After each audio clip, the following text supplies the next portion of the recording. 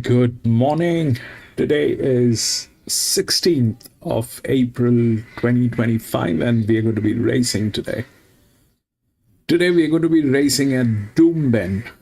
This is one of the key tracks in Queensland. Probably the best in Queensland, Australia. And this is where we're going to be racing today. The last mile is about 350 from the last bend to the finishing post is about 350 meters, and the ground rating today is heavy. I did not have any other options other than this track, so the track rating is a problem. It's a heavy track. It has been raining here, but we've got 9 races today here at Doomben, and we'll see what we can do here today. Welcome to Grandstand, and we do horse racing 5 days a week. And we do that in 2 steps. First, we try and identify the best horses through physics, mathematics, a little bit of understanding of horse racing. And once we have identified the best horses, that's when we take a look at the horses at the paddock when we get the live stream from the paddock or the gates.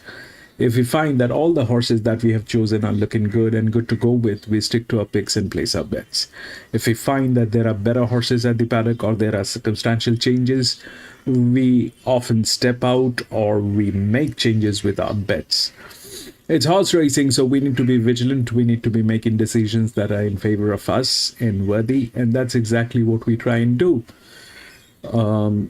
I have 3 tabs opened in front of me. The first one is where we get to see the live feed.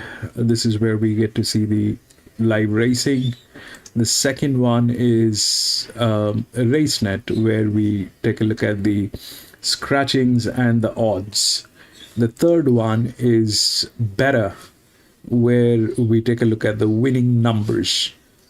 If it gets difficult to make out the winning numbers from the feed. So that's all that we have, and we'll see what we can do here today. We'll go to the first race, which is at Doomben, and see the number of scratchings. 5, 6, 10 has been scratched. There are no 5, 6, and 10. I'll take a look at the races. I have the races and I'll share my thoughts, but let's take a look at the odds. 2, 3, 1, and 4.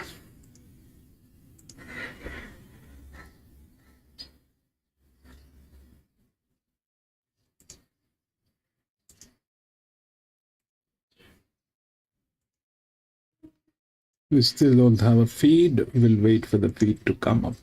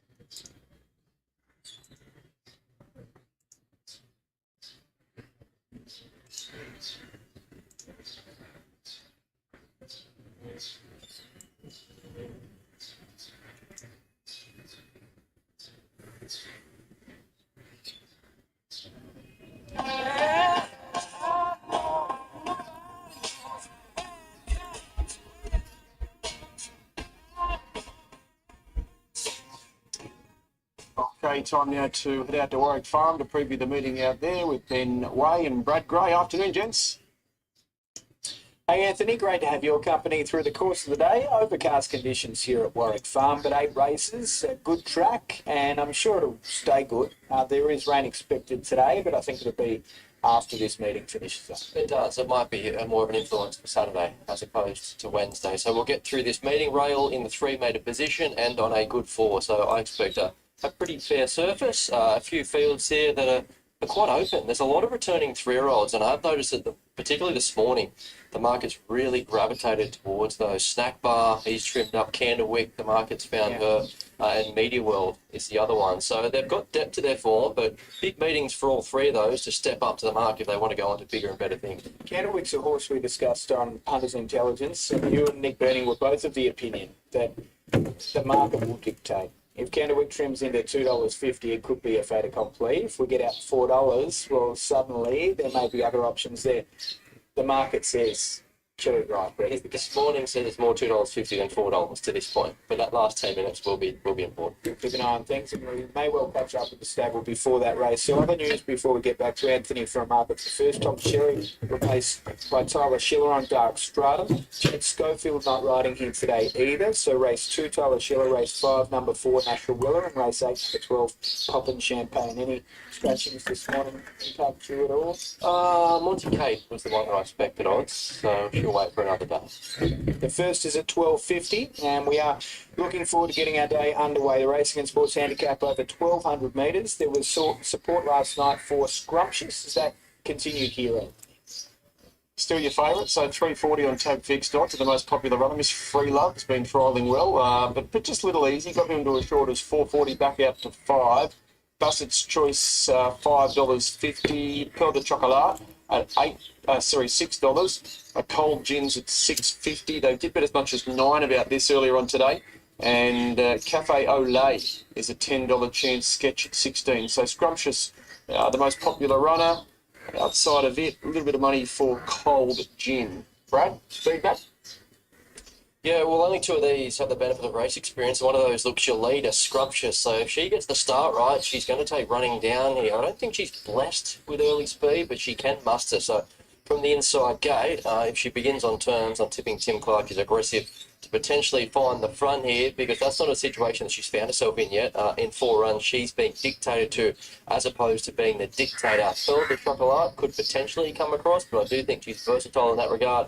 And then you've got Miss Free Love and Cold Gin, who showed good early speed in their respective barrier trials. So Scrumptious, she does look the filly to beat, given she has had 3 runs. She's knocking on the door. She was luckless 2 starts ago, just when parking in behind the speed and didn't get the splits when she needed them. And this is what she did last start. This is behind Wooden Lass. It was a race that turned into a sprint home. She found herself outside the lead, and I thought she was coming again on the line. She just couldn't quicken with the winner, who is pretty smart, has been tipped out since. They had a shot at the stumps there in the Percy Sykes and didn't quite measure up there, but I'm not going to hold that against her. If she does get the front here, I think she is the horse they'll all have to chase down. So $3.40, a touch soft to this point, but I expect her to just firm up slightly over the concluding stages. So Dangers, 6, Miss Free Love, encouraged that the market has identified her as a horse that will run well on debut. She's had a good grounding. She's had the 4 trials over 2 campaigns. She's looked great in all 4 of those heats. The latest was a second at Rosehill over the 1,000 metres. Do note the overall time was quite slow, but there was a big gap back to third. Karen Road here, he sticks and she maps well. If she's not outside the lead, she's just in behind. And with that Peter Snowden polish, you'd expect her to be well educated ahead of her debut. So she'll run well. 7, Pearl de Chocolat, the other runner here with the benefit of experience, did actually beat Scrumptious in a gym crack, so that ties in quite neatly here. I do want to be forgiving of last start, given she was 1,200 back to 1,000 metres at Wyong. I thought she stuck on okay, and we have seen Lady Pankhurst come out and frank that form line in the Fernhill by running 3rd. Map looks a little bit tricky. At 9, a Surf's Up. The filly you can throw into your trifectas. Half sitter to Cigar Flick. Might be more to her than meets the eye as far as her trial finishing positions on paper. I thought she had a little bit to offer through the line. 1, 6, 7, 9. Okay, so the girls have their turn, and then it's the boys' turn, and it's over the 1,200 metres, same deal, where we have a well-supported favourite here. The Tab Traders staying steady around that $2.50, $2.40 mark with Hidden Motive, but if that money continues, Anthony, eventually open. Yeah, he might start a bit shorter. He's been trialling well, hasn't he, Hidden Motive? And yeah, it's been quite popular since markets first went up. Outer Banks got to as much as 440 early today, back to 420. In fact, got into 4, back to 420 now. Aerodome is at $5. Viva Maurizio is at $8. Philatelic is a $10 chance, and Beachwork is at 19. So Hidden Motive, yeah, you're right, Ben. I think he might start a little bit short of the way the money's trending in terms of the current hold. I think he can offset the wide gate with a positive ride. He does look to have tactical speed. He showed that in his most recent couple of trials. That might drag Aerodrome across to settle outside the lead. Another horse that has been well backed. Other than that, you're looking at Serpico holding some kind of position and maybe Explicit. Not sure what they do with Outer Banks. He has also been met with some early support. So a little bit happening here in the early stages of betting, and also the map, but 1200 metres Warwick Farm, it's a pretty fair start, so all runners should ultimately get their chance. So 110.9, 8 Hidden Motive on top. This is the most recent trial. He's looked pretty sharp in his most recent 2 at Musselbrook and Newcastle. He debuted in the Breeders' Plate, and he should have gone close to winning that race. He was held up towards the inside, didn't really see daylight, and he never got the chance to hit top gear. So do note that Nathan Bell scratched from Kepler Grange yesterday, where he drew barrier 1 over 1,000 metres. So that just heightens my confidence further to say that Nathan thinks he can overcome the wide gate and get on the board here in Metro Company. Looking at the past 2 runnings of this very race, Imperial Force and General Salute. So it does have a little history there of producing a handy one, and maybe he's the latest of them. 10, Viva Maurizio. This is the time the Chris Waller 2-year-olds, those late maturing 2-year-olds, really start to jump out of the ground. So you'd like to see a market push for him. 2 nice trials. He wasn't asked to do a lot through the line. James McDonald booked, and Maps to get the run of the race, just in behind the speed. So you just want to see a late firm for him, but he did look to have something to offer in his trials. This is the latest at Rosehill over the 900 metres. Other than that, philatelic, are we on philatelic? Yeah, philatelic. We'll have to look up what that actually means. But a Street Boss colt with Godolphin. Now, he's had the one run. It was back in December at Randwick. It's a $26 chance. And although he was beaten a long way, he ran 6 of 8. It was behind Gallo Nero, Apocalyptic, Memo, and O Olay. So real depth to that form. And I like the way he's trialled up. So around that $10, he might be one the market has overlooked. And Outer Banks, respect the early move, a well-bred colt. He's a full brother to Captivant and a half to Warby. Tricky gate, but I think he does have some gate speed to potentially overcome that as well. I like the way he's tried up alongside the likes of West of Swindon and Vint Rock. So 110, 9 and 8. The study and collection of postage stamps and related materials such as postal history and covers. There you go. You could have given me 4 million guesses. She's having a genuine lend to us, by the way. There, Godolphin, and hats off once again. All right, scratch Mare de Paris and La Gracia out of race number 3, and we're left with a field of 7 here for this mile event. Anthony? Dwayne's pretty popular, isn't he? He's got the J-Mac tax, $1.80 tab fixed odds, and an inside gate first thought, $6.50 with Dark Stratum, $6.50. Sacro Catino's at 7, Jason Darren's at 8, Son of Rubik's at 13. Still believing a roughie of the field, $26. So nice and short here. Dwayne holds the bulk of the money, and he might even start a little bit short of the way the money's trending. Yeah, but it doesn't go towards Dwayne. I don't know where the punters go here. So $1.80, this race looks to have fallen into his lap. He looks your leader. I think James McDonald just takes this race by the scruff of the neck from the get-go, rides him like $1.80.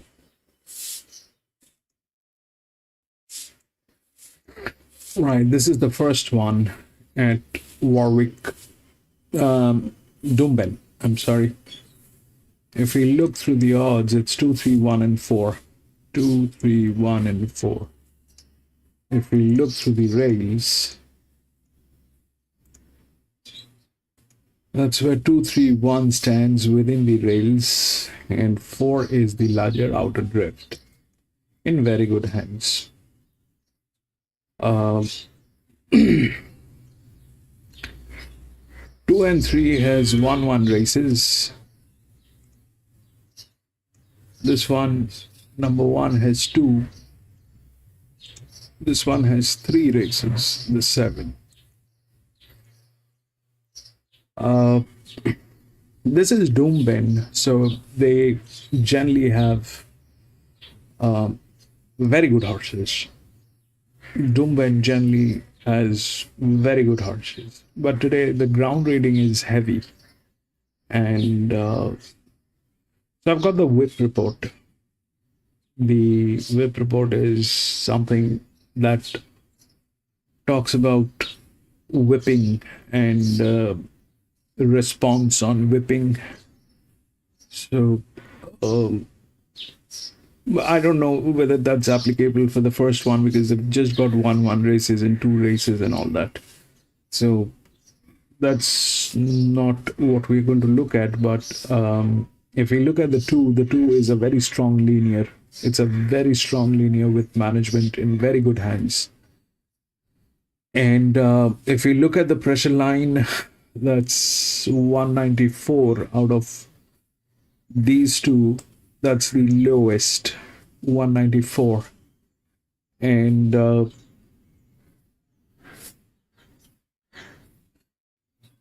so two should win, but it has one race. We'll take a look at the first one. We'll see what and how this is playing. Possibilities that are there is the 4 is within the favorite. It's in very good hands. It's an outer drift. Generally, this is what plays as the second horse pool. But this may not be the situation today here, because the 1 is there, and that's the largest inner drift, and these are all very good horses. The possibility which is there is this 7.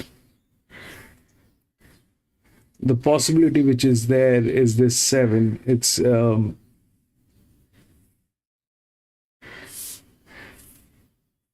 an EW, and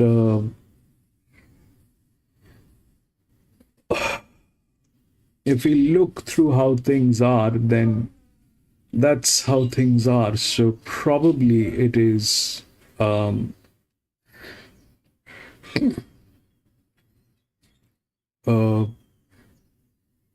2 is good. The 2 is good with everything. The 2 is good with everything, but about how it might play is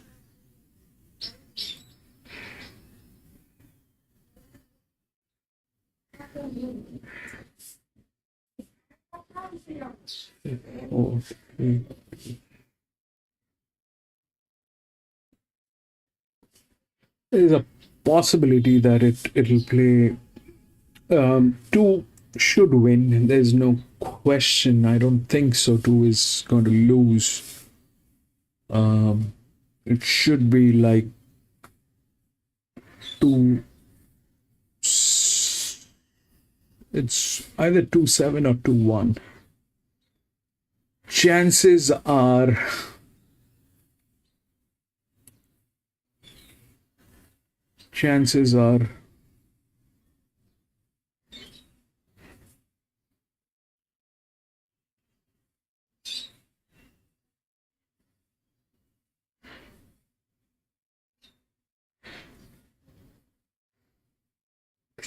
are wide, but we'll take a look at how the track plays for the first one. 2 should win. 2 should win. We'll take a look at how things work. This is there. This is also there. Now, which one will work is both are advantages. 1 and 7. Both has advantage in its own way. So we'll see how it works. Because generally it's the drift. So if the outer drift is out, which looks difficult because it's 310 by 180, and it's not a strong one. It's not a very strong outer drift. We needed a 4-figure outer drift here, or something like that, but that's not there. So it's someday I'll discuss how the drift works actually, but this thing is not strong enough. This had to be a 4-figure. This is all 3-figure. This is 4-figure. So that's I mean, this is also 3-figure. So this is difficult. 4 getting through is difficult. 2 wins, then the drift is 1, then probably we are looking at 7. So that is how it should work. Or maybe the 7 will get in. But there's a problem. These people are kind of, in terms of management, they are a little diluted, but they definitely do have the advantage to work this thing out. It has 3 races. It did nothing for the last 3 races. Probably this is when it gets through, but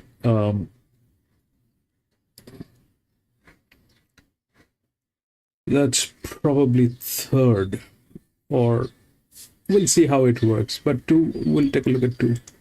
2 should win. It's a very strong horse, a very strong linear with management, people, good. The best jockey. Everything is good on 2.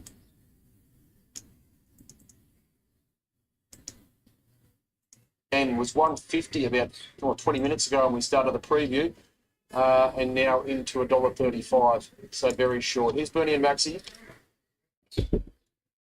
Welcome to midweek racing at Doomben today. Currently on a heavy 9. It's a nice sunshine and a bit of breeze around as well. So to kick off today, we've got a $1.35 favourite here in the first. So cutest 3 maiden plate over 1,200 metres. That is editing for the Kiramar stable.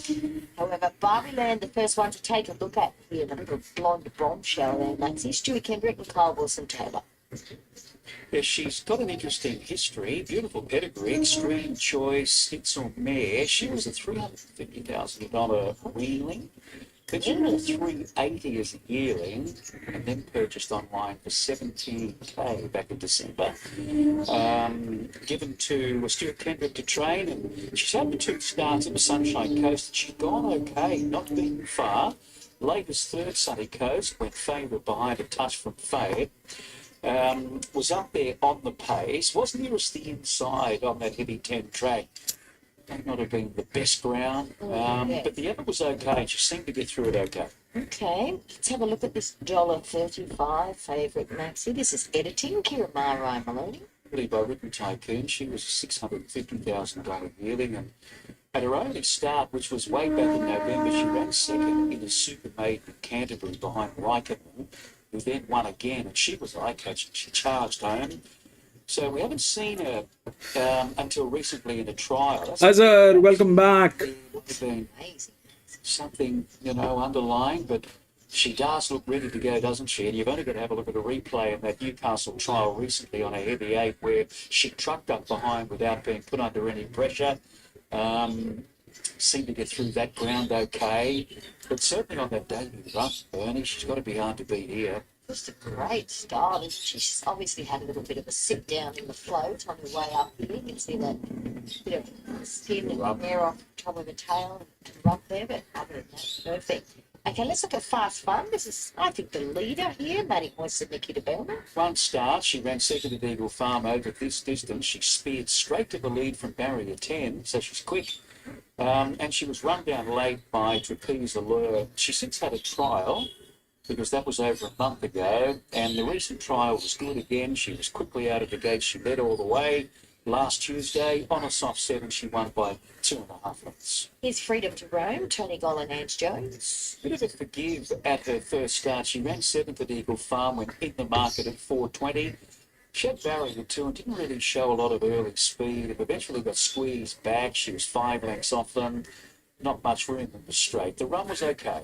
Taboo Kitchu is the 7, Rob Heathcote, Bailey Wheeler. I have to say she's been a little bit disappointed because up placed for the first 2 starts went heavily back favourite.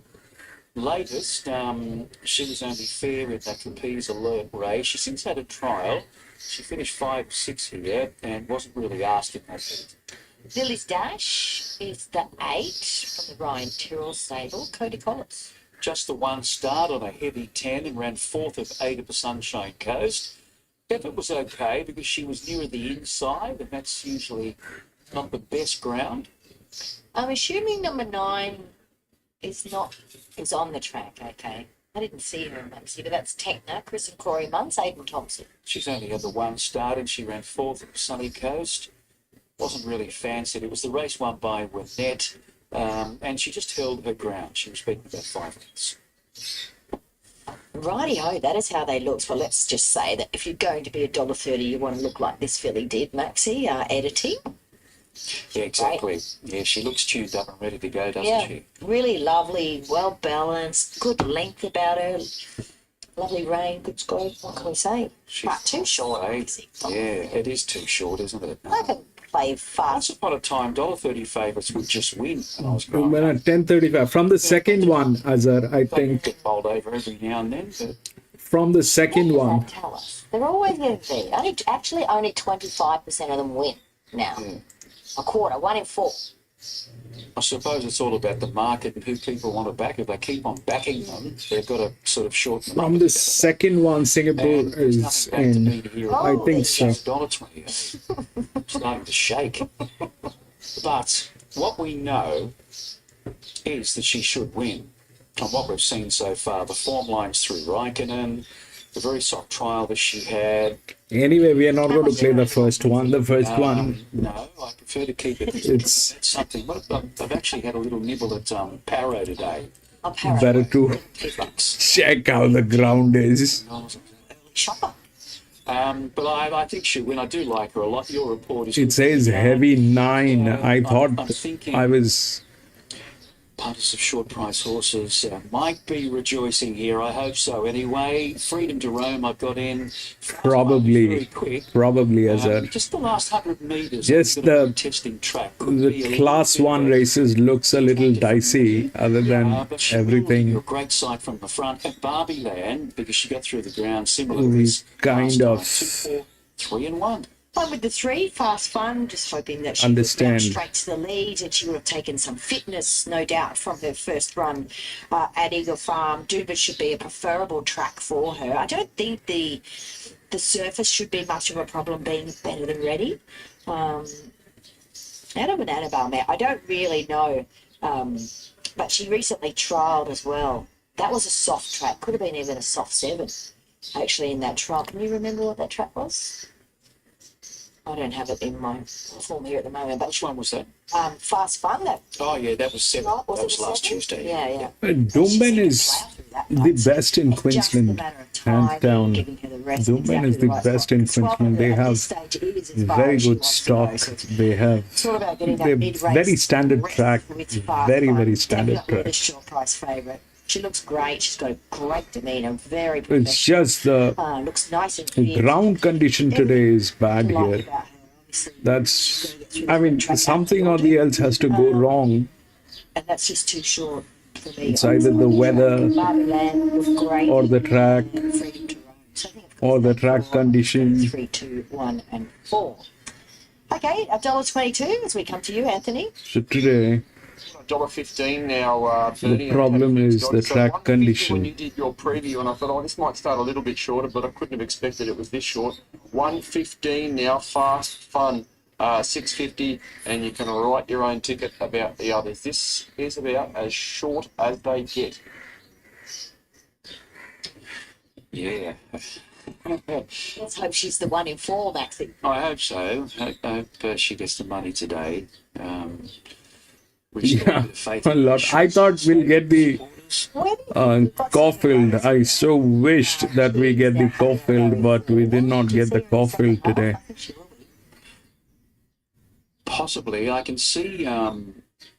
Fast Fun really spearing the gate. She's pretty quick, and I'm just hoping she You can seriously want to roll race along that track, the heat. a little bit, and so they can be 2 or 3 It's a lengths off them. fabulous Lily's track. Dash and Fast Fun are the two up front. Yeah. I think Ryan Maloney's a Oh, patient rider. Barbie Land as well. Yeah, she was on pace last start up on the speed there at the Sunny Coast.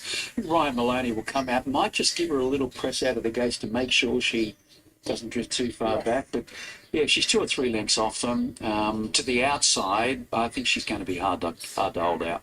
All right, they will load up very quickly. There goes Fast Fun. Let's get upstairs to Josh Fleming, who is your caller here today.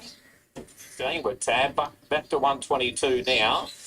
And she's about to move in with Techna, and the field will be right for the first of the day.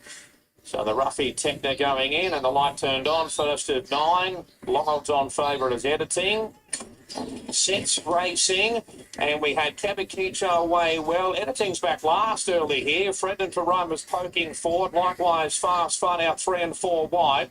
Barbie Land 4th and 5th, the outside Lily's Dash. They're clear by 2.5 to Editing, back second last in Techna, a length and a half away, so very keen, but Fast Fun's burnt clear by 2 lengths now. Second, Fred and Terrain, third, the outside Kabakicho, a length and a half to Barbie Land, 5th, the outside Lily's Dash, 2.5 to Editing, still back second last down the side, and Spots of Speed about 4 or 5 in Techna. It's still last of all, so Fast Fun up to 550 narrowly. Second, the outside Fred and Terrain, Kabakicho third, 3 wide. Fourth, the inside Barbie Land. The favourite now Editing 4 and 5 wide, looping forward, further back to Lily's Dash and Techna's last of all. So Fast Fun's in front by 2 lengths. Editing down the outside, runs so well, passing further back to Barbie Land. Techna the inside, but out wide Editing's grabbed the lead, raced away, looked all over with 100 metres left to go. 3-4 lengths in front, and Editing will come down to the line and be all too good here. Editing has won. Second will go to Techna, good length. Third to Fast Fun, followed by Barbie Land. 2-1-3. Rome,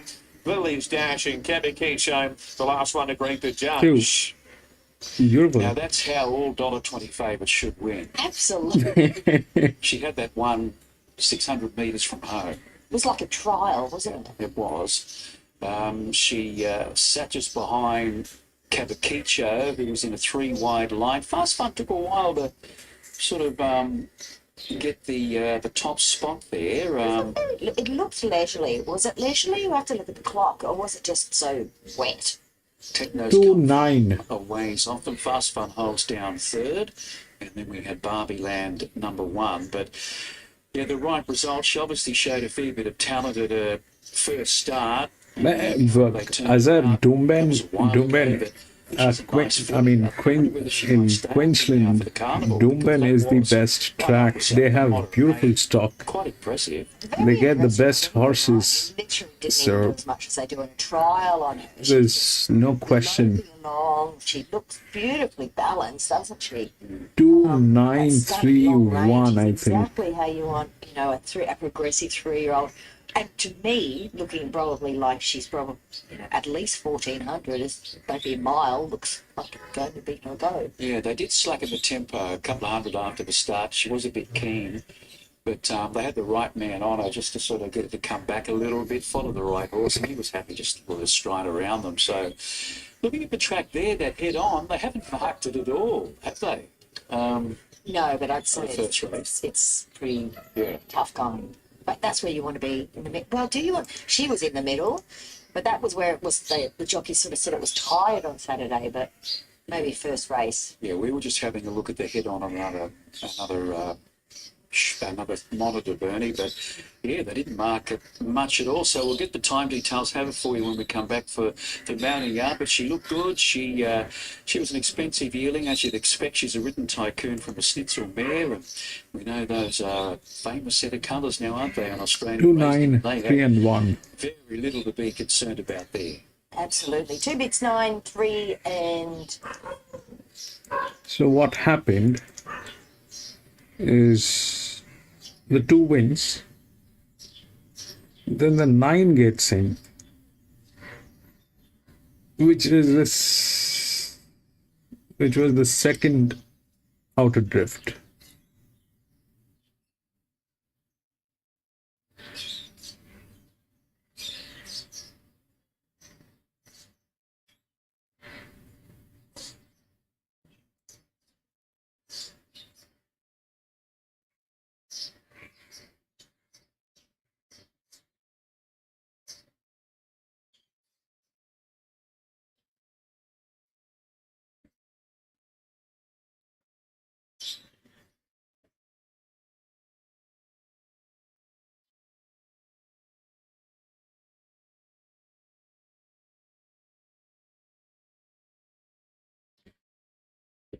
All right. We'll go to the next. We'll see what's going on with the next. 2, 3, 5, and 6 all scratched. 2, 3, 5, and 6 scratched. Odds 10, 4, 1, and 8.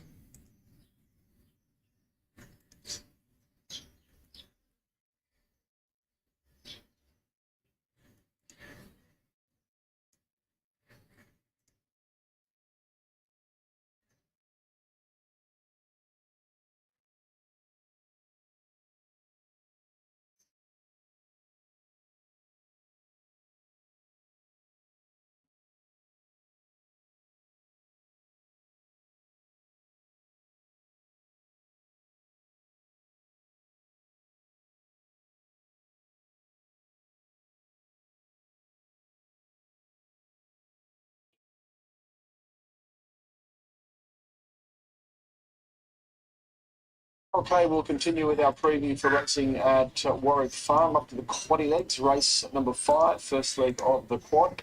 And Media World 270 is the favourite here. Zach Lloyd, Peter Snowden, as much as $3 earlier today, now 270. True to Form's at $4.60. Lyles, $6.50. Metallic Rulers at 9. Little Queentro at $10 chance, and the 300 at 12. Clear Proof at $18. Media World best back, the favourite. Let's have a look at your speed map, Brad, and then look at your tips. He should get the right run here. I imagine he holds a spot and probably finds one out, one back. You've got Flying Sultan spearing forward, who looks to find the front. Lyles might offer some resistance in the early stages, up in grade, having won his maiden so impressively last start. I'm hoping Metallic Ruler can hold a spot, just as he did last start. And then True to Form is your other potential speed horse alongside the 300, who will both be looking to come across. The 1200 metres might be on the sharp side for them. So I think there's a bit of speed here, which might set it up for a horse just in behind. And Metallic Ruler was strong last start. I think if he's ever going to beat a few of these more fancy runners in the market, it is with a fitness advantage. So he strikes this third up. First up, I don't know what happened. Yeah, Dows, welcome back. The 9 came in second. He started $3 and just didn't fire a shot. So he does have that in him. He can be very inconsistent, but I like his last half performance. He certainly has the lead at wide. This is what Dows. This is what the thing is. Horse racing is something like a movie.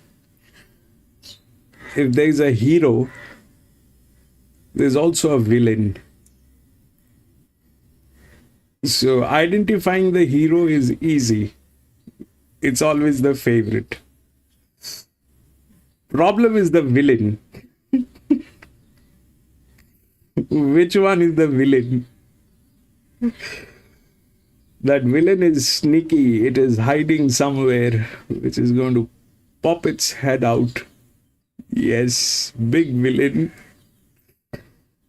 It's always easy to identify the hero, but identifying the villain is probably the most difficult job, which is going to pop out its head and do the damage.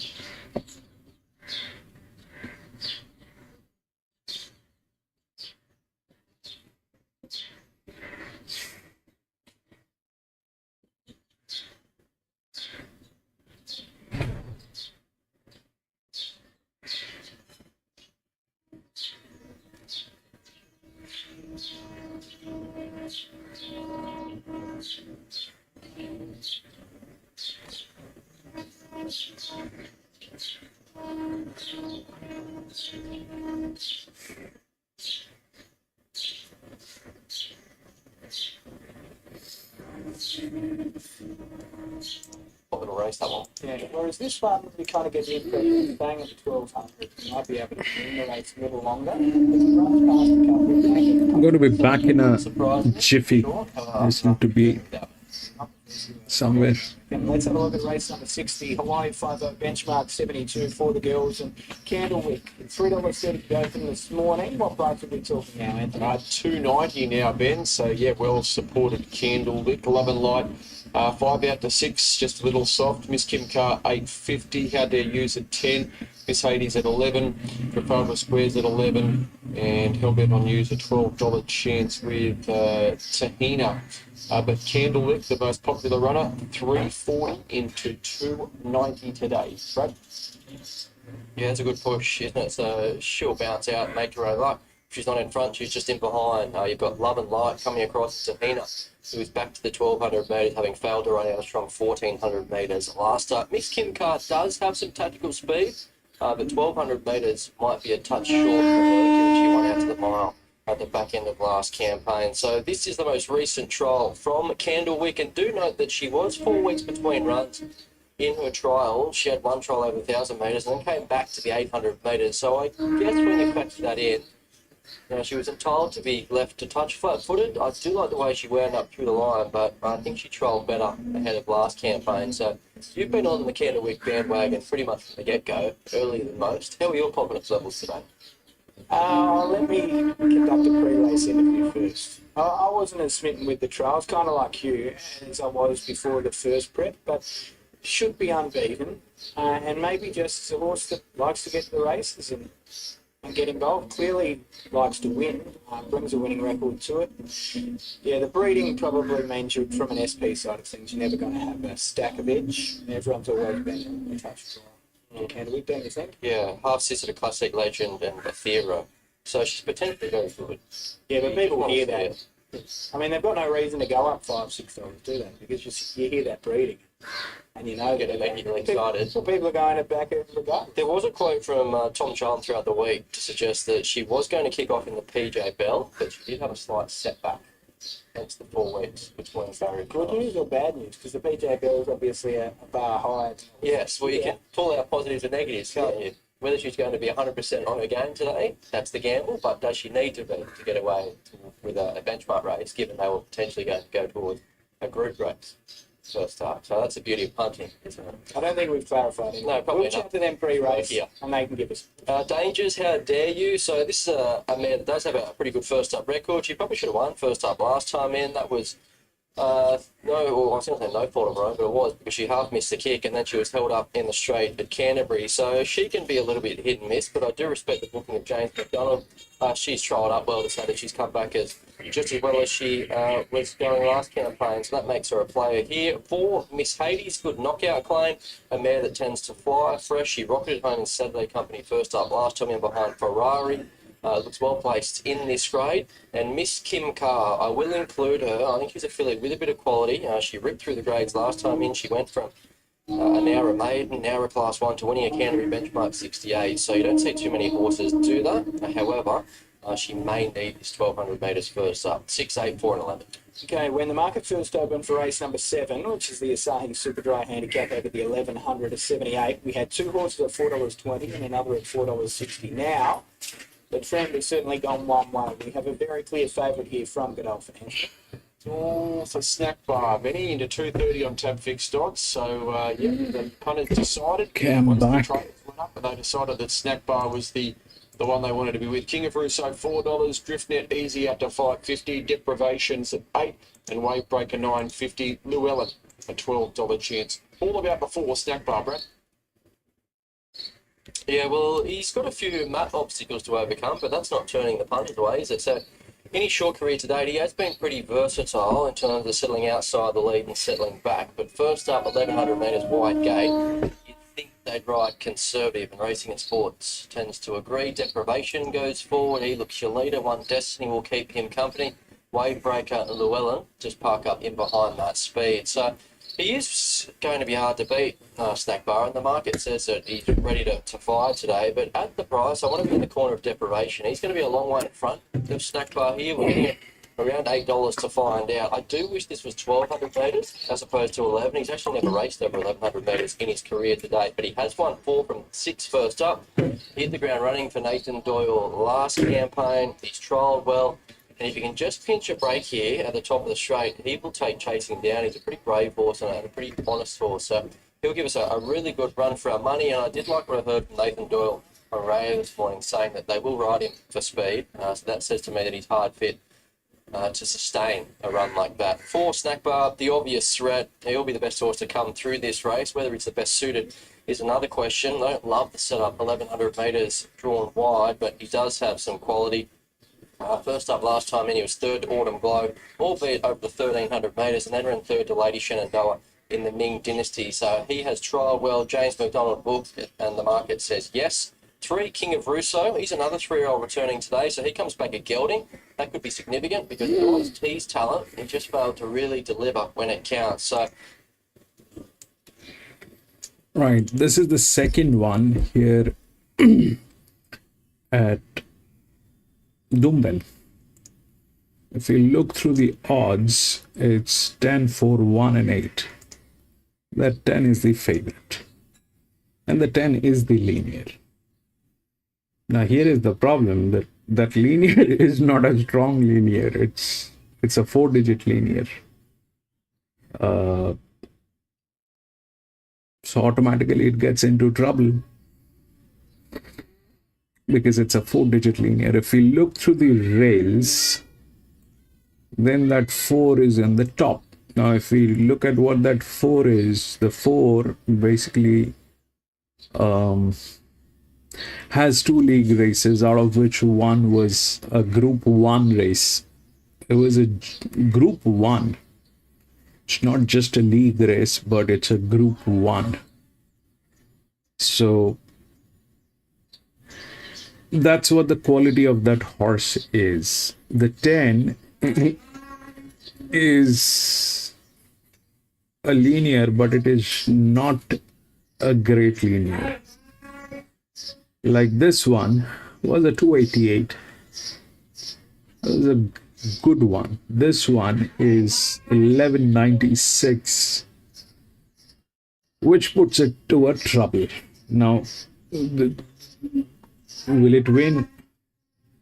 Looking at what's going on, it is going to be difficult for this thing to win. If we look at the pressure line, so that's at 51. This is at 134. It's got 4 races. This one has 3 races. It's 51. Although we do not have a lot of information about this horse. Plus, it's a neutral. Neutrals generally do not win. For the neutral to win, you need special conditions. Either you need a fabulous jockey, or you need a condition like this where it has been to Group 1 races and all that. The reason for, putting that horse as a neutral is making equal opportunity for the rest of the people, the rest of the horses. But that puts neutral into trouble, because the neutral is like a neutral. It doesn't have, it'll be difficult for a neutral to build up momentum. But this thing has those races, the Group 1. So, and the linear is not strong. If the linear was a 3-figure, at least a 250 or 300, there could have been a much clearer picture. But this, we have a very strong indication on this. We have a very strong indication on this. That's probably the lowest. That's the lowest. So that's that. Now, the outer drift, which is there within the odds, will not work, because there is an inner drift which is way more than that. So that 11 is a check. Okay. This is a way heavier inner drift. The question is 12. Let's take a look at the 12. It's got 2 races. at 63, and this is at 98.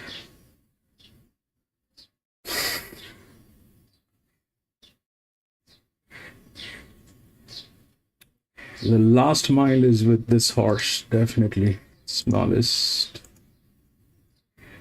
The last mile is with this horse, definitely. 10 is not there. So the question is 4. 4 is with beautiful management, but they also have an issue with their team. So that's that. This is gate number 9. That is gate number 8. This is gate number 2. Where is gate number 1? 58. So all carrying the same weight. If they all carry the same weight, in that case, you know, it'll be the advantages that will work. The pressure will not work, because the pressure will be a little difficult. This one, that's a pressure. 4 is here with that. Then we have this one. This is 98, 18 by 98. 4.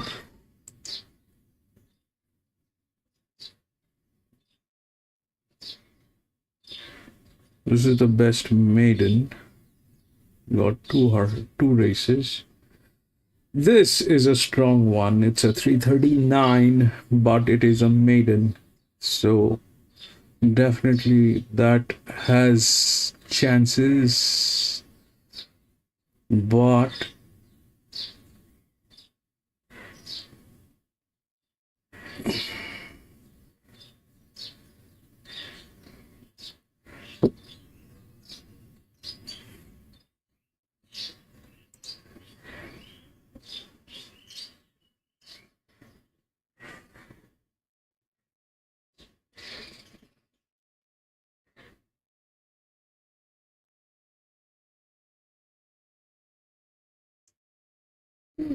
and 12 is in the best hands. 12 is in the best hands. So the best hand will not let it go that easily. That is also a neutral. That is also a neutral. I like the 4. I like the 4. The 10 is dicey. The 10 definitely is dicey. I do not know if that 10 is going to work. I like the 4, but the 4 has severe problems with their team. It's a fabulous horse.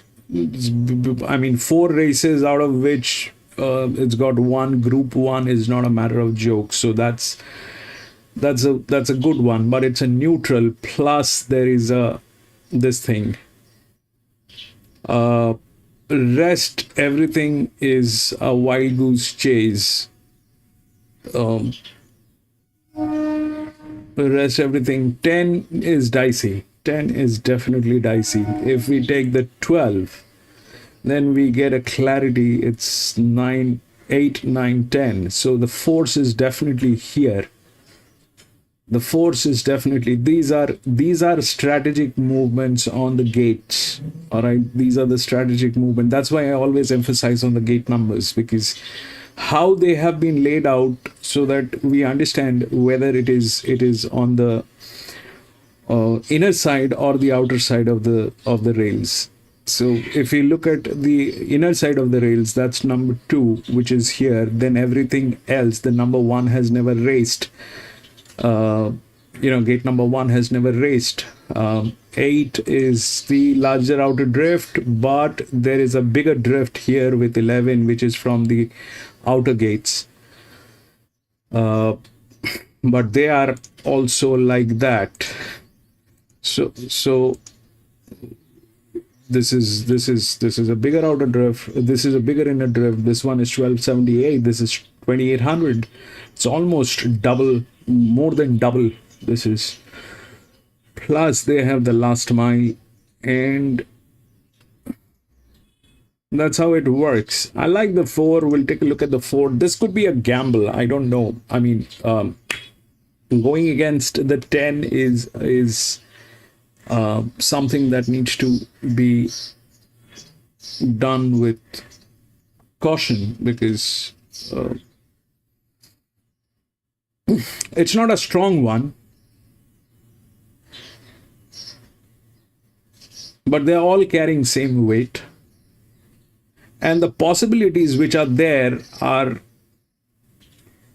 kind of dicey teamwork. The horse is good, but the kind of dicey teamwork. This is 41% drift, 47% drift here.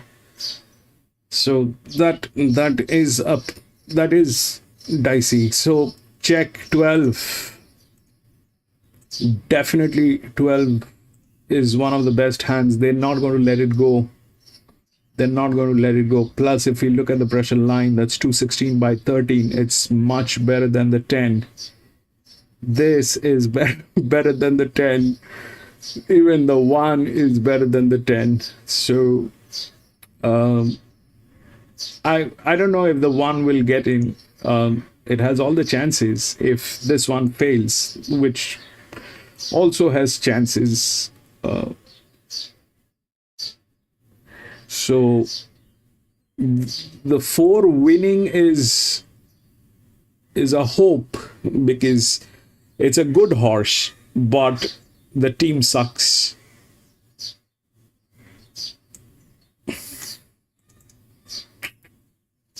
Okay. I've got that right. Let's see, haven't I? Yes. Serons? Yeah, a bit surprised that Ruins of Rome is as short as that, but we'll come to Ruins shortly. Let's look at Bender. He's from the Tony Gollan stable with Ange Jones. I thought he was terrific at his first start at the Gold Coast. He ran 4th behind King Spirit, really, charging to the line, really put his ears back and had a go. And then they backed him from 340 into 310, equal favourite at Eagle Farm, but he only beat 1 runner home. Drew a bit awkwardly. A few things went wrong, but there was no finish. I just think he was so good at his first start. We're going to forgive him last time and give him a chance to bounce back today. Yeah, absolutely. Okay, let's look at 4. Serons, 330 to 370. Brett Kavanagh, Damien Thornton. He was an early 2-year-old. He went around at Flemington, or down the straight there in the Maribyrnong trial as a 2-year-old at his first start back in early October 23. Haven't seen a lot of him since.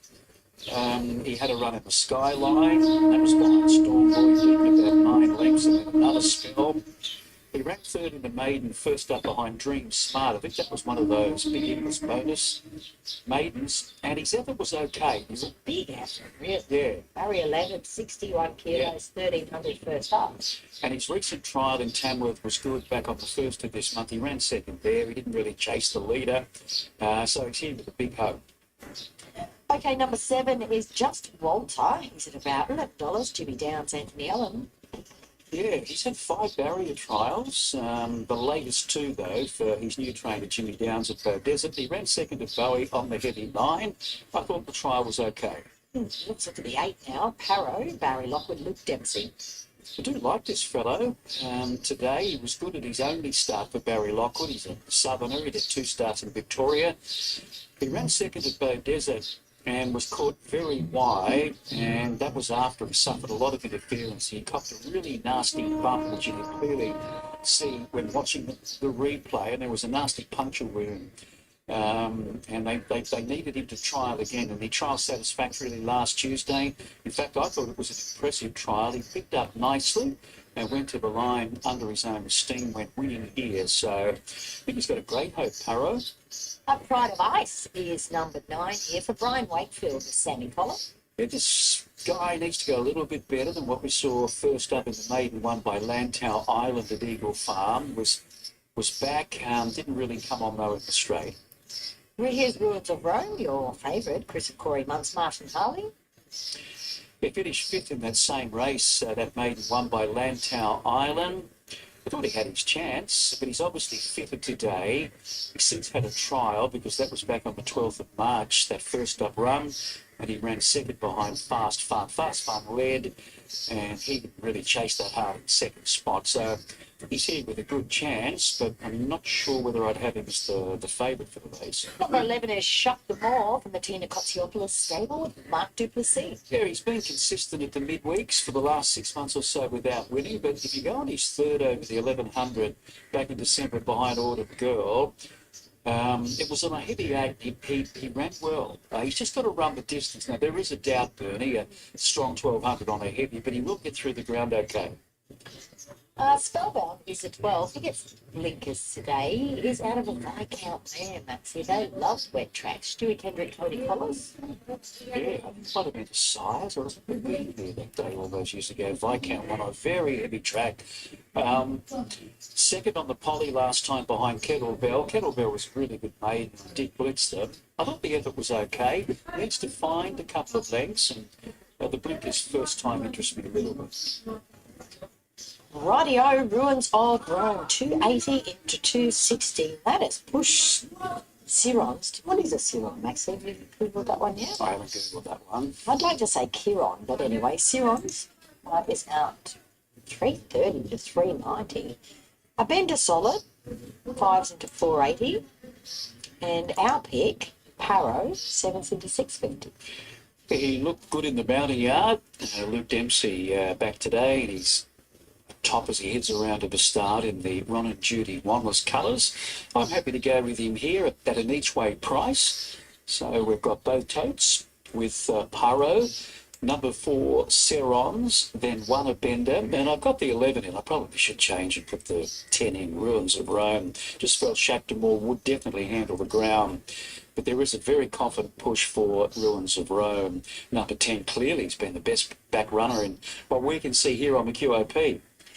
I'm with him as well, Maxie. I thought it was a stunning parade by this horse, and 1,400 bucks was just a bit of an ask.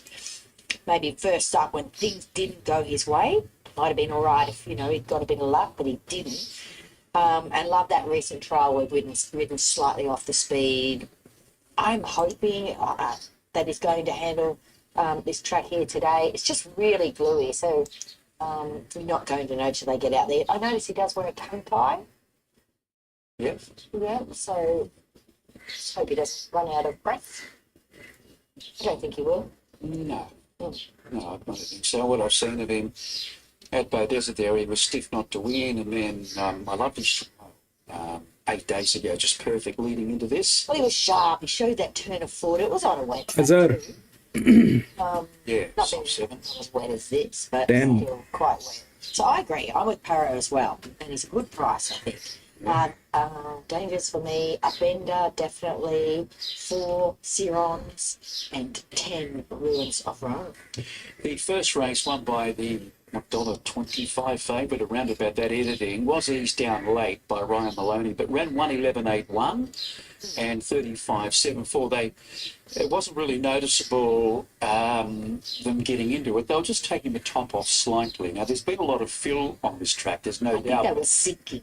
Yeah. Because and that's a great, Compacted down. I think that's a good wet track. You don't want any big dinner plates getting thrown out. And there were no real surprises with that first race. It seemed to run as well as the form of market suggested. So that's a good start. We are still on a heavy 9. Whether they go to an 8 or not, they'll probably wait another couple of races. Bernie, but keen to see how it all pans out here and see how this heavily backed favourite goes, Ruins of Rome. Absolutely. Let's get to Anthony now from Market Update. All the money with Ruins of Rome, 250 tab fixed odds. This was, what price was it when we did our preview? About 320-ish, something like that. It was definitely second favourite behind Cerons at that point, and it's now a firm favourite. So 250 Ruins of Rome, and Cerons has been very easy, as short as $3 earlier today, now 380. Bender's at 5 and Caro's at 650. All the money's with the 10. Ruins of Rome. Have you been to the Colosseum, Maxi? I haven't. I'm not as worldly wise as you. Have you been there? Yeah. Of course. Gosh. I reckon I've been to the Colosseum over the last 25 years, 5 times. Wow. And only after the 5th time I said, okay, I think I've had enough. Breathtaking nonetheless. Breathtaking, absolutely. In fact, if I didn't have to line up, my recommendation is going winter. Because summer's just a nightmare.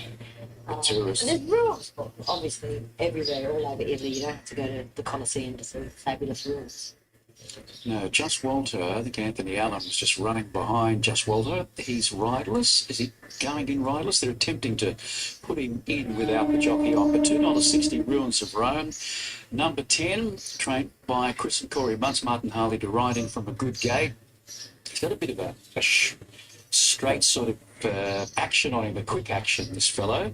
A little bit unusual compared to a lot of the other horses, Ruins of Rome, but the money has really come from here on this wet track, and only 3 of them to move in. Maxie, you should practice your French because Sirons, It's a French word. it's a French, yeah, looks like it's a place, so practice it in case he wins. All right, last one loading. Let's get upstairs to Josh for the crew. To Rome. Saron's about to move in. Carrying a blanket on him. First up for about 6 months, trained by Brett Kavanagh. Damien Thornton riding, and Spellhand will complete the line. So Spellhand to come up. Clear favourite is Ruins of Rome, jumping from gate number 2. So Spellhound has walked in, and the field is now right. The line 1 and 10. Best of luck, Azhar. race number 2. Good line, gates open, racing, and Ruins of Rome away well, but he's got plenty of company. He'll drift back, Ruins of Rome. In fact, he's back to second last now. Out wide, Shankdamore, booting through as Just Walter. A bender right up there as well. Handy also, Paro. Saron's out 3 wide. Ruins of Rome is now third last on the fence. A long way back, Spellhound over on the outside in company there with Pride of Ice. So very keen, Just Walter. Shankdamore 3 wide, a bender between them. They're clear by 4 lengths now. Fourth is Paro. Fifth the outside, Saron's out 3 wide. Ruins of Rome the inside. A length and a half, Spellhound second last. Last of all is still Pride of Ice. So the inside here, Just Walter narrowly. Second is a bender at the 450. Shankdamore is struggling, passed by Ruins of Rome. Saron's gets towards the outside and further back to Paro. Living up a bender, the inside Just Walter. Here comes Ruins of Rome on the outside, chiming in, and they're clear from further back Paro. But out wide, Ruins of Rome has grabbed the lead. Paro runs home well, but Ruins of Rome a length and a half in front near the line, and Ruins of Rome 10 and 1. Azhar. Probably a bender a lip ahead of Just Walter. Brilliant. Ron Spellhound further back to Shankdamore, and the last one was Pride of Ice. Well, the money was right. It usually is from Team Muntz. Chris and Corey Muntz, 270 there. Pyro, just took him a while to sort of get himself into gear. Boom. Top of the straight there. It was no margin, about 3 parts to the length there on the winner. And then a gap away to a bender. Could be in a photo for third. It might be Just Walter, who was in that speed battle. No, 10 and 8. That is 10 and 8. Gets third there. Then 1. 10, 8, The 1. rest of them, but the money was right. Ruins of Rome, written by Martin Harley. I don't know whether it was by design or he got a bit of a squeeze out of the gates. I just noticed him sort of drop back sharply after they went about 100 or 200 metres, but there was a trio of leaders and he was right behind them on the inside, and coming towards the bend, he managed to get up inside of Paro. Paro took a while to balance up, but he was off and gone. Ruins of Rome holds his head up a little bit. He's got that shadow roll on, but it's all worked out perfectly today. 10, 8, 1 and 7. We'll have the time details for you when we come back for race number 3 on the program. But number 10 is the winner of the second race here at Doomben. Ruins of Rome. Brilliant, Azhar. Favourites they did at Doomben so far. 2 races, Brilliant. 2 favourites, and they did not forget to back either of them. The first one was about $1.50 to $1.20, and that one was about $3.20 to $2.50 on the fixed odds, and it's won well. So Ruins of Rome defeats Paro, Abender, and Just Walter. 8, 10, 1 and 7. We'll leave it there, and we will take a little look ahead to Warwick Farm. Race 1 is only 10 minutes away. We're going to head straight there. We've got Ben Way, Brad Gray, Chantel Buckley in the yard as well. Welcome to Warwick Farm. Overcast conditions. So what happened? The 10 actually won. It was the linear. He had a very strong indication on the 10, but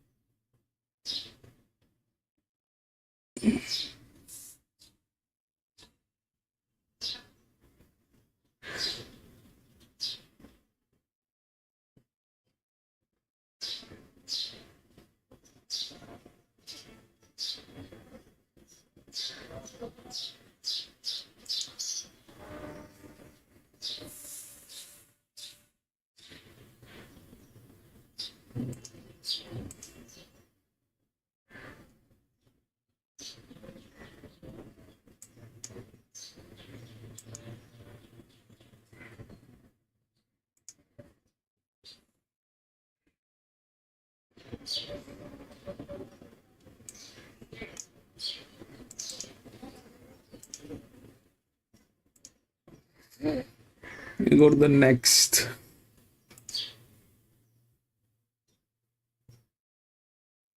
There's a lot of scratching. I hope I've scratched them all. 4, 17, 3, and 5.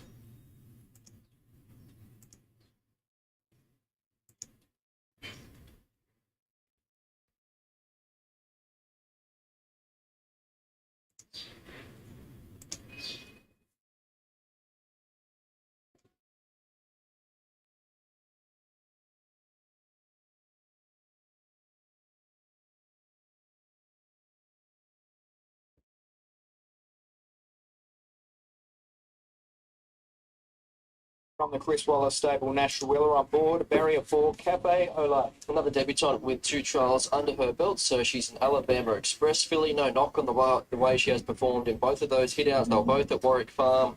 The latest was under light riding, but she did find the line late. So draws well, finds Nash, and at the moment there has been a little bit of support for her at double figure odds. I like that they gave her a little bit of a rev up in her second trial just to get her to find the line. She's got a nice strong shoulder on her. Her Grandstand was pure energy, so she's nicely bred. She sweats a set of earmuffs. She's handling it quite well. She's probably not as relaxed as some of them, but certainly nothing wrong physically with her. The 2 trials see her ready. The 4 is an LA Kirk filly called Cold Gin. Josh Barr, barrier 3, Pion Baker. So we did get a steward's notice through with her 20 minutes ago, so it became fractious and the tie-up stalls vetted deemed suitable to start and undergo a further vet exam behind the barriers. So she's had the 2 trials. She was snagged in the first of those, running on into a distant third. Then the latest, she let stride forward and she led. So she was strong on the line. She was given a bit of a niggle to wake her up late, but there was a response. So maps to get her chance. A great type of filly. She's just very hot, and they did tell me that she's a little bit naughty down the back. She's sweating up, and she's not too bad at this present time. When she first walked into the yard, I thought she might get worse, but she's probably not too bad. I'm glad they're going to vet her behind the gates. In type-wise, she's probably one of the best types. She's just a real runner. I got that real sprinting percent about her. Her Grandstand was Switzerland, so another really well-bred. And one did win up over 1,300. Okay, our lone Anders filly, number 5, Confiserie for Star Thoroughbred, Zach Lloyd, barrier 7, Chris Waller. Yeah, bred to be a pretty sharp filly, so out of an Exceed and Excel mare. So 4 trials over 2 preparations, has shown gate speed in those hit-outs, but has been throttled down late. So a hard filly to get a confident line on, but I would respect any market support. To this point, she is longer odds. And whatever she does here this afternoon, she's going to take great benefit from physically as well. She's actually from the same family as Lovely Jubbly, which means it's Chautauqua's family, so really nicely bred, $330,000 purchase. She's going to develop into a really nice horse in time, so keep a watch on her. The 2-year-old daughter of Tessort, Miss Free Love, Karen McAvoy, barrier 2, Peter Snowden. She's been the market go, so $11 bet first thing there on Monday. She's now into $4.20, and that continues to trim up. So has good grounding for this. 4 trials over 2 campaigns. She's looked good in each of those heats. The latest was a second at Rose Hill over the 1,000 metres. Now, the overall time was the slowest of the morning, but there was 4 lengths back to third. Karen Road there, he sticks, and she too maps to get every possible chance. She's very switched off, very professional, very laid back. Nothing seems to faze her. She had her head down on the ground a moment ago. Really compact type of filly, breeding beautifully. Looks an absolute picture of health with her coat. They sent her out after her first campaign, opted to bring her back, and she's done nothing but show a nice ability in both of her trials. So if you like her, she definitely gets a tick from the yard. Bill de Chocolat, Tyler Schiller, Barrier 8, Ryan and Alex. The other runner here with the benefit of race experience, so she's had the 4 starts. She raced in a gym crack and a Riesling. She raced in a gym crack on debut and actually beat home Scrumptious there. So I want to be forgiving of last start, given she was 1,200 metres back to 1,000 metres at Wyong. She held the front and was just out sprinted late. I thought she stuck on okay, and we have seen Lady Pankhurst subsequently come out and run third in a Fernhill to frank that form line. So the map's a little bit tricky, but I think she's versatile in terms of where she can settle. Well, like Scrumptious, she has a race fitness on her side. I actually saw her 2 starts ago at Randwick when she went around in the Riesling there. She's come on even more so now that she's had an extra run under her belt. So this will be her 4th run for the campaign, still looking as good as ever. She's always been one of those nicely presented fillies each time you see her. Sketch on debut, a daughter of Brazen Bow, Jason Collett, James Cummings, Barrier 5. Yeah, well bred filly, half sister to Domier, so the Blue Diamond winner and ran 4th in a gold silver behind Firebird. Has had the 4 trials, hasn't been asked to do a lot in those, so perhaps with the exception of the latest at Rose Hill, where she was given a little slap down the shoulder, finishing 2 lengths away from Cold Gin. So well educated, she'll have a good grounding ahead of her debut. A really nicely put together filly.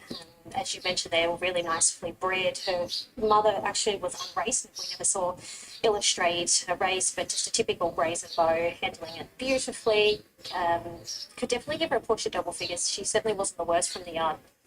And we'll round things out with the 9 Surfs Up in the famous Ingham colours. Tommy Berry, Barrier 9, Chris Waller. So this is the half-sister to Cigar Flick. There might be a little bit more to her than meets the eye regarding her finishing positions in her trials. She was 5th and 5th, but well held through the line, and I thought she acted like she had a little bit to offer. So it does draw to give away a head start, and she'll naturally improve after today, but Tommy has been aboard in both trials, and if there's a sneaky little knockout hope here at bigger odds, I think it might be her.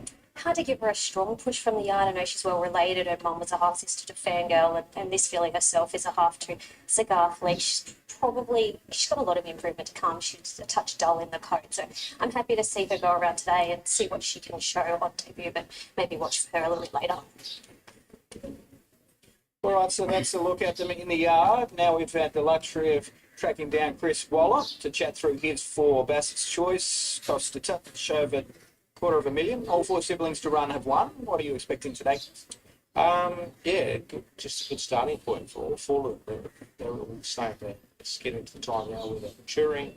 They need some race experience, and we need to figure out where they fit into our team for the spring, basically. So all 4 on a similar path.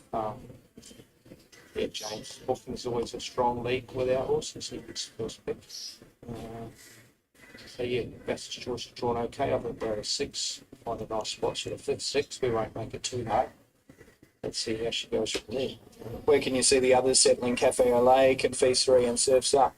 Pretty much because of their draws is where we land. Surfs Up's drawn wide, so the instruction to Tommy was just to not drag it back. Right, this is the 3rd one. It's again a 1200 meter maiden. If you look through the odds, it's 4, 17, 3 and 5. That 4 is the favorite. It is very well within the rails, but it's adrift. It's adrift. Okay.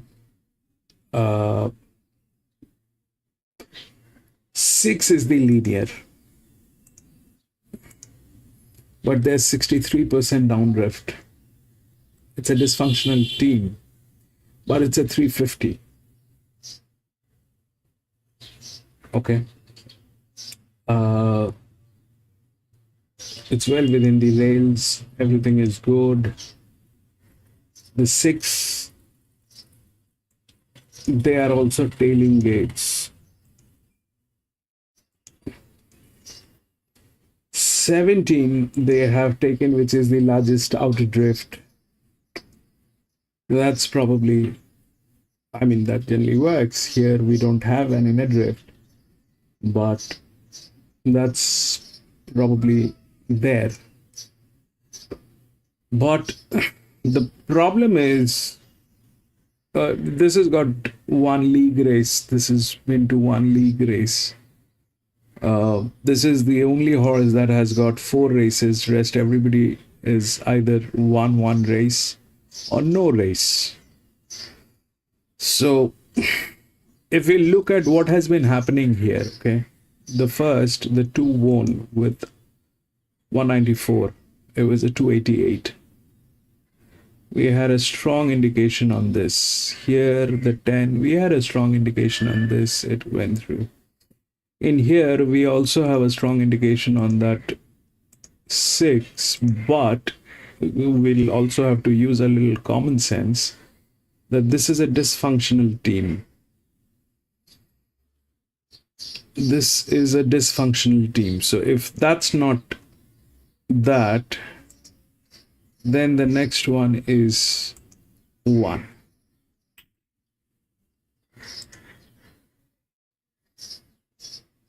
Okay, that's the other. This is the other linear, which is not within the rails. But if the linear within the rails is in trouble, then anything can happen. Then anything can happen.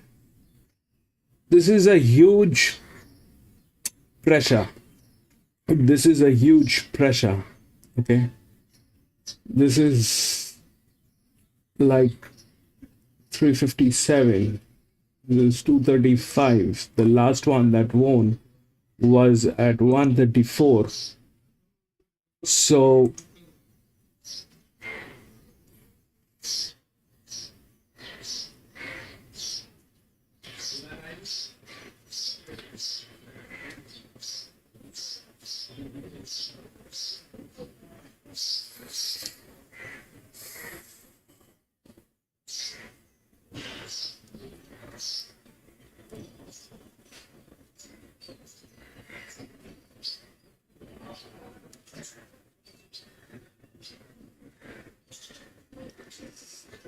the best hand is 15, which is gate number 6.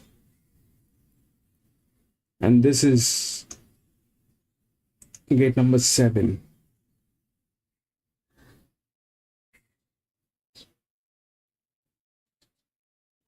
That's an EW. That's a linear. This linear is 63% drift. And this is the other one.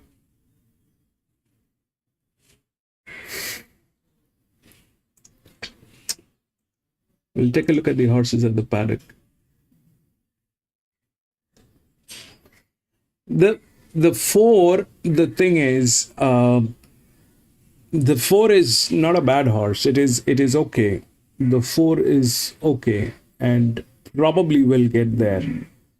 But will it win? Because if that's 562, this is negative 530. So this is strong. That's drift. That's linear. That's hero. That is villain. Actually, it is the opposite. This is the hero. That's the villain.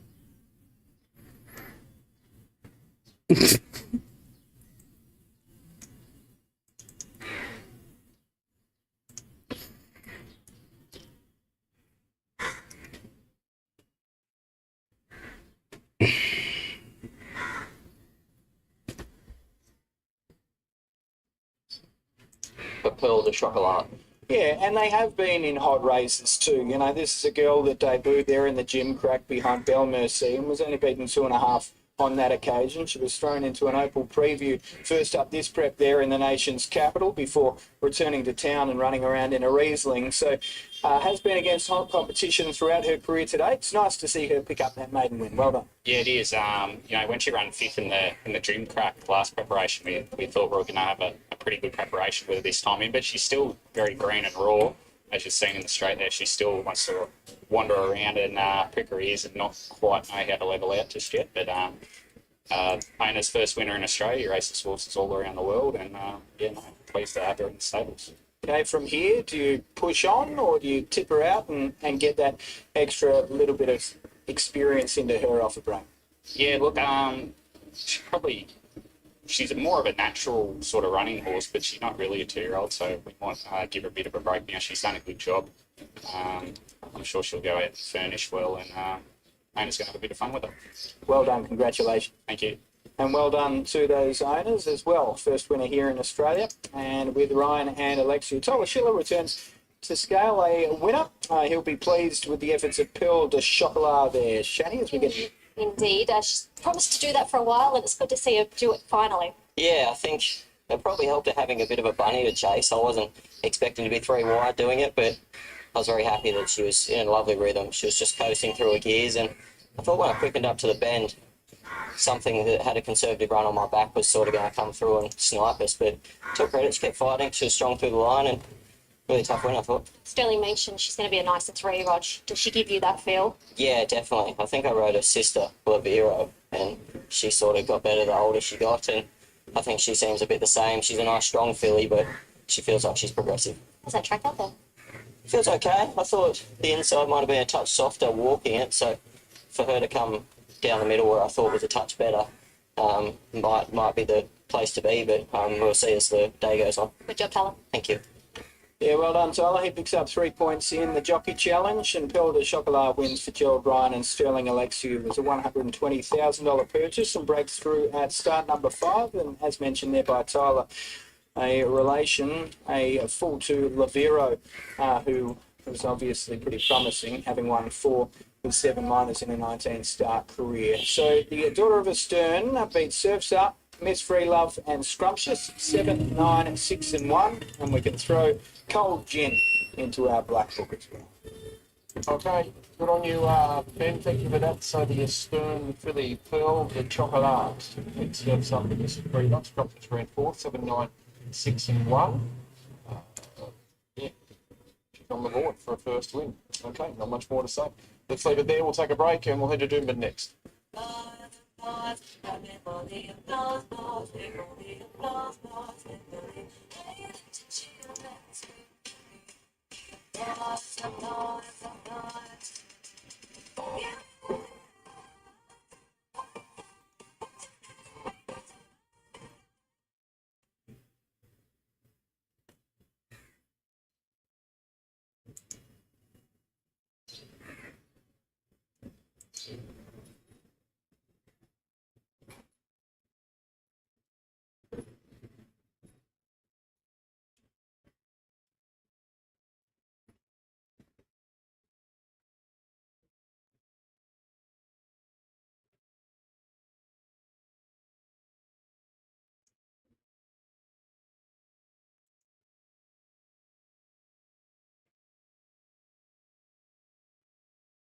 Azhar, congratulations, my friend.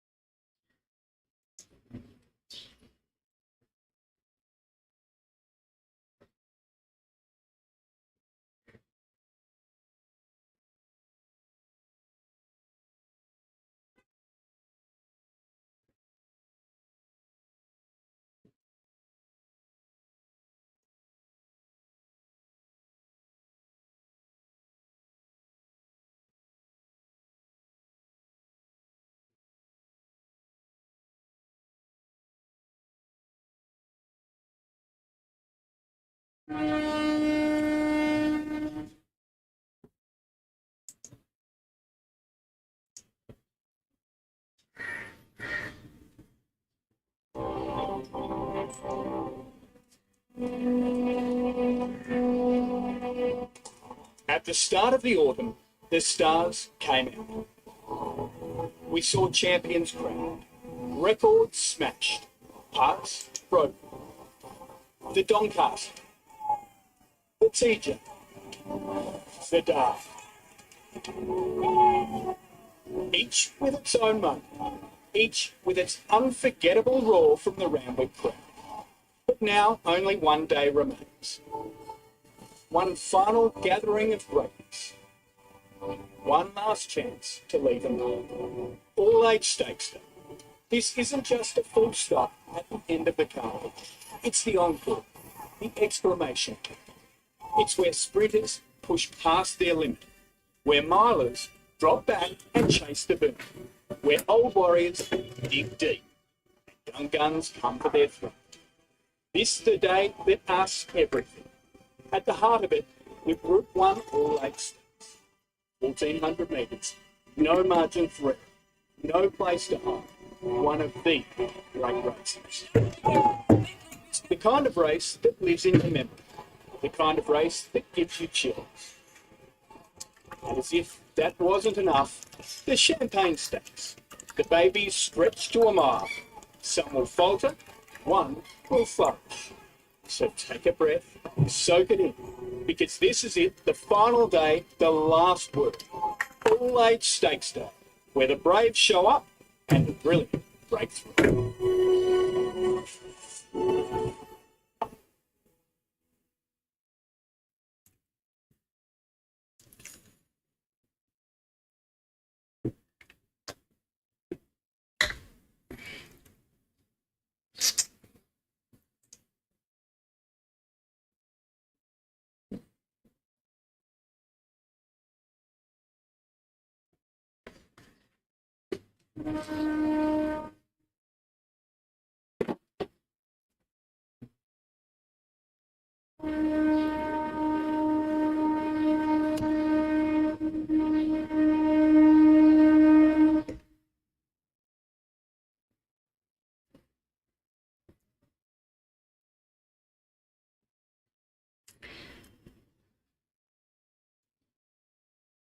Gentlemen, I just wanted to just a word of caution.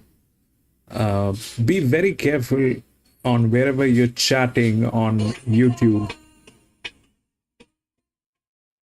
Be very careful on the chats on YouTube that you're doing anywhere, whether you're putting as a comment or you're chatting on live streams. Be very careful about those chats, because YouTube has AI now. So if they identify you as, you've been spamming, or you use vulgar language or violent languages, if they identify you, they'll block you. You'll not be able to chat. So be careful. Wherever you're chatting, whether you're putting a comment, you're chatting on live streams. Speed. He's since had a spell and a recent tick over trial. So he's just got to be able to get through the ground. By the way, they've gone up to an 8 after the first two races, so now they're heavy 8s. Harley got that dead right, didn't he? Didn't he? All right, Call Da Vinci is number 3 from the Bevan Lambing stable, Jim Byrne. He looks well. He's by under the move from Calzini. I remember her. She won a few races. Yes. I think for Bevan Lambing. Shamus Award mare. This guy's been well prepped with 4 barrier trials. His barrier trial form card is 2nd, 3rd, 1st, 7th. And he's been going nicely. I thought he was good when he won that trial at the Gold Coast 2 ago. Last start he was 3rd. But he could have won. Yeah, it was a 3-way finish, and he wasn't fully extended. So 2-3-1-3 is his trial form, and he's got the inside barrier, Jimmy Byrne to ride. So he's at the education. He's just got to be good enough. Yeah, I like him a lot. What is he, 850? Interesting. Coolati, he's $2.15 and deserves to be. He's got some fantastic form on the board. Chris and Corey Mance, Martin Harley. He does, and he hasn't had any luxury at the gates. Last prep he had 3 starts, they were all good. 4th first up at Eagle Farm, then 2nd in the McLaughlin from barrier 13, behind Icarian Dream, who's a good measuring stick. And then he had gate 15 in the Magic Millions when he was midfield, 8 of 16 behind OLA. Only beaten 3.6. I thought his trial behind one of his big dangers here, Carbonara, was very good. He wasn't fast. He finished 2nd in that session last Tuesday here. And I think he's back for a good prep, this guy. Find Me is the 5, an Irish horse by Camelot in the Tony Gollan stable with Andrew Jones. Yeah, being by Camelot, I was a bit surprised this horse actually led over 1110 at his first start. I guess everyone was talking about the favourite Guac On, but it was slowly out of the gates. Everything went horribly wrong. So Find Me ended up getting the lead. Sort of got a reasonably easy time of it until at about the 500 metres mark, and then faded a little bit late. But in the wash-up, wasn't that far behind Ritualise, and that was on a heavy 9. So I think he'll improve a lot from that and can run a bit better today. Headstrong is 6, Marcus Wilson, Justin Huxtable. I think up to the 1200 is good. Just the one starter was 3rd in that Ritualised race. He got through the ground okay. Showed a bit of speed. He was 3rd on the fence. Did drop the bit well before the turn, but I like the way he kept on the rails there. He was quite good. Summit is the 11, Blinkers and a Lucky Big Go On for Chris Waller and Ryan Maloney. Like Call Da Vinci has had a good grounding. 4 trials as well for this 2-year-old by Zeus Star. And he ran 2nd at the Gold Coast on March 25. It wasn't a soft 7. That was the trial won by Unit Is Parada, who led. And he was in their slipstream, this Summit. And it was given a little bit of a squeeze in the straight and responded quite well and put back on the bit late. I thought that was an encouraging trial for today. Here is Lacey Lace, the 14. Gosh, she's going to grow into a very, very big 3-year-old maxi. Taylor McKinnon, CJ Graham. She's a filly by North Pacific, and I just want to wait and see how she goes today at her first start. Whoever is the 15, Paul Shaler and Bailey Wheeler. Had 3 barrier trials. One a recent trial at Bay Desert. It was only a small field, settled a couple of necks off them, got up to score.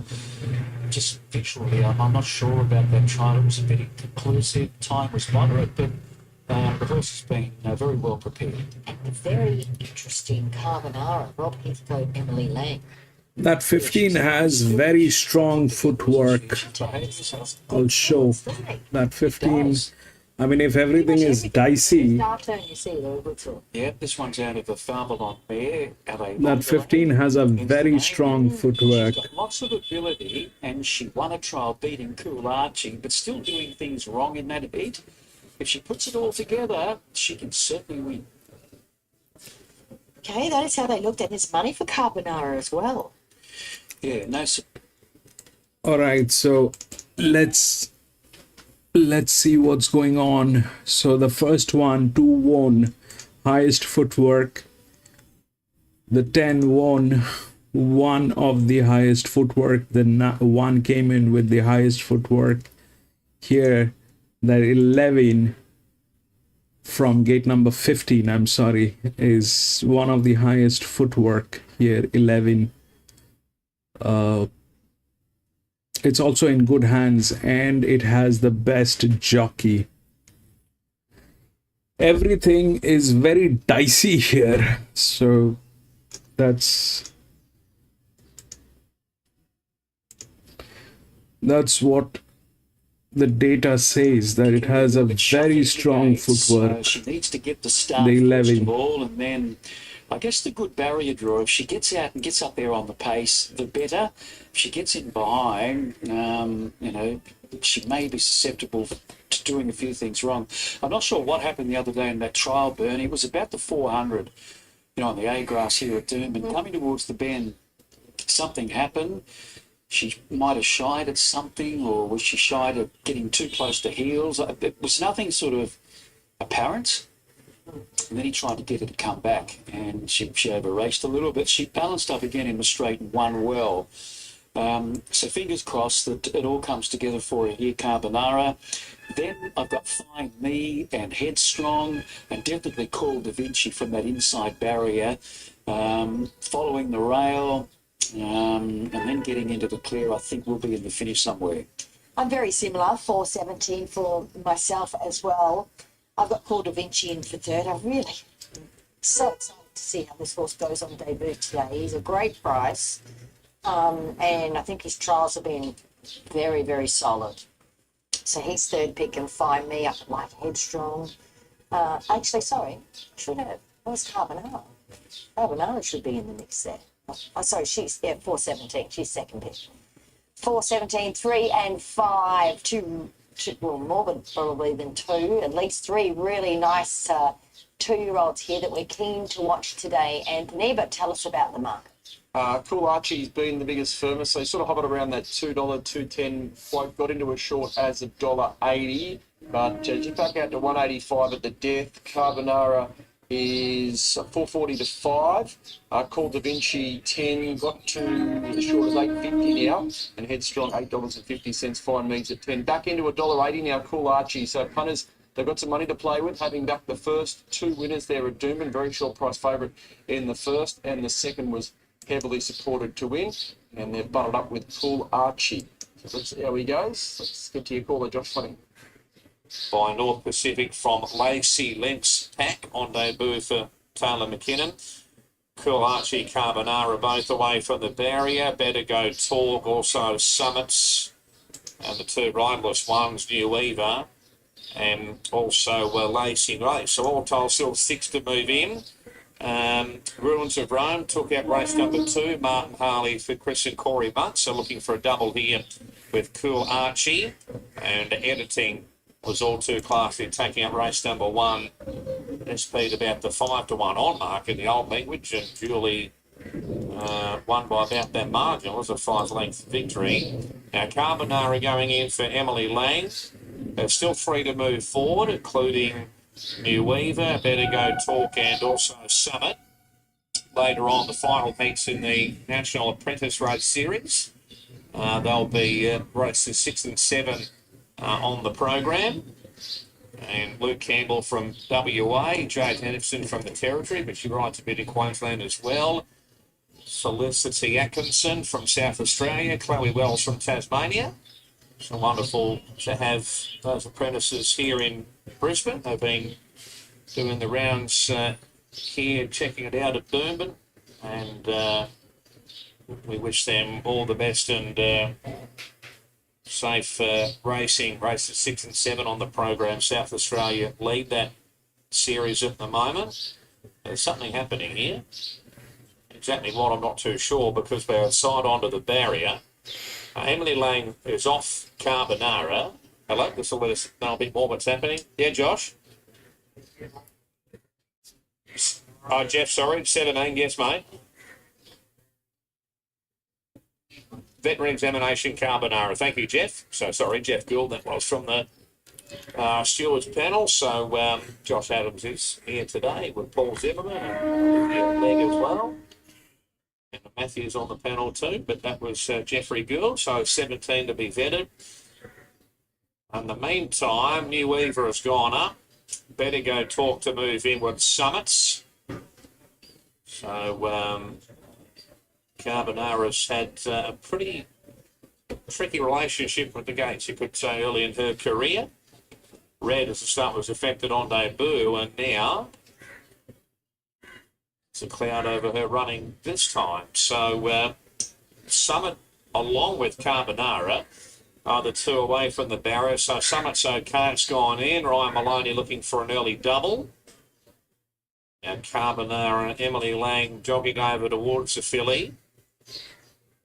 Assistant starter, Mr. Ross Smith, is directing some traffic behind the barrier. Now, no lights going on yet. Saddle's coming off Carbonara, so she won't be running. So 17 will be out. Carbonara will be a late scratching here. Signal from behind now. So the second favourite's out. That will mean Cool Archie jumps even shorter. Yes, mate? Lewis, Thanks, Jeff. Number 17, Carbonara. A late scratching on welcome Victory back, Advance. Lewis. Light on now. Right to run. Gates open racing and Coolachi out wide has jumped in front. The inside call to Vinci. Coolachi drifting back now. Find Me is going forward. Handy also is Headstrong over on the outside. Better Go Talkers up to fourth. Passing, drifting back. Lacey Lace next over on the inside. New Weaver. Coolachi is now second last or third last out, 3 wide now going forward. Summit the inside last of all. So Headstrong's in front by 2. Second, Find Me. Coolachi's up to third out, 3 wide. Passing call Da Vinci. 1 further back to Better Go Talk, being passed by New Weaver going forward out deeper. Second last now, Lacey Lace on the inside and Summit is last of all. So Headstrong narrow lead, moving up out 3 wide, the favourite Coolachi. Between them, Find Me. Call Da Vinci's on the inside and further back to New Weaver at the 350. The inside Headstrong. Here comes Coolachi looming up on the outside of the favourite. Dash clear now. Call Da Vinci runs home pretty well. Further back to Find Me, but Coolachi well clear. 3 lengths in front. Call Da Vinci runs to second, but it's all Coolachi. 2 lengths in front, and Coolachi has won. Second to Call Da Vinci, who made good ground. Third to Find Me, followed by Summit. And then we had New Weaver, trailed over then by Headstrong, Lacey Lace, and Better Go Talk at the rear. And poor old Carbonara cannot take a trick. Blake scratching at the barrier, number 17. Far too good for that Rod. Coolachi, despite a very wide run, and he had to make a couple of moves on him. We went back early and then took off mid-race and parked him 3 wide up outside the speed.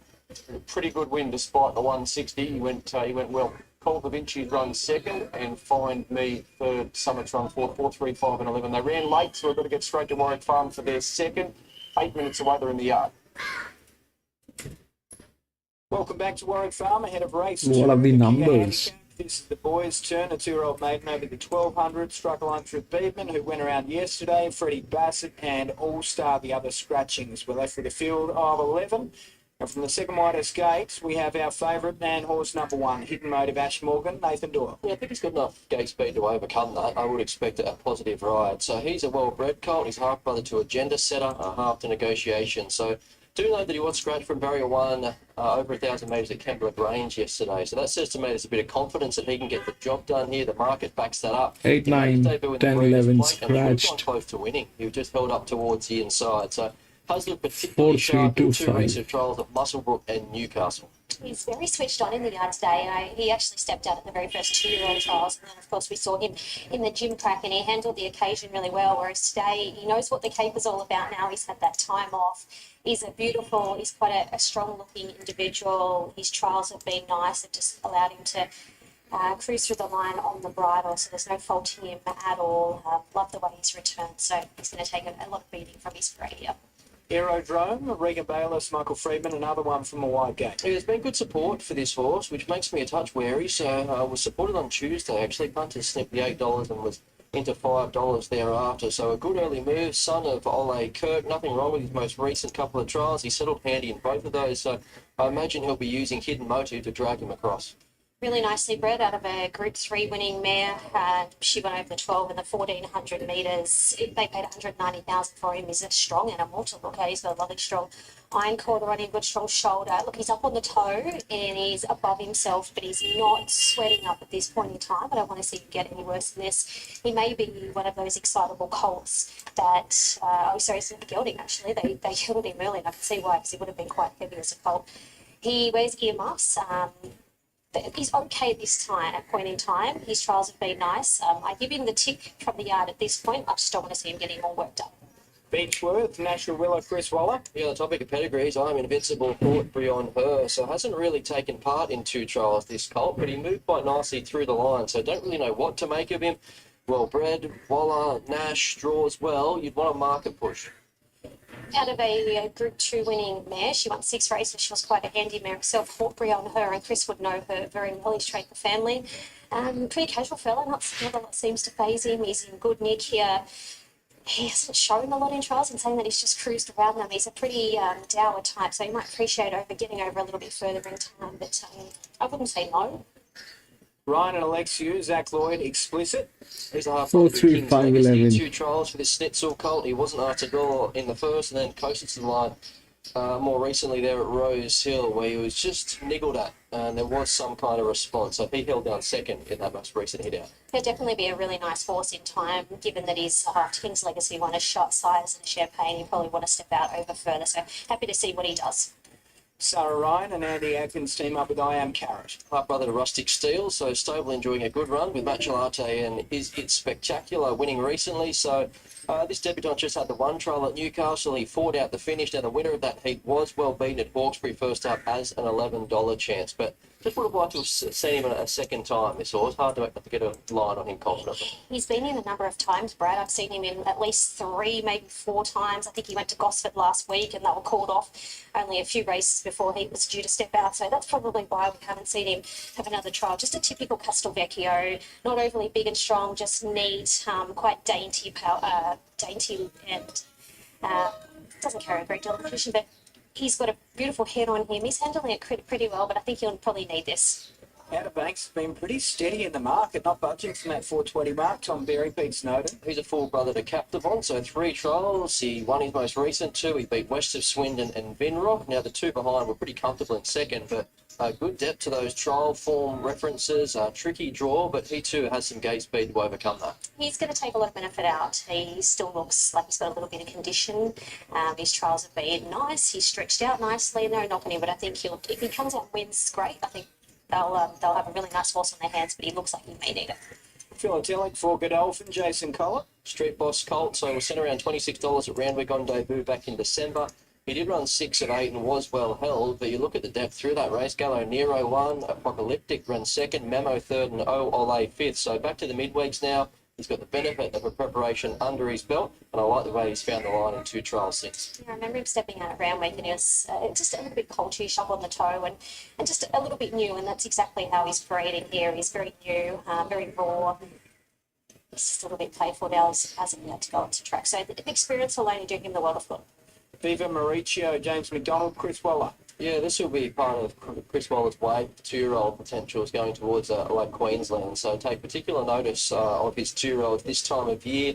2 nice trials, wasn't asked to do a lot. James McDonald booked. He's another horse you'd like to see a market push. To this point, he's been a bit soft. Yeah, he's definitely a horse that'll get better with time. Really nice family behind him, Lady of Camelot, Platinum Jubilee, Queen of the Boar, so exceptionally well bred, but again, another one I'd like to see, probably an even next prep. Zebra Finch, another Godolphin galloper, Karen McAvoy. He's half brother to Honey Creeper, so 2 trials for the Succeed and Excel colt, 6 weeks between those heats. He's got back and made somewhat late ground in both of them. Yeah, really strong looking individual. Honey Creeper was a bit like that. She was quite a strong, powerful looking filly. She won an Adrian Knox. 6 weeks between the trials and he was on the bridle, so again, another one that'll only benefit from today's run. And then a couple of big odds, Pico, Tyler Schiller, David Payne. He comes through what should be a strong race at the midweek 3 weeks ago behind Farnacle and Regulated Affair, but he was a little bit weak late after box seeding, so he'll come on from that experience. And he has come on, and which you knew he was going to from that round week run. And they can't write a ticket on Artistic Flair, $51 out to $151. Reece Jones, G-Ports. Slinkers off first time, just became detached from the field at Wyong on debut over 1,000 metres. Was beaten a long way. We'll get a second look at him here. Yeah, nice enough colt. Again, only has to improve from what he did there on debut. Maybe a few gear changes might help. I found it difficult to split Aerodrome and Hidden Motive. I am leading with Aerodrome. Like I said in the yard, he was getting himself a bit worked up. He hadn't sweated up, which was a positive sign. I had a look at him behind the gates and he seems okay. He seems like he's settled down. He's had a nice warm-up to get around there. So I'm happy to put him on top. Absolutely nothing wrong with Hidden Motive. I think they were the 2 clear standouts from the yard. Late mail numbers, I've got 1, 10, 9 and 8. So you got quite short there, Hidden Motive, briefly touching $2.10, but he's back at $2.40 with a late rally here for Aerodrome. But 1, 10, 9, 8, he's on top for me. Love the way he's child up, and he was a bit unlucky there in a breeder's plate on debut. Viva Mauricio, the market is saying no. $9 out to $15, and that's just on the NOP in the past 5 minutes. That's a little bit concerning, but I do like the way that he's trialled up. 9, Philatelic, benefit of race experience, hovering around that $11 mark. I think that's fair enough. And 8, Outer Banks goes in as the 4th pick. He too has been met with good support. 1, 10, 9 and 8, Anthony. You've got to 240, back into 230, so still good support. Outer Banks $3.90 late, did get into as short as 370, just a bit soft late. Aerodrome's had its supporters as much as 550 now, $4.40. So if you're keen to play one outside the favourite, money suggesting perhaps it's the 2, and Philatelic is an $11 chance, and Viva Maurizio 16. So Hidden Motive's quite popular. Aerodrome outside of it, probably best back to me. Hello, here's Darren. There's been some activity on Philatelic. It often with 2 in this, Philatelic with a blue cap and Zebra Finch has the white.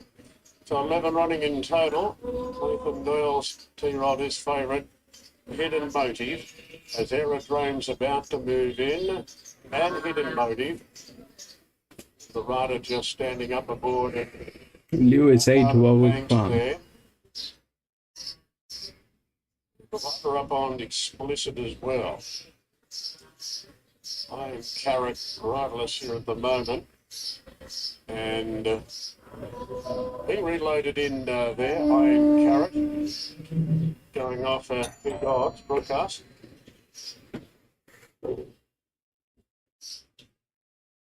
Okay, Viva Mauricio had a lunch at the gates. Horse on the inside and is being examined by the vets. Has been unloaded. Viva Maurizio. Let's get in final verdict. It's out. Weight stretching at 125. Viva Maurizio, number 10. A $15 chance at the time of scratching. Viva Maurizio out. Down to 10 starter. They're locked and loaded. Hidden Motive drawn wide out. Here's the clear-cut favourite. Light blinking away. Start imminent here at the farm. 2-year-old maiden over 1,200 metres. They're off and racing now. Hidden Motive and Aerodrome have both jumped well from their wide gates. I Am Carrot showing good muster. Then came Explicit improving on the rails. Outer Banks are deeper out. They're followed then by Serpico, Artistic, Flair, Philatelic out wide there in the blue cap. And the last 2, Beechworth on the inside of Zebra Finch. Favourite goes to the front, Hidden Motive, and Aerodrome went across with it. And they run 1-2. Hidden Motive a length and a half clear now to Aerodrome, and the pace is pretty solid early. 3 lengths away to I Am Carrot, 2 off the Serpico Explicit. Outer Banks is out 3 wide without any cover. Then Artistic Flair from Philatelic.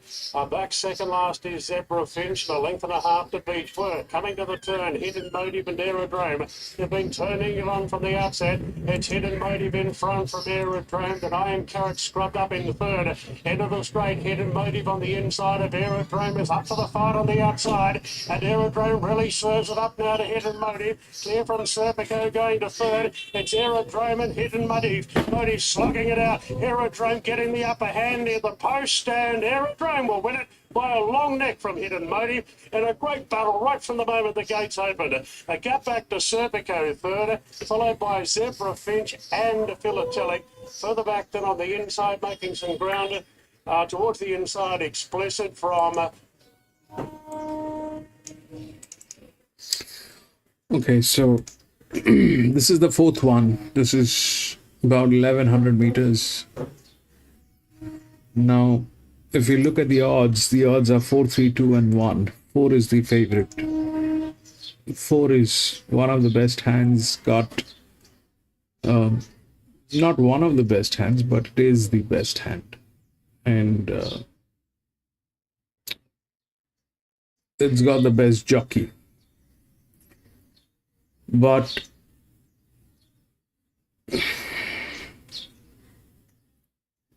there are better horses here, especially that I don't like to play with colts. That's a very strong outer drift, but we've got a very strong indication on that 3. Okay. The problem is this jockey. The jockey has never won a race here at this track. The jockey has never won a race. 4 has the best jockey, but that's not a linear. That's not a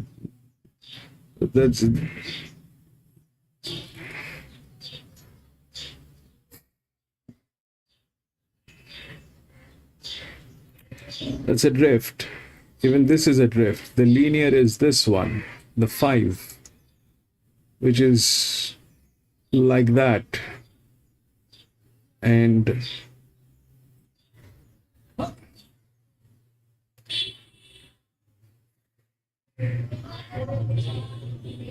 I don't know if this 4 is going to win, right?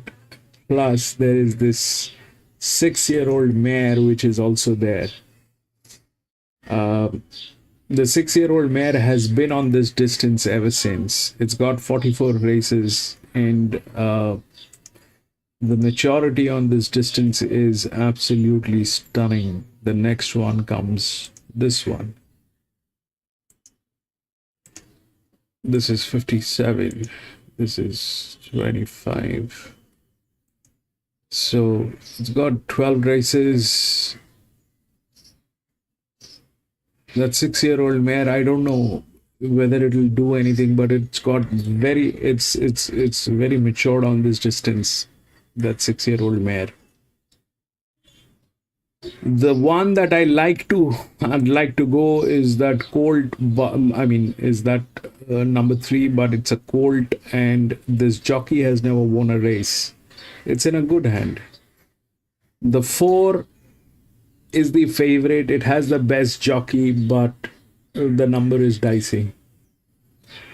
The 5 is the linear, but it has management issues.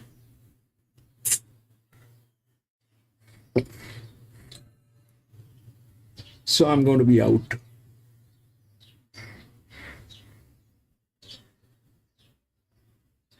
The 4 is the only strength about 4 is the jockey. The only strength about 4 is the jockey and the advantage it has.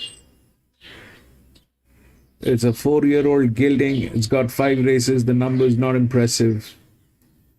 In fact, the 5, which is the linear, has better numbers.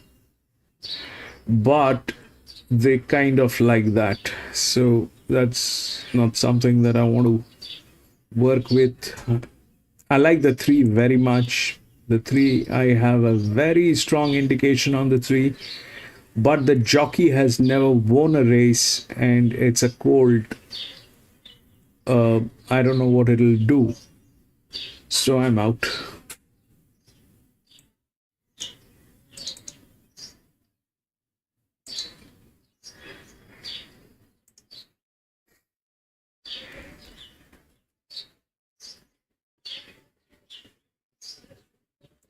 $4.90 the first 4, 3,314. So some cream there for those who threw some long odds horses into the exotics. As we head back to Anthony, 2 races down at Warwick Farm.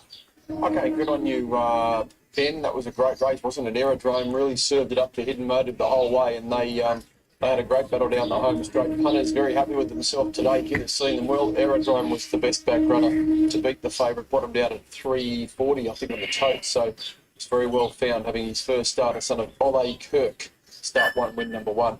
Okay, let's leave it there. We're going to get back to Doomben next. Their 4th race, 12 minutes away. We'll squeeze a break in before we get there, though.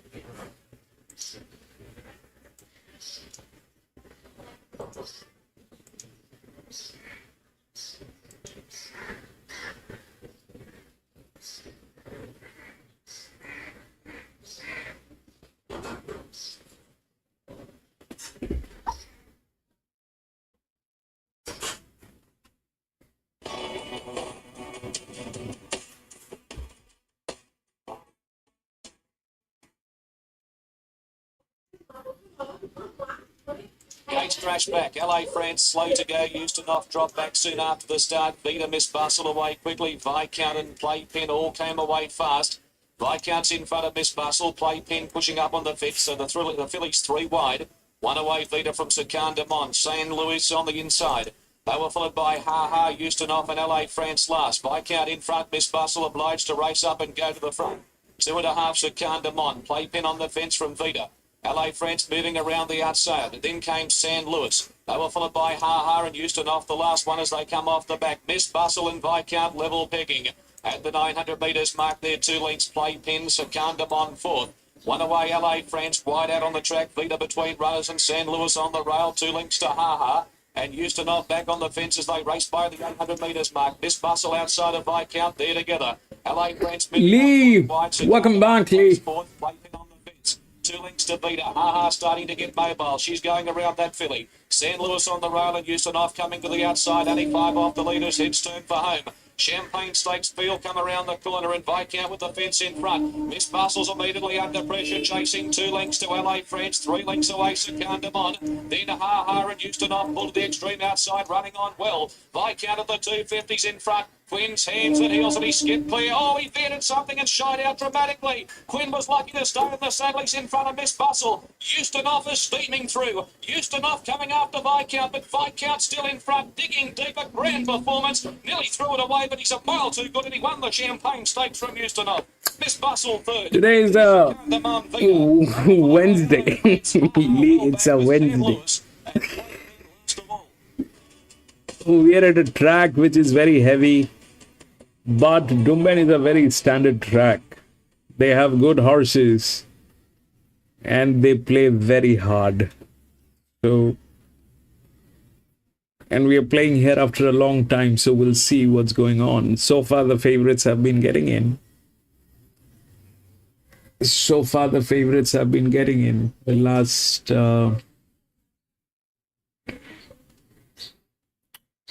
3 races, the last 3 races, all the favorites got in.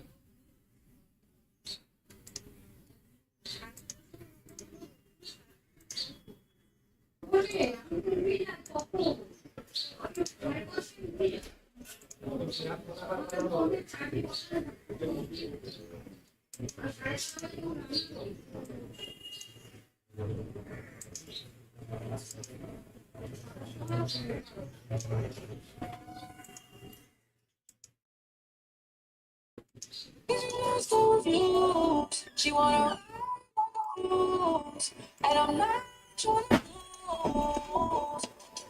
Then you left in the dust, unless I step by you. You're a sunflower. I think your love would be too much, or you'd be left in the dust, unless I step by you. You're the sunflower. You're the sunflower. Okay, Doomben race 4, they're in the yard, Lantau Island, hanging on to favouritism from Bravely and up for Bravo. Here's Bernie and Maxie, I'll talk you through. Welcome back to Doomben for race 4 on the card. This is benchmark Grandstand 65, under 1110 metres length. Arman! $3. 5 is winning. $4. Just 7 runners here, Maxie. Let's have a look at. I always love calling Namiro. Yeah, it's Lime Road. It's Lime Road. Could be anything. He's by Lonro from Lime Militia, so maybe Lime Road. Lime Yeah. Militia's, yeah. Okay. Stuart Kendrick trains him with Pulvers and Taylor. Good wet tracker. We're an 8. He ran really well in a very similar race to this back on the 4th of April. It was this course of distance. It was a heavy den. He settled third, one off. Came off the bit at about the 450 before the turn, but he kept on strongly. He did have 60 kilos, same weight as he's got today. So I think he's got as good a chance as any here. Here's number 2, Bravely, from the Matt Dunn stable with Andrew Nolan. 4-year-old by Zoo Star, and he was okay last preparation. Winner at Ipswich, 3rd in the Highway at Rose Hill. He's had a spell. Couple of trials back, he ran 3rd at Eagle Farm, but it was on the dirt. He wasn't really asked. He seemed to be detached from the other two. It was a long way back. And then he went on to the Poly and had a trial there at the Gold Coast recently behind Pareto, David McCombs, handy youngster. He was shaken up and I thought ran on quite well there. This is the right race for him to resume and run well in. Here is the flashy Alpha Bravo, gets blinkers again. Winkers are off, Danny DeGore and Jade Hampson. How are those stockings? Is he stepping out well in them? It looks gorgeous, doesn't it? Yeah, he's got blinkers again. Maybe they felt that he switched off a little bit last start. It wasn't the cutest duel a little over a month ago. He ended up really weakening the last 200 metres after being up in 2nd and 3rd early, seemingly getting into a nice rhythm. So I respect the fact that Danny's put the blinkers back on him. And he's back in grade, back slightly in trips. A bit like about him today. Okay, number 4 is Lantau Island, your favourite, $20 Ryan Maloney. The only block was last start, but he was 3 deep in that race won by Parata's Gem, and he did fade noticeably. But, I mean, how much do you read into it? He was 3 wide. No real cover at all, was there? So, look, he can bounce back. He was actually stiff not to win his maiden first. Adaman 5416. Then he won at Eagle Farm being up on the pace, and then that moderate one last time. 5 is the linear. Good game today, Bernie. He could bounce back. Saratoga Power is the 5, Brett Kavner and Damien Thornton. Yes, overall, this guy's been pretty consistent. His second up run today, first up was at Scone. It was only a benchmark 58, but it was okay. It wasn't being beaten far. Since then, Brett's given him a trial back on the 1st of April, and he wasn't that far off them. So I think barrier 1. He's had one going ahead in The problem is, He's outdoing. Now, she at times it becomes very difficult to It's got CJ. It's got to stand her in good stead here. She might do have this gone decent because price here, double they figure talk odds. in terms of But she might have gone on with it. She money. put together those 3 wins in a row, but then has sort of battled a little bit since. Last start a little bit slowly away. They So talk she in did terms drive of through money, 5th on the rails and just held in the straight. But that's taking the winkers off, purely the perhaps with market. her track conditions, she can improve a little bit. Top Bird also being the winner on a heavy track there, Maxie. Shirley Batten and Aussie Tomazawa. Yeah, this 6-year-old mare likes to lead. She's been racing quite I don't know well. why they don't talk the actual. Gold Coast, like out of town tracks. This is a little bit harder though. 1 and This is 6. a contested race, Maxie. We've got Alpha Bravo and Lantau Island, both $3.60, Bravely $4. That is with 3, bro. Saratoga Aroman. Power $7. I mean, that could be a lot of stuff. It could be heavy. It could be dirt. It could be a lot of stuff. So, 5.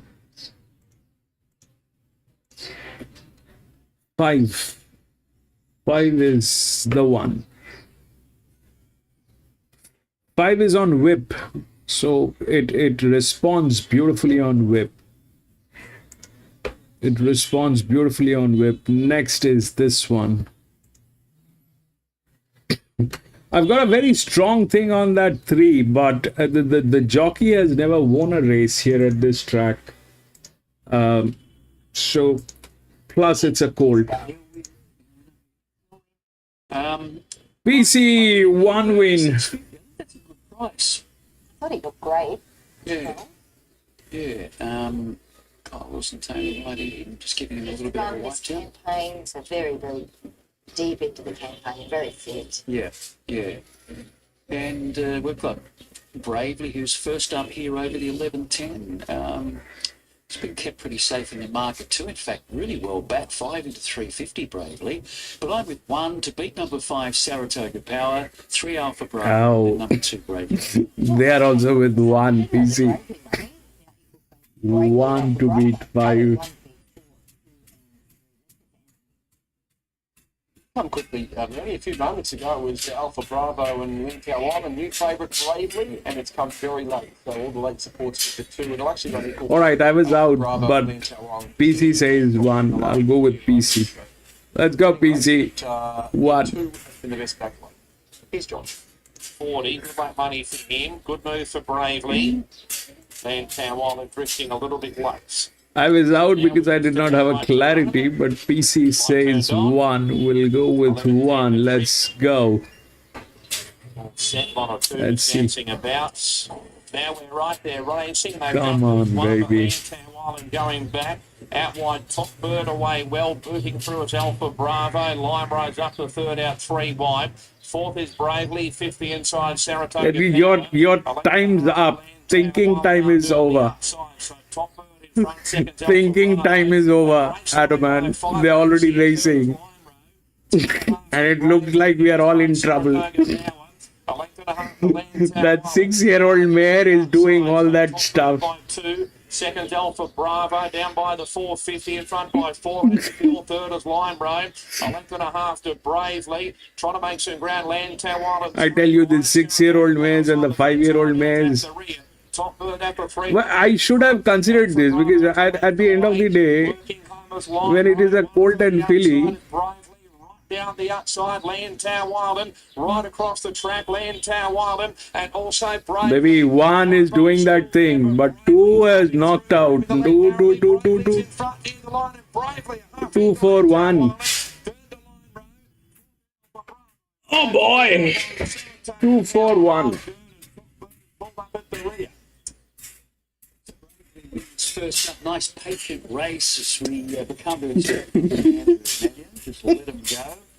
Set about 5 off them and finish. This had to go wrong actually. 2 for 1 and Down 3. the outside, Limo was always there and sort of battled, but he's just sort of beaten off a little bit late there. Nevertheless, his run was good. That monkey has never won a race here. That 3. The tearaway leader in Top Bird, and he's finished back in 4th, and then Ardern number 6. So 2, 4, 1.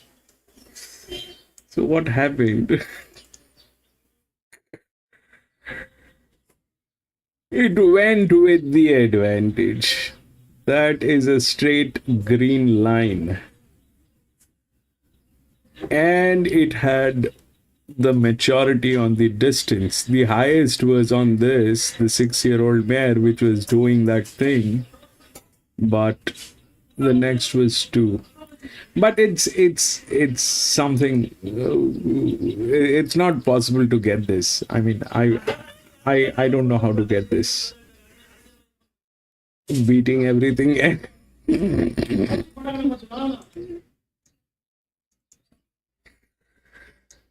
I don't know how to get this.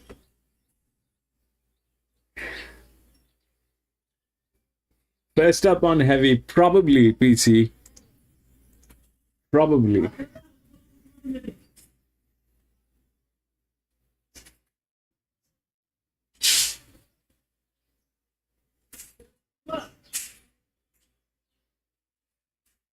It generally doesn't make sense because you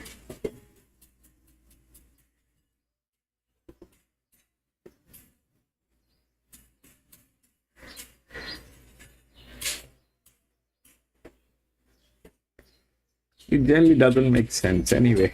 We'll go to the next.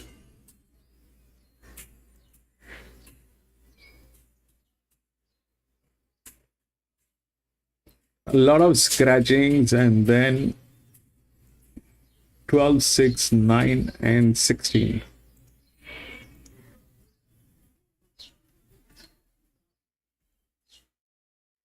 Twelve, 6, 9, and 16.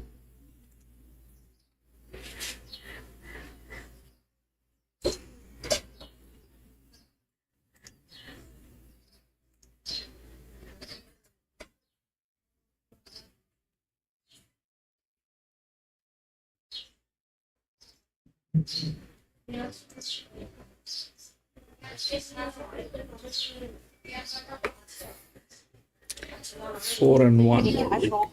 Bella, very switched off. Actually, I hope he wakes up when he gets out in a race, but he wears blinkers for that reason. I can see why he does, because he needs sharpening up somewhat. I actually haven't seen him before. There's nothing wrong with him if you run him at the short price quote, and I can't fault him at all. First thought on that blue here, Kiramar, Natural Weller Barrier Fire. His trials have been okay. So won the latest at Warwick Farm. He was made to begin. He took up a spot and was made to find the line. He was given it shaken up late, but there was a response behind Devil's Daughter, who won first up. So some trial form to come through that. He kicks off over the mile, some intent to be read into that, and he doesn't have the convictions of a few of his rivals here. He's just a typical So You Think. He stands out for all the right reasons. Exceptionally well bred. He's out of a man that's three-quarter sister to More Joyous, and his granddam was Tuesday Joy. So he's bred to get out over a trip. That's why he's stepping out over this here.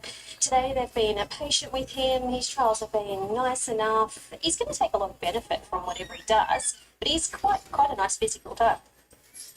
Daniel Simon's aquatic team up with Son of Rubik, who's been knocking on the door. Yeah, 3 placings at Goulburn, his home track. He was disappointing last start when $1.70 favourite, but he does have that strong SP profile. He found the front but was run down to be beaten 2 lengths. So off that run, I do have a little query in terms of him running a strong mile, but this doesn't promise to be a truly run mile. Been racing really consistently, no faulting anything he's done. I'm sure Danny and the team would like to get a win with him. They found a very winnable race, even though they've come into the city. It's certainly a winnable race. Nice and fit, brings that fitness edge here, so that'll take him a long way. Jason Darren, another one to be knocking on the door with a ridiculous run of minor placings. Louise Day and Bannister team up around the $8 mark, Brad. Yeah, so he's had 6 starts, 5 minor placings, a mix of country and provincial form. That miss was on debut. So in all 5 runs back this time in, he has finished top 3. He'll slide forward, settles in the first couple. I think he'll be outside the lead here. I thought he boxed on okay at Hawkesbury last start, and he is on the 11-day turnaround. So the mile looks fine for him. Much like Son of Ruby, he's bringing very consistent form here, and he's certainly knocking on the door for a win, isn't he? He meets, as I said, like a very winnable race here. They've put a set of earmarks on him for the race. He used to wear them in the pre-parade. I don't know if he gets himself a little bit keen in the run there, but certainly no knock on him physically. He's in really good order. His coat's glowing, so I wouldn't put him as the outsider. I'd definitely give him a strong push here. Okay, still believing his first up. What did you make of that debut performance? What are you expecting this, Brett? For Annabelle Neesham, Rob Archibald, Rachel King? So I guess there's a little bit of unknown with him. He dropped out to be beaten 17 lengths on debut at Newcastle in October as a $41 chance. So there wasn't a lot of market expectation. 2 trials and a change of trainer. Since then, trials have been fair. Need to see him again. Quite a tall, leggy, lengthy type of horse. Family is Mackay Deeper, actually, and his mum ran third in an Australian oak, so he's just got to walk ground. He's a little bit warmer under the saddle cloth there, so whatever he does here, he'll come on from it.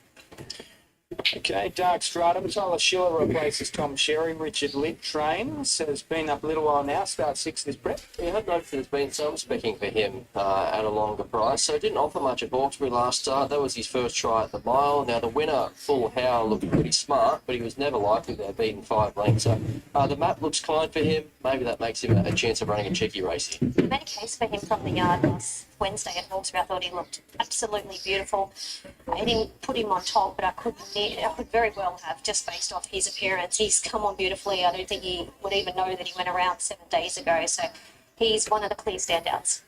Okay, and then we've got Sacro Catino as well, David Payne, Dylan Gibbons. So in his first campaign, he did get out to 2,100 metres. At least he does have metro form to his name, though. He ran 4th behind Tastula, albeit 5 lengths away, and then a 5th to Sounds of Heaven, beaten 1.3. Those performances were out to 1,900 metres. So just the one trial, that was over the 1,000 metres at Rose Hill, and he was finding the line okay. He still holds a bit of residual from last preparation. He only had an 11-week let up with that tick over trial there just to keep him up to it. If he can reduce his run from Canterbury a couple of starts ago, that's certainly worthy of running a nice race here first up.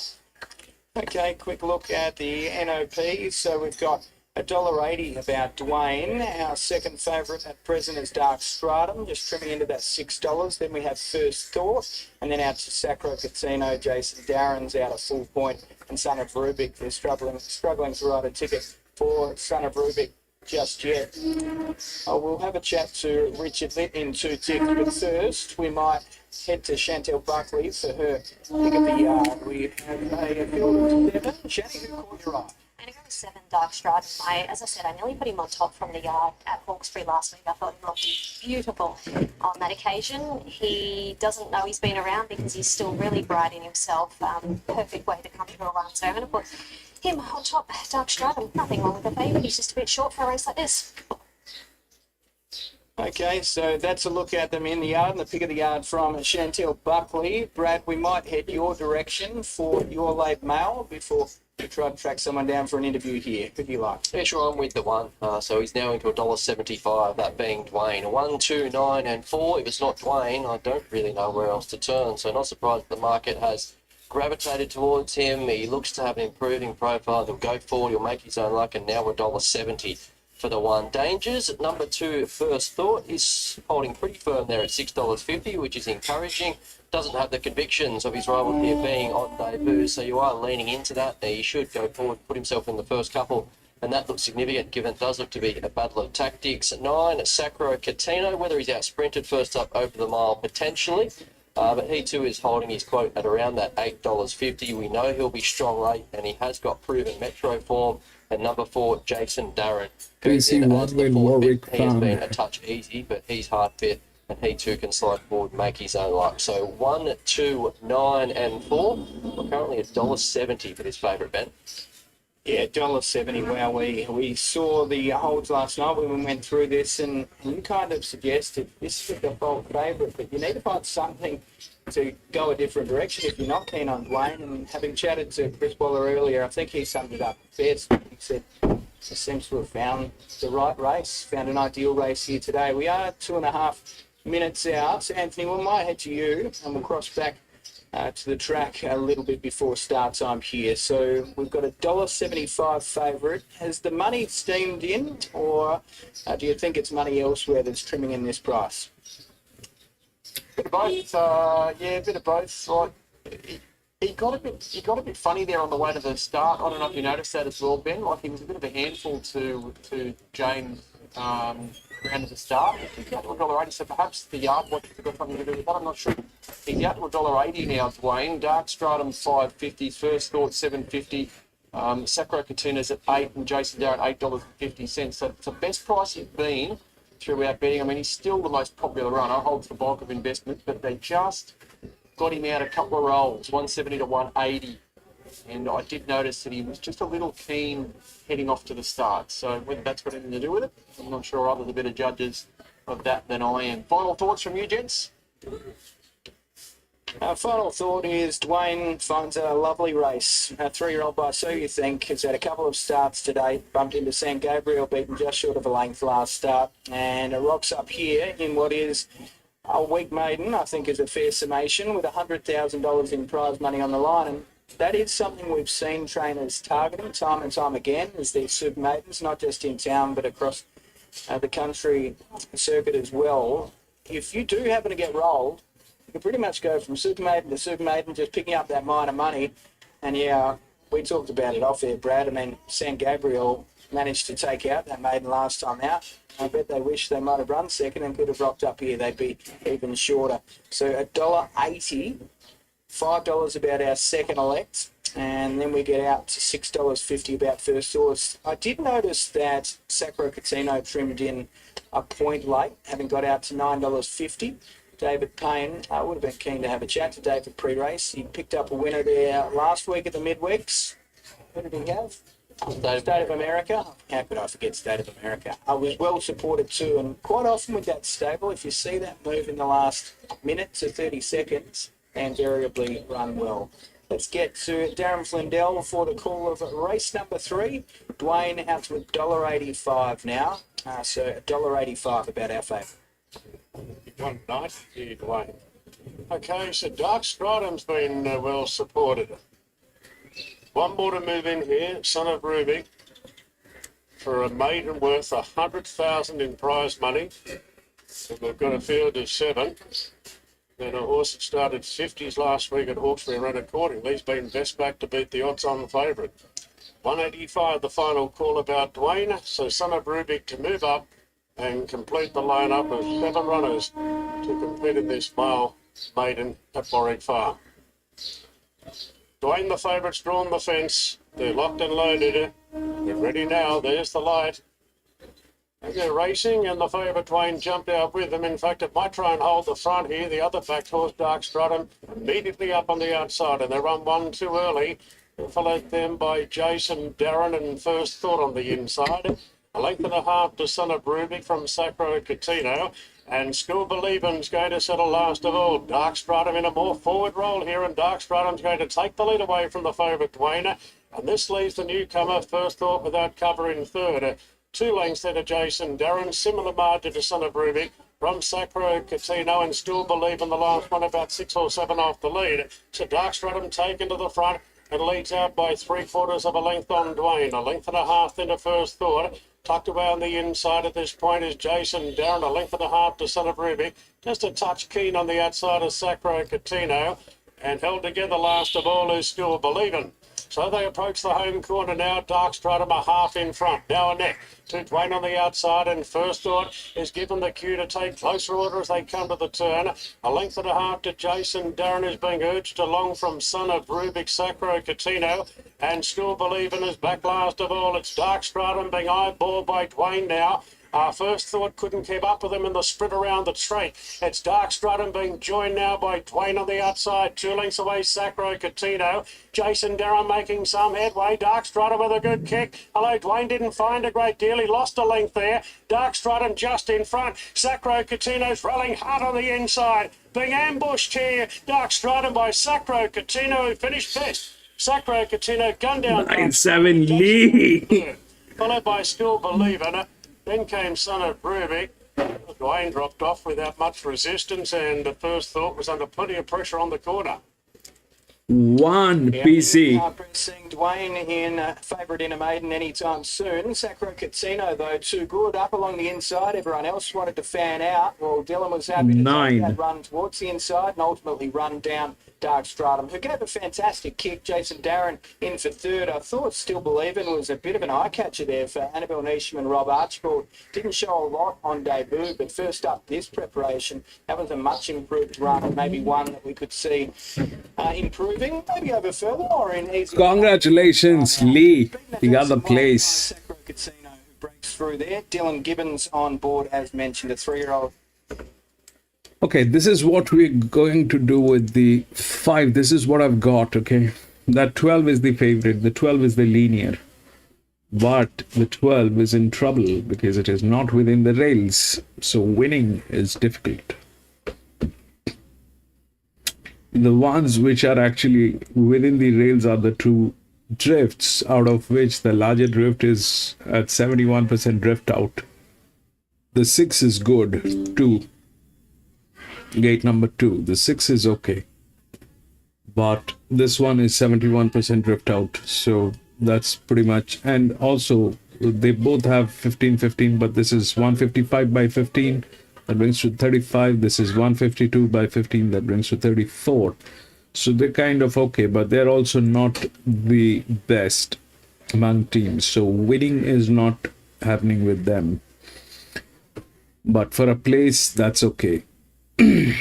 12, winning is difficult because it is coming from, I mean, 12, this thing is coming from nowhere. It's got management, it's got everything, all that is good, but it is out of the rails. The one that probably has some chance of doing this is 16, for two reasons. One, since the linear is in trouble, anybody can get through. That's the first one. Secondly, if we look at the handicapping, this is strongly handicapped on 4 races. This is lightly handicapped on 6 races. The numbers are neck to neck. This is a 3-year-old gelding. It's a 2,000 meters. So obviously a 3-year-old gelding is better. We needed a 5-year-old mare, but we don't have a 5-year-old mare. It's all like 4-year-old gelding. There's this 9, which is the outer drift, but they kind of 71% down. 6 is okay. The other one, which is pretty much looking green, is this one. This is the EW. It comes from gate number 9-7. It's in the best hands. It's in the best hands. That's a 4-year-old gelding.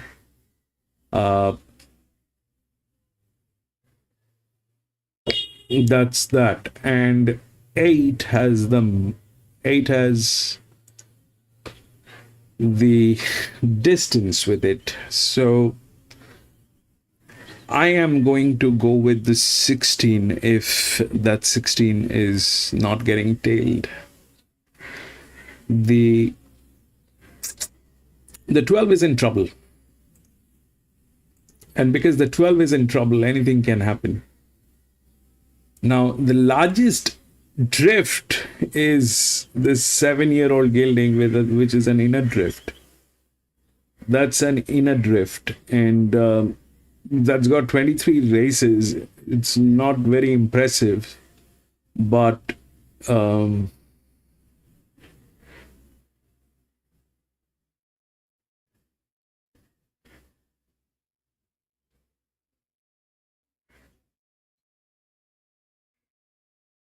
and we have no clue about what's going on. So 157 by 20. This is okay. 6 is okay from gate number 2.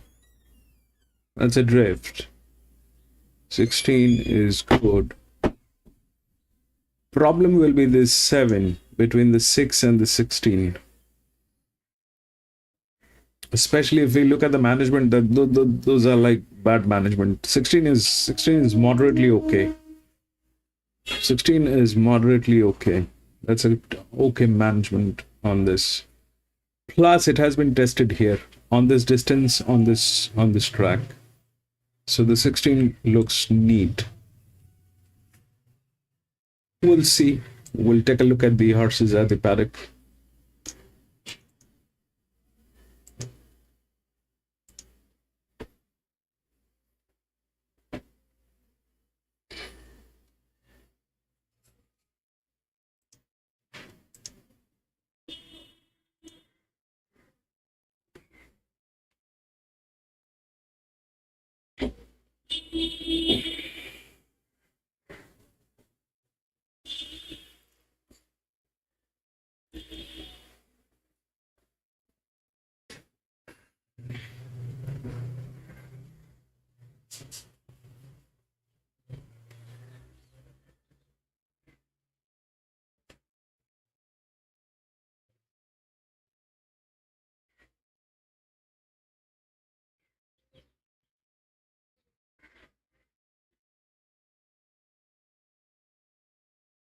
9 Caulfield. PC, I so wish that we had the Caulfield today, but unfortunately we don't have the Caulfield. I wanted to race the Caulfield.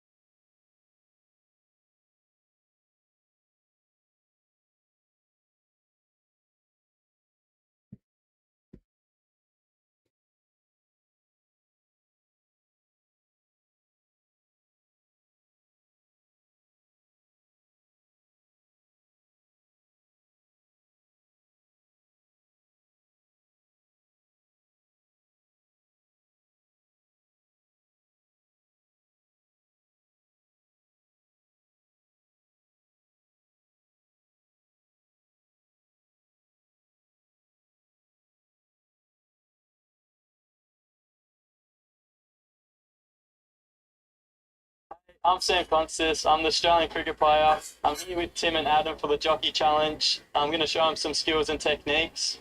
Are you boys ready? Yep, let's get stuck into it. Can't wait. Let's see if the boys can bowl me out.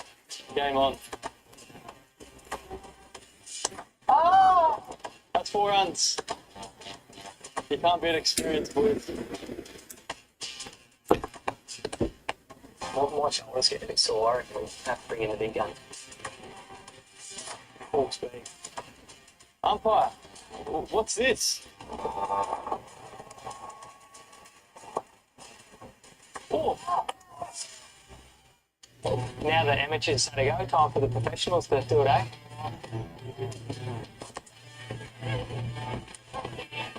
Oh, 6. He's hit a 6.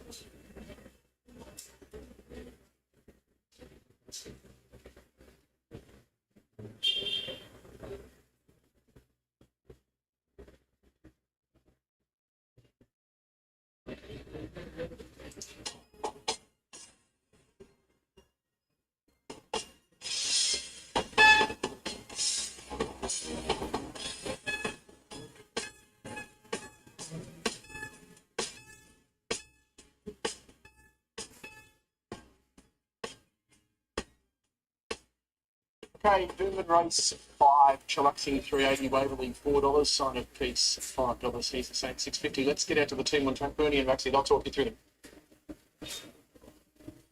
Welcome back to Doomben for race 5 on the card, a benchmark 68 handicap over 2,020 metres. Your favourite here is Chillaxing from the Tony Gollan stable. And the first horse to have a look at is Pillow from that done stable. So Matic looking for a double here, Maxie, with Jake Bates. Fully fit now. He has had the one start on a heavy for a win, and he should get a nice run in transit. I thought he was good here 2 ago. Third to Smart Legend, not beaten far, and been only fair last time out at Eagle Farm. But back here to Doomben with plenty of give in the ground. He's got to be given a chance. Okay, Waverley is number 6, Glenn Thornton and Damien. He likes wet, so that's good for him. Last start over the shorter mile. Here, he won. He beat Godzilla. He'd run second or third to me with Godzilla. He would. Anyway, it was a tidy performance by Waverley. He put the writing on the wall with a good run prior to that, so he does get conditions to suit. Okay, Chiban is number 7, Ryan Maloney rides for Chris Waller. He has placed over this trip in the past, but he'd been basically kept at between 16 and 1800. Here he's got a pretty good record, and his last good run was a win here 3 ago when he sat behind and launched and won very, very easily. So I'm not sure about him over this longer trip, though. In Anaheim, Chris Waller, Mark Duplessis. Yeah, he just needs a long distance race, so he gets out to the 2,000 metres today, and he just needs the tempo up front, a free-flowing race, in particular coming down the side and approaching the turn, where he needs to get going. He's been unable to do that in his past 2 starts, yet quite good on the line, so it's all about him getting rolling nice and early.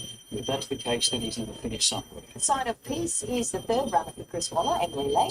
Yeah, Chris sends his mare up issued by preferment, and you know he produces long distance horses, and she fits the bill. She's had the one start here and ran second recently on the heavy 9. Big gap back to 3rd, so gets similar conditions today. Okay, let's have a look at this favourite, Chillaxing, the Irish import, Tony Gollan, Martin Hartley. Looks a good race for him. He's drawn out a little bit. He comes into gate number 7 now, but Martin will give him a little bit of room. And just give him a nice run, get him into a nice rhythm. His only start on a heavy was at his first race at the Curragh in Ireland. He ran 3rd to field of 20, so you know he'll relish these track conditions today, and a pretty good last start sees him hard to beat. Here is the 3-year-old. He's a saint. Tony Maddie's here is Bailey Wheeler. It's all about getting up in trip, and he got to 2,000 last start against fellow 3-year-olds, and he ran really well. Clearly the second best performer there behind Liberty Park. So we'll see how he goes against the open horses here, but he's heading in the right direction. And Hillcrest Avenue is the pretty grey, number 20, to Hendrik Cody Cox. Yeah, well, it's been a long time since he's won, but he's been threatening of late, the grey, so don't underestimate him. Look, he could run in the top 4 without surprising at all.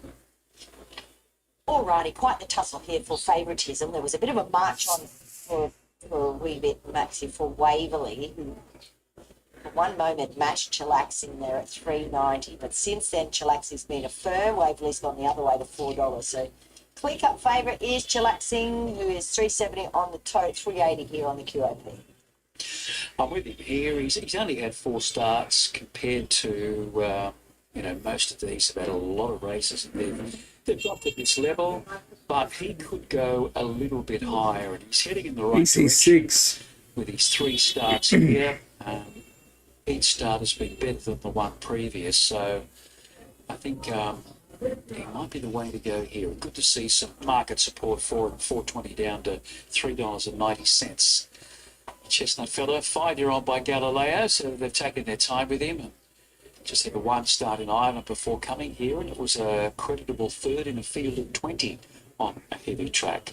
I've got Waverley in. He's won 2 of his past 5, the latest on a wet track here at that meeting on the Friday. I think it was the 4th, was it? The 4th of April.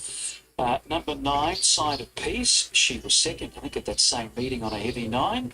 And then number 16, He's a Saint, the horse that's bred to get over a longer trip. 3-year-old who gets 2,000 metres again today. 12.6 at 9.16. Done with the 3-year-old. He's a saint at $6.50 from the Sears stable, and love the fact that he's had the run over 2,000 here last start, and I thought he's closed off really nicely.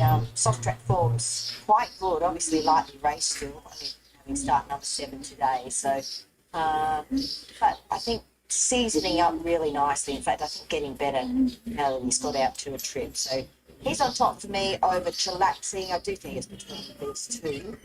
I'm putting 8 in Mannerheim and 9 as the sign of peace, but I can see the appeal for Waverley and probably a couple of others. But I really think he's a saint. Oh, chillaxing. Here. Let's get to Anthony for a market update. Okay, let's have a look at this market then. 380 about chillaxing. Then is your favourite. Not a lot of change, Bertie, since your previous sort of hovered around that price.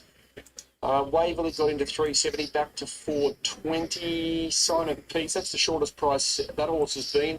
750 earlier today, now 480. He's the same 650. Perovic at 850. And Menaheim's a $9 chance. Now Waverley back into favourite, 390. Chillaxing $4. But yeah, pretty tough open race this one. Final thoughts, guys? Yeah, well, I sort of marked it as a very tricky race, probably the toughest race today, over 2,000 metres, benchmark 68, but the market's sort of sorting it out a little bit. The 12 looks good, Lee, but What about tempo? it's got issues. Up in the first 3. Peace did lead the other day. Yeah, I got them. It's a good one, but it has issues. Yeah, I'd like to see Chillaxing sort of push on. He's only got barrier number 7, yes, I think gives Martin a few little options, you know. Good start for 2,000 here. They start right up in the little chute towards the highway, and they've got plenty of time as they thunder past the winning post. Just having a look at a 5 or 6 day forecast, Bernie. We've just had the rain returning. Plus, they have changed the gate numbers, which I don't have. The rain again, but looks like we've got some respite here. Mostly sunny today, top of 28. Tomorrow, sunny and 28. Friday, sunny and 29. Saturday, 29, sunny. It just says sunny, sunny, sunny. So maybe our I tried 9 and 20, Doomben. Really need drier months Yeah. for these tracks. Obviously, we don't want to be presenting tracks full of fill. No. No. But you get no choice, obviously. It rains, but we've had a very, very wet summer, so it's really vitally important that we get some dry weather. Let's hope that weather forecast is right. Around 5. All right, there he is, the only grey in the field. He'll cross the Ave. He's about to take his spot, so here's Josh for the ball. And the grey to come up Hillcrest Avenue. 1 or 2 just on the hop of the barrier. 2020 the distance. Itchy Band. Keen to get on with it with Heaps of Saint. The light turned on. Off. And Waverley a little bit slow. We'll try and boot up and be handy though. Perovic and also going through Sign of Peace. Itchy Band not all that far away. One from the outside collapsing. Even deeper at Hillcrest Avenue going back.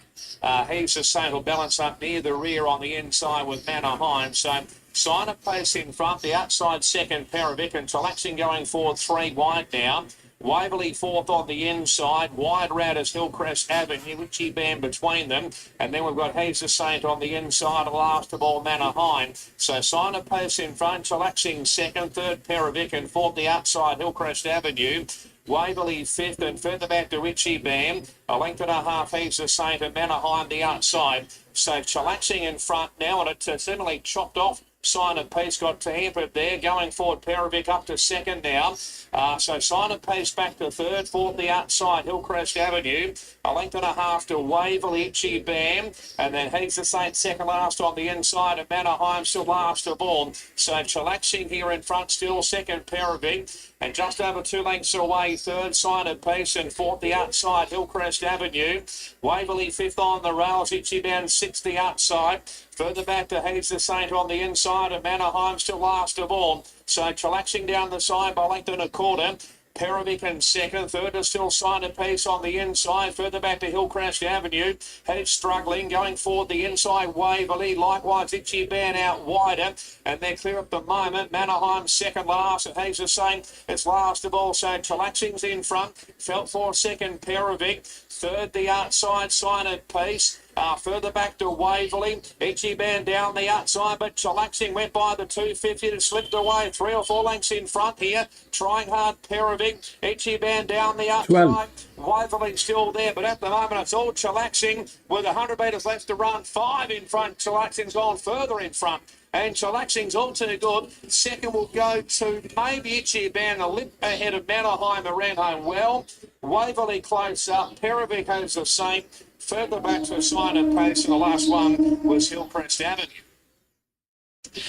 Well, that was as cruisy as it gets. Martin Harley in the saddle on Chillaxing, trained by Tony Gollan. The onwards and upwards fellow. Irish Brett Gallagher by Galileo from Dane Time mare. He's only had the 4 Australian starts here. Started on another level. It's Eagle Farm, and now over the road. He did get it very cruisy all the way. Martin kept him out of trouble through the first 300 or 400 before establishing the lead, and then just controlled the race completely. Near the inside, which is a good sign on this heavy track today. Looking for second. We'll just wait to confirm that. It's pretty close between, I think, Ichiban and Mannerheim, and then Waverley. 12, 7, 8 and 6 it is. 12, 7, 8 and 6. Did note a little bit of trouble when they entered the back side of piece. Might have just caught the heel of Chillaxing and stumbled at that point. But that's the result, Bernie. Chillaxing. It looks as though he's got a nice future here in Queensland. He's got a great future, and they're really good for. PC, here's the thing, all right. How it played, I don't know, but let's understand. Let's see what's going on. So the 12 was the linear. I did not go with the linear because it was out of the rails. It had one side of the rails, but this side was missing. I did not go with it. But it's Doomben. And if we look at what has been happening since the morning, they're putting pressure on the horses. So that's that. I tried looking for advantages apart from this one, the 2, which actually went through on 1100 meter. That's a separate issue. But other than that, everything has been going on pressure line. So they are doing that. And the 6 should have gotten in there as a second horse pool, but why it did not get there is a little weird to understand. And with those numbers with the league races and Group 1 races, it just did not get there. That's a little dicey. 12-7. On the other hand, the 7 got through. That's like a green one. So it's a Chris Waller horse. So that's there. But I don't know what to say. I had a strong hope on the 16. The 16 did not do anything. It came in last. And the 12, which I thought because of the problem will suffer, it did not suffer, it went through.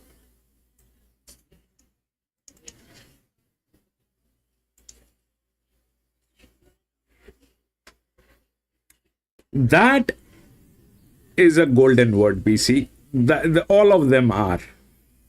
That's a golden word. That is a golden word.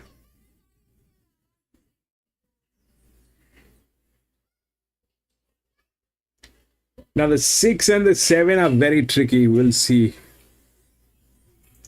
These are 2 class 1 races, but 9148.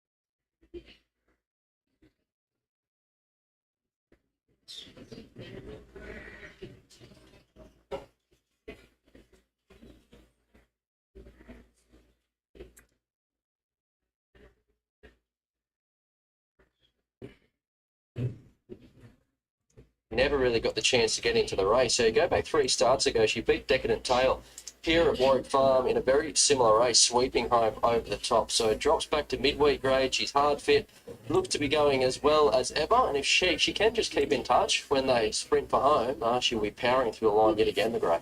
They were sweating on a run in the Sydney Cup for her there on Saturday, and I don't think she was too far off getting a run actually. But anyway, here they are lining up today, significantly back in the grade for her.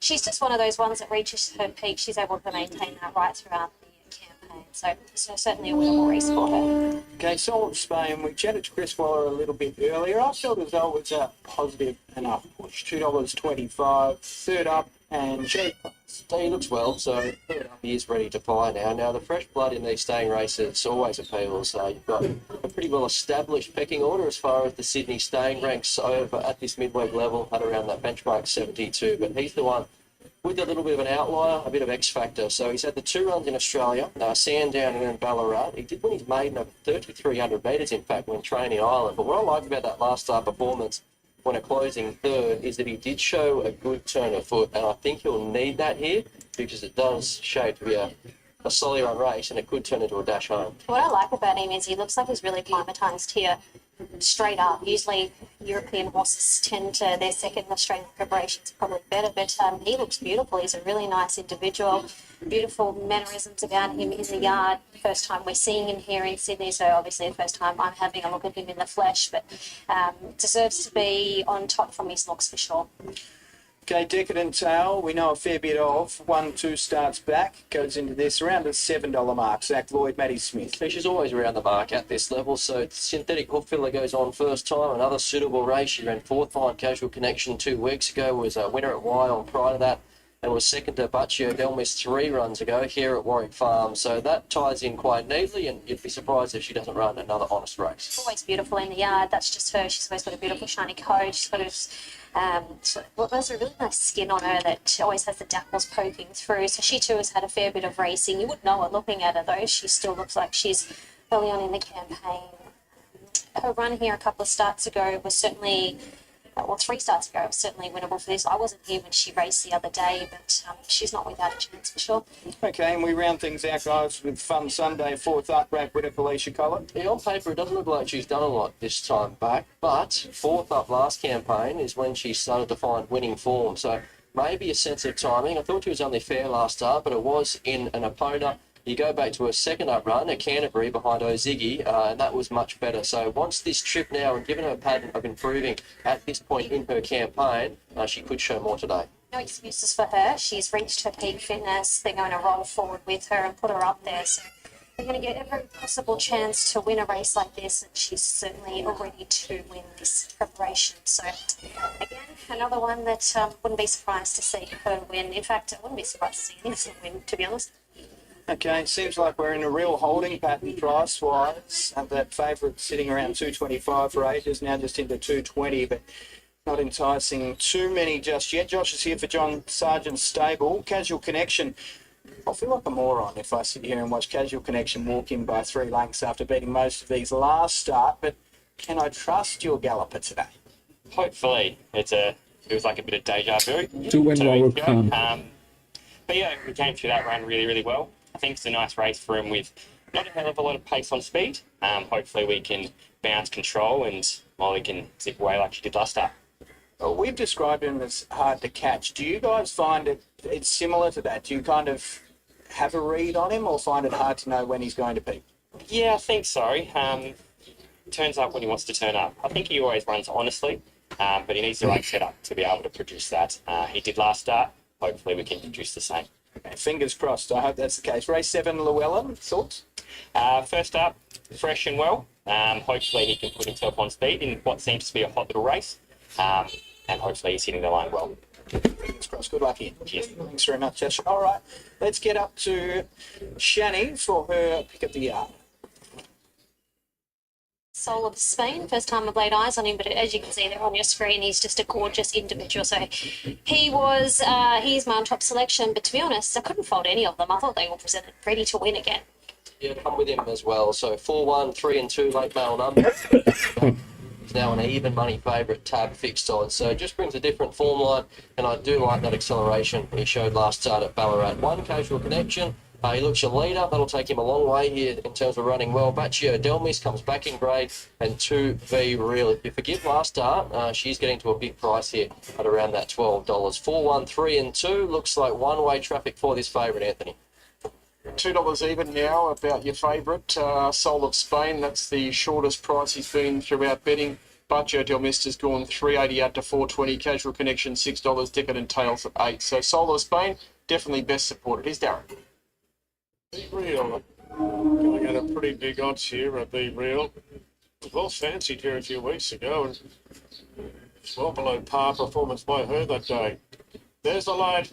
We're ready to go now, and they're off and racing. Soul of Spain being taken back, and Be Real will go back and keep it company. Fun Sunday jump ball. So did Casual Connection. They're the 2 in it early. From Decadent Tail, he plonks leaders back. Baccio Del Mis comes across to be 1 out, 1 back. The favourite down to the fence, Soul of Spain, and hemmed in there by Be Real. So Casual Connection looking for back-to-back wins here in the hands of Molly Burke. Shows the way turning out of the straight. From the long price Fun Sunday, Decadent Tail will get a cheap run on the back of the speed. Baccio Del Mis, 1 out, 1 back, then Soul of Spain. The Irish import having its 3rd Australian start, its first in Sydney. Soul of Spain second last on the rouse and a half the outside to Be Real. No change to the order now. They race inside the 1,500 metres. Casual Connection of a neat length in front. 2 Fun Sunday, 2 then to Decadent Tail. Length and a half of the running line to Baccio Del Mis from Soul of Spain, just creeping a little bit closer. And Be Real is more than content to sit back last of all. So Casual Connection shows the way heading to the back.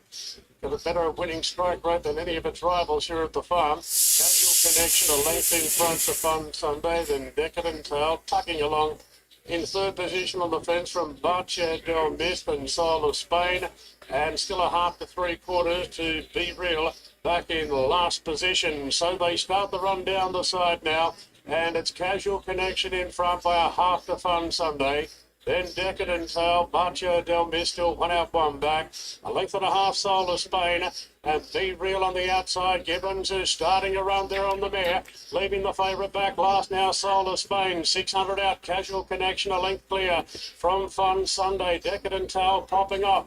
Be Real trying to sustain a run today. Baccio Del Mis has gone very one-paced as Soul of Spain whips up on the inside of it. They really pack up now around the turn. Casual Connection a length and a half clear from Decadent Tail. Fun Sunday, Be Real. A rails run here for Soul of Spain is starting to knuckle down. Baccio Del Mis a few lengths off them. Soul of Spain goes right up the inside now, taking the lead from Casual Connection and Decadent Tail. Soul of Spain didn't go around a runner, and Soul of Spain wins first go in Sydney, beating Decadent Tail, Casual Connection. Baccio Del Mis wanted 2 miles today. A gap back to Fun Sunday. And Be Real's not going well at the moment. She dropped out to finish last. Yeah, her preparation started 4. positively, but she's certainly not finding her best at present. But Soul of Spain was, and I tell you what, if you back Soul of Spain, you owe James McDonald a drink from 3-4 back fence in a precarious position back last prior to the turn when they made that early move with Be Real. Soul of Spain has never gone around a horse. The inside, we've seen a couple come up along the inside to win today, so there can't be too much 4, wrong 5, 1. Trying to avoid it, bar 1 in that race.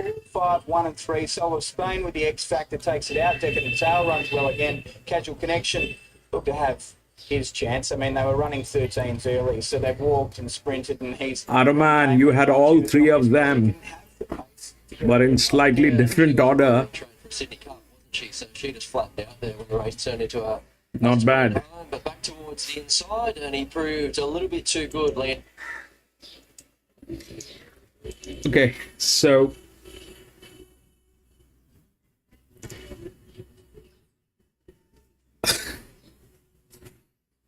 this one is going to, this one and this one, both of these races are a little tricky today, the class 1 races. So I was actually looking at it, and I couldn't find an opening here. So the 9 is the favorite. I have no clue about the 9, about the fact that it has raced here. But I tried that. It did not work with 16. So that's 9. That's an EW position. That's an EW position. The linear is 7. We've got no clue about a lot of stuff on this horse, but that's the linear. This is the second linear. The largest outer drift is 3 and largest inner is 8. 9 is the favorite, but so it's a 1350, so almost 1400 meters. So 2 of the BBs needs to get in. And if that's what the case is, then the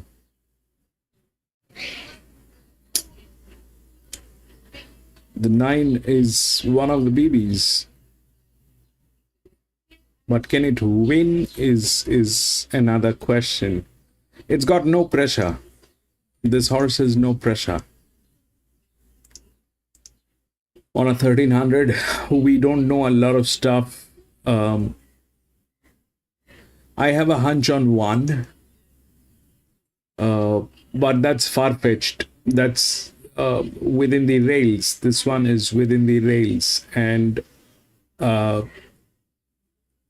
it's got the lowest displacement here, and that's what I think. This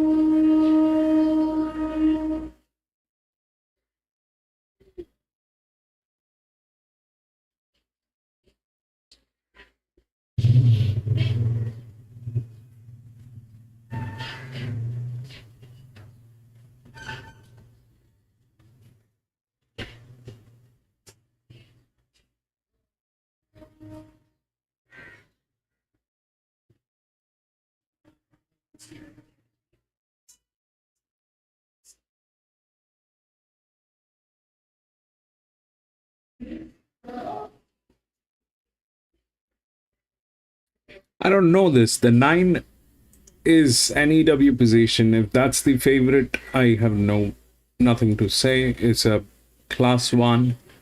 If that's the favorite, that's the favorite. But this one is the linear. The 7 is the linear, which is from gate number 5. And we have no clue about this horse. I mean, a lot of stuff is not available on this horse. 4 is with beautiful management. So 4 will do stuff. The question is this 2. 1 and 4.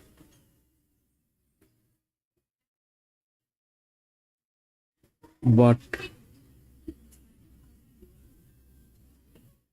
it's to the highest pressure that we can see. Then 6 comes in. These are the best hands. These are the best hands.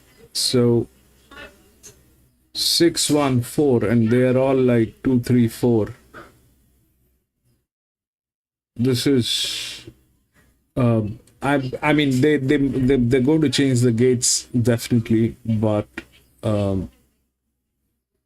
27, 32, 32 by 105. This is 27. This is a much heavier horse. This horse is a much heavier. We don't know about this one, but this is definitely a lot heavier horse. Pressure is like that. We've got a displacement on this, so one looks neat. And the other thing that can happen is this is with a lot of advantage. It's also the outer drift, so that can happen. I like the one. But the 7 stays the linear. We don't know about this horse. And it's a 321. Beating a 321 is not easy. It is not easy. It's a 300 with 3 races.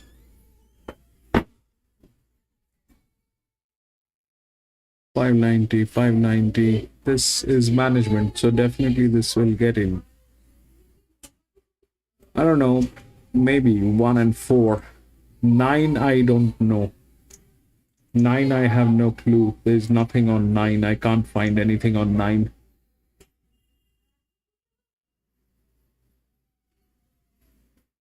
One win, 200%. I think so. I also think on the same line because I have a, that's what I'm getting. I like the one more than anything else, but the fact is, Automan, there is this 321 which is there, and it's not based on just one race. It is based on 3 races. It is also there.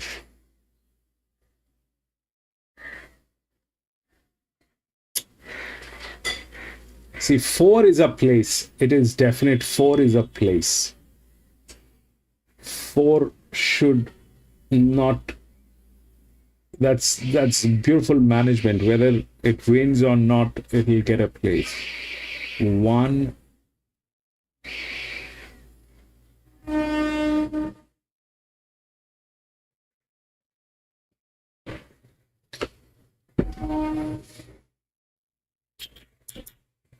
We'll take a look at the horses at the paddock. It's down there on the day. So George asked me to put on ride the horse in the Sydney Cup. The horse obviously came up, won the Sydney Cup, but straight after the phone call, I rang Alan Robinson on his landline and give him a nice old mouthful. He didn't know why I was giving him the mouthful. And I said, all those years that you played those pranks on me, I said, George Hanlon's actually rang, and I said, I've just delivered some really bad language to him, mucking around and joking. And he actually found the funny side of it as well. So, yeah, the George Hanlon, first time I met George Hanlon over the phone, be it, I made a deal of myself. Here's Mr. Prudent from Pastor Express and Star Reader. Mr. Prudent goes after Giovanna. Pastor Express the inside, and then comes Star Reader and Prophet's Kiss. But Mr. Prudent, trained by the master George Hanlon in front. Prophet's Kiss on the outside. Won't reach Mr. Prudent, and Mr. Prudent wins the Sydney Cup.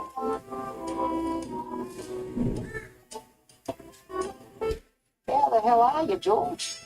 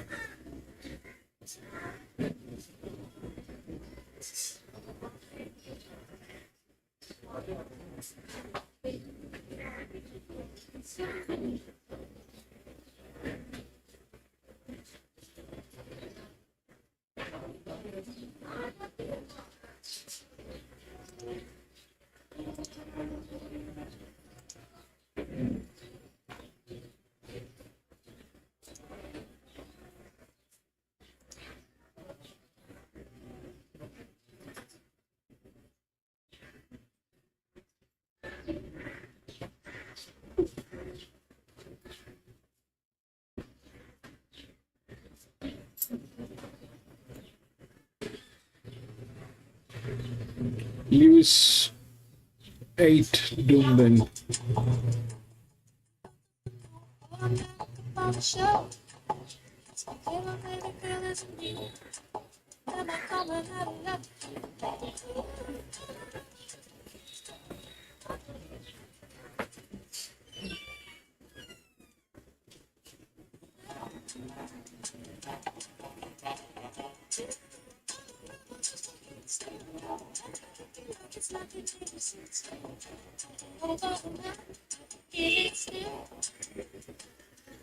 Welcome back to Doomben for race 6 on the card. A very important race, part of the National Apprentice Race Series. It's a cutest race. It's at Class 1 level and it's over 1350 metres. So just the one scratching, which is Super Zoom.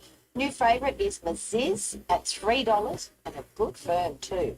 Let's look at Show You, Maxie. He's been $3.80 to $4 for Barry Lockwood and Cody Collis. Looks a good race for him.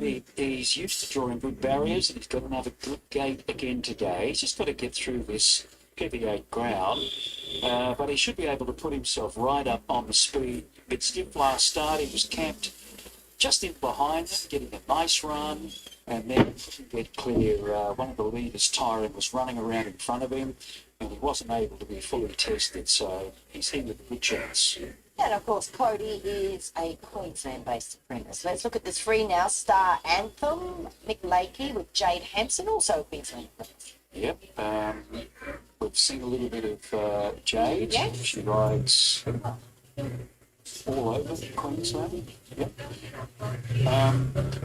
This whole Star Anthem didn't do a lot first up. That was a little while ago, back on the 16th of March. The prior form, only fair. I'm not sure about rain affected. What's the market doing here? No, it's Let's have a look at Live a Little now from the Tony Gold stable. And of course, Tony's own apprentice, Emily Lang, to ride. 3-year-old by the Autumn Sun. I thought he was very good at his first start, 1,200 metres. He sat up in second position, sort of niggled to be there. Took over about 300 metres out, and I thought clearly... 4 is a place, Lee. 4 is not a problem. 4 is a place, probably. Did have a number of barrier trials. 4 is a throughout place. the debut run, so I think he's ready to go on with it now. Question is it 9, 7? What do they have to speak about 7? Felicity's got the inside draw here with this fellow. Just hope he's sharp enough. I guess if he's going to, over the 1350, it's first up like he is today, but I like what I saw in his first preparation. Around some handy horses, he ran 4th to So Beaut on a very heavy. He beat Noble Decree. I know David Van Dyke really likes Noble Decree.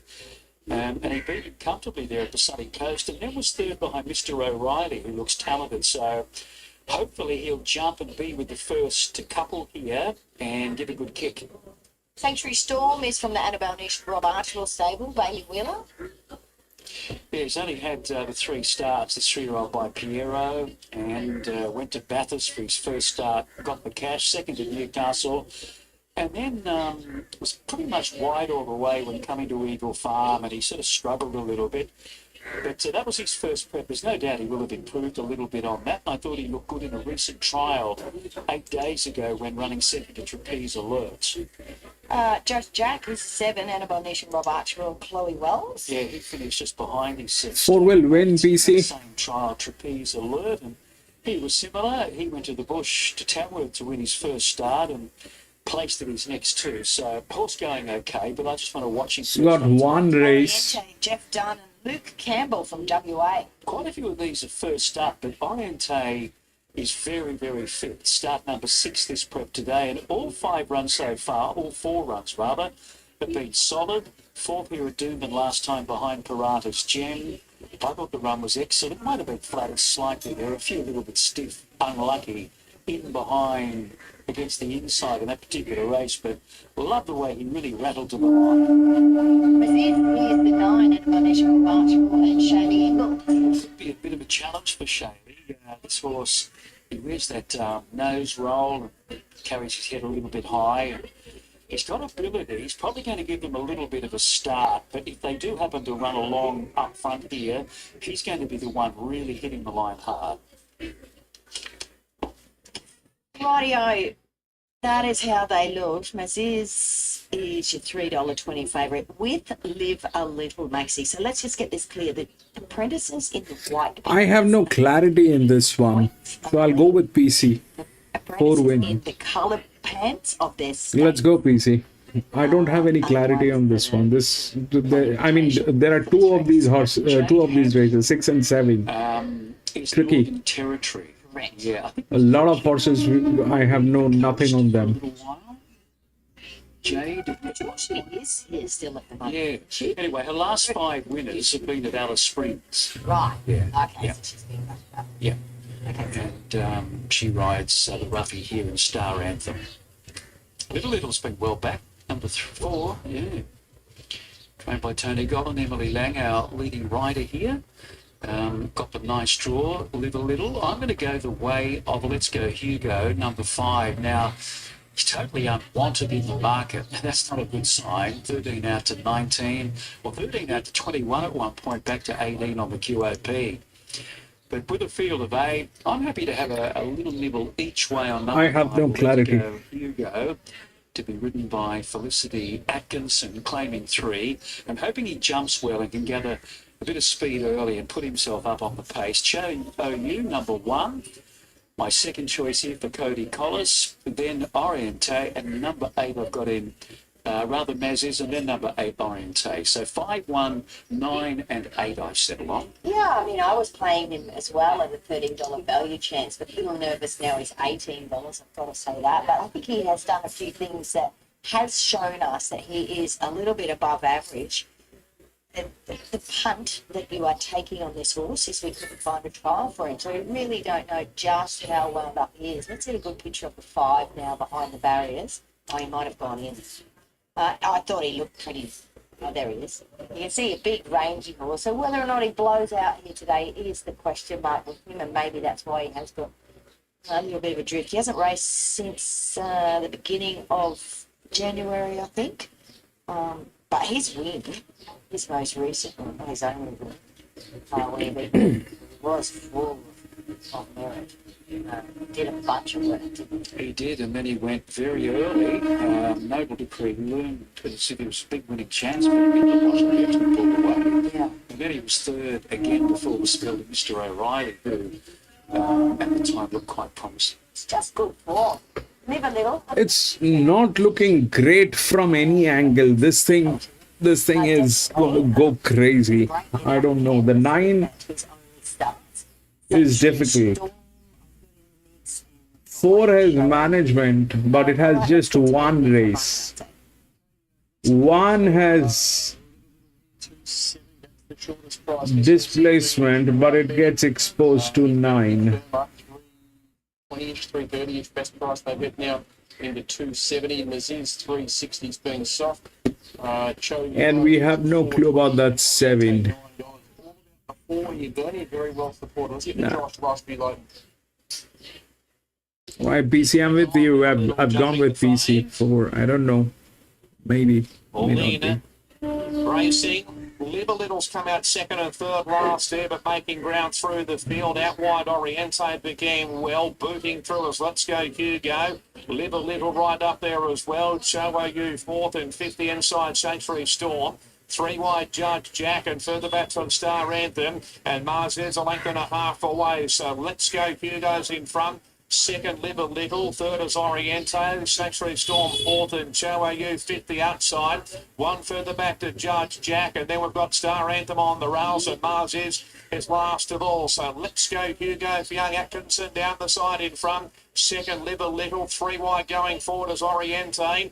Further back to Sanctuary Storm. Wider out creeping forward, Judge Jack passing Chow OU, and they're clear from Star Anthem, and Mars is on the inside. So Let's Go Hugo's in front. 3 wide is Oriente. Between them is Live a Little.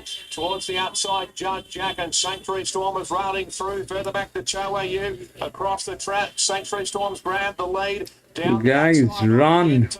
Still there, Live a Little, weaving through Cho OU, and further back to Judge. What the fish is happening there? Cho OU, Oriente, Cho OU. 1. Cho OU grabbing the lead late, and Cho 1. OU was 1 from Oriente. Massive 184. Live a Little, followed by Judge Jack, Mars is, Sanctuary Storm, Star Anthem, and the last one was Let's Go Hugo.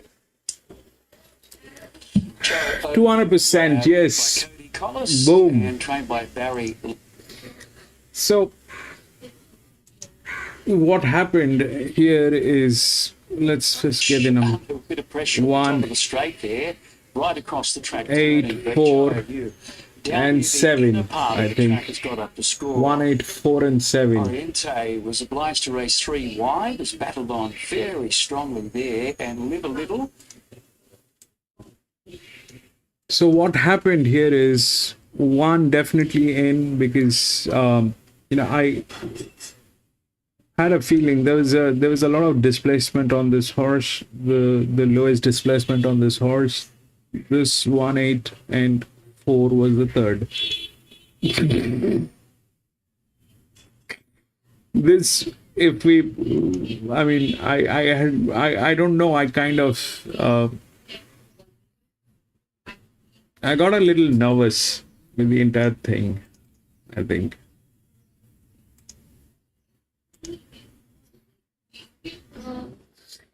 Weak ride, yes, probably PC, but that has only 1 race. That thing has only 1 race. It's a beautiful management on that horse, but winning was dicey. Winning was dicey. No, you were not lucky. You played well, Lee. You were not lucky. It was not luck. You played well.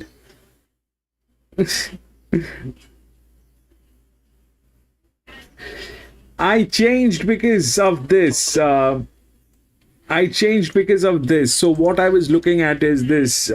See, that's not the strongest linear, and it won, but it with great difficulty. It won, but with great difficulty. That is because of the displacement on the weight. But this thing, I don't know how accurate is this. We need to figure this thing out. It's not that we are getting 100% on this. So there is a displacement on this. But if we look at that number, then we also have to look at this number. So if that's the inner one, this is the outer one, then the odds are right. If I don't know if I'm able to explain. If that's negative 877, this is positive 913. But this is an EW. Now this was in beautiful hands. Okay, there's no problem about that it is in it's a good team, but somehow I lost the entire I just lost it, bro. Let's just accept that I lost it. But if this was played rightly, when we had it, this is where the race was. I actually had a feeling it'll go like this. But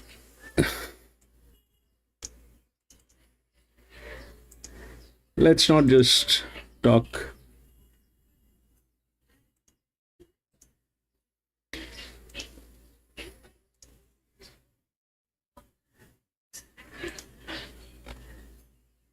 Seven, 2, 4, 8, and 12 scratched.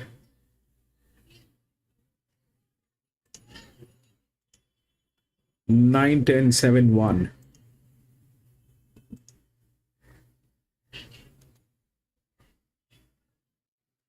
Nine, 10, 7, and 1.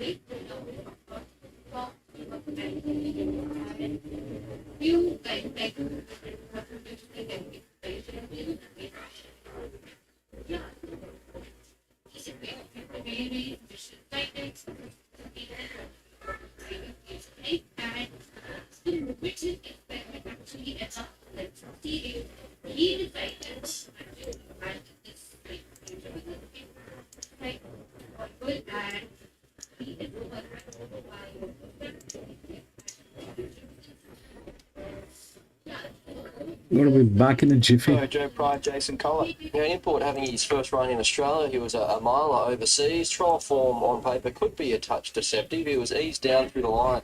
So ignore the 10 out of 10 and 7 of 8. 35 weeks between runs, the type of all if you'd like a market push forward. To this point, he's just holding his quote at longer odds. Nice enough type. He seems to have fitted in well here in Australia in his couple of trials.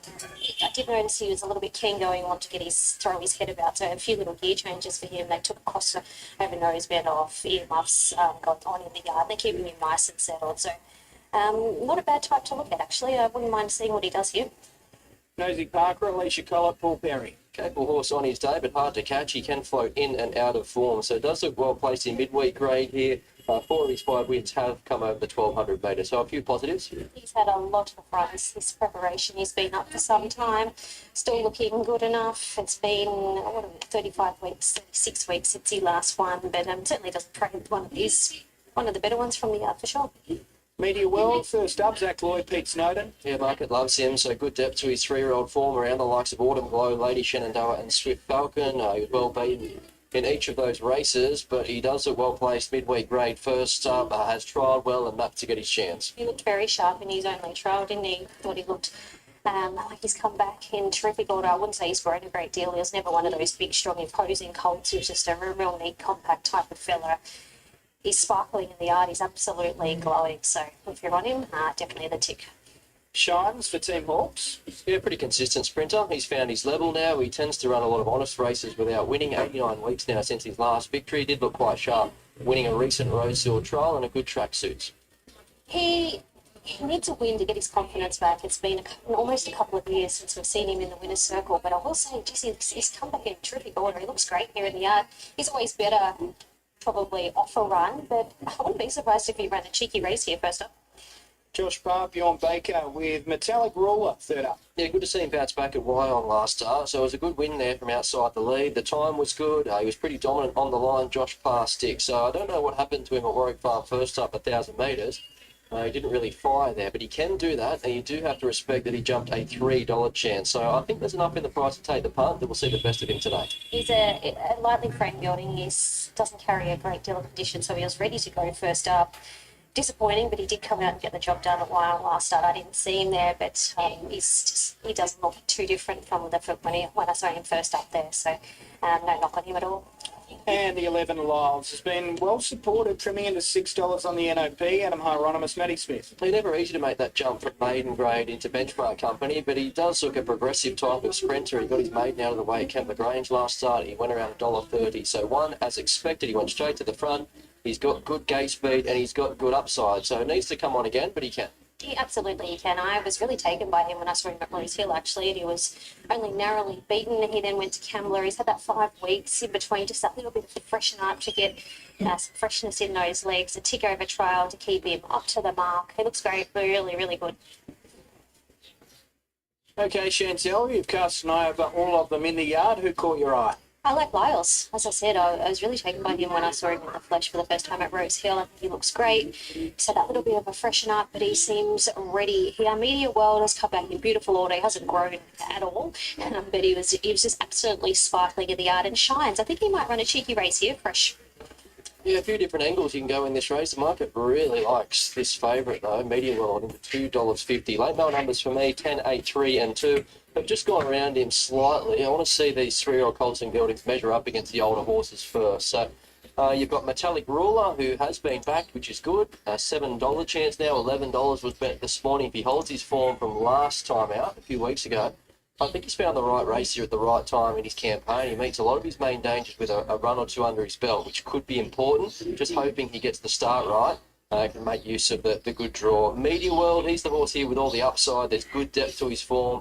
As I said, the market really keen on his chances, just slightly back out to the $2.60. True to form, bit of a tricky gate. He's going to be ridden conservatively, but there's more upside with him. When these imports hit the ground running and win a couple of races at their first Australian campaign, it generally pays to follow them because they improve with time. And two, Little Contro. Again, a horse that maps to be probably out the back here, and he's a touch soft because of that, but he was a big first-up winner last campaign in a very similar race, so inclined to keep him safe. 10, 8, 3 and 2. $2.60 now for this favourite, Anthony. Top selection, Metallic Ruler. It's the best backed outside the favourite. 260 for Media World, 280, 290 best price. Got into 250 now, 260 right at the death. But outside of it, Metallic Ruler's been $7.50 into 650. It's now third favourite. True to form there in the middle of those is 480, and Lyle's also $6.50. So Media World's a firm favourite, but Metallic Ruler, you're on topper. Good late support. Here's Darren. And this is really starting to tighten up now. A good long odds move here for Metallic Ruler into 650 now. And the joint third pick with Lyles, but Media World is moving in now. Goes off a clear favourite. The 300 is ready. Little Contro goes forward. And the final stages of loading them up. So race 5, the first leg of the quaddie, and Media World is a clear-cut favourite. 1,200 metres ahead of them, clear proof to come up to the outside draw. Nosy Parker is the rank outsider of the field here. Alicia Collett's given Nosy Parker a very good warm-up there behind the gates. There's the light. Ready to run, the quaddie about to kick off here at Warwick Farm. Racing now, and Shines in the middle, jump well. So did Flying Sultan, sent forward on the outside as Shines, and now Lyles is not going to give up gate 1 without a fight. Media World plonks in 4th position, followed by Metallic Ruler. The 300 is beaten for speed with True to Form improving its outside. Little Contro being eased back in the field, followed by Contaldo, Clear Proof, and Nosy Parker's last, and a long last. Flying Sultan at speed. Leads the way to the apprentice by 2.5 on Lyles. Shines a clear third. Media World a clear fourth. They're really strung out. 2 further back to Metallic Ruler. A gap to True to Form on the outside of the 300. To the turn they travel. Flying Sultan coming back to Lyles. Given a bit of rain now. Shines moves up on the outside under a ride. And Media World is being scrubbed up on the inside and starting to scoop them up quickly. Lyles moved up now. In front narrowly from Media World, who throws down the challenge. It's Media World and Lyles, the 300 going to third, running on well. Media World right up the inside though. Gets to a narrow lead from the 300, who's digging in late. Media World and the 300. Media World just got in narrowly from the 300, and I think Lyles scraped into third from Little Contro. Further back to Metallic Ruler, Nosy Parker, Clear Proof. True to Form well held at the end from Contaldo, Shines, and the early leader Flying Sultan weakened to finish last. 6. Well, first look at the quaddie goes the way of the favourite in Media World. Peter Snowden, Zach Lloyd, $2.60, $1.30 beats the 300. Well, the market said not today. First up for the 300. Clearly, that galloper did not know that. He was fantastic, No. Son of I'm Invincible. That's a beautiful return. He's 8-5. agonisingly close. Lyles travelled and probably looked your likely winner at the top of the straight, but found a couple. Arman is on fire. One to go into the black book there. First up, Joe Pride. Okay. This is the 7th one. There's a lot of horses we have no information. This is all red.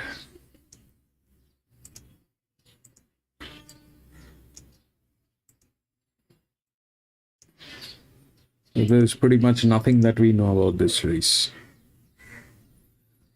But let's say we play old school. If we go through that, then 9 is the BB. It's a 1350, all right. Here, this one did not do anything. It was an EW. Here, it is not an EW. It's a drift. So,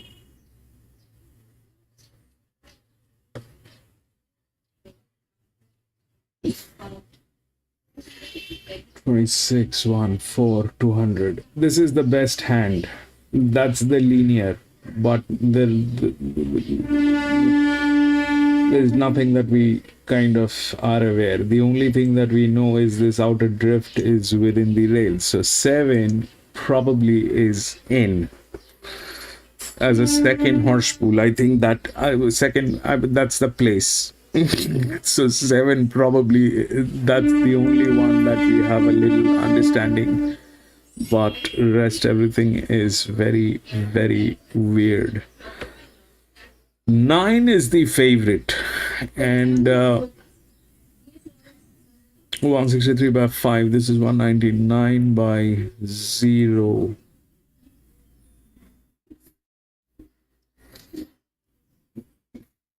Six 3536 20 199 by 0. This horse has been on this distance ever since 6. The linear is 1, which is in very good hands. The linear is, that's the only thing that we know, that it is in very good hands. That's the linear, but it's not a strong linear. So it's 7 is 9 is the favorite. Either we play 9 favorite or we play the next, which is this one. 1 10 5 4. This is 244. This is too far. Too far. This is a good jockey. 7 is in. So 7 is in. That's the largest drift. Now winning is which one? 6 in 7 is one way of looking at it. 6 in 7 or 9 is the favorite. That's or 1 and 7. It's this or this. This is in good hands. This we don't know, but it's pretty much like that. I think this is a better one. 3 and 4, 9 is definitely there. It's 67, 26. This is 26. This is 26. Definitely, this is better. This is better. 26, 26. 10 is better. 10 is better than 4. But we don't know anything about them. 7. I'll play a 7 second odds pool. Probably a place. Maybe. I don't know what's going on here at Doomben, man. Aruman, another boom. Yes, you're on fire, Aruman. Beautiful job. Beautiful job. But it looks like you've been working, Aruman. It looks like you've been working. And your work is showing results. That's for sure. That is for sure. You're on the right track. Whatever you're doing, it is working.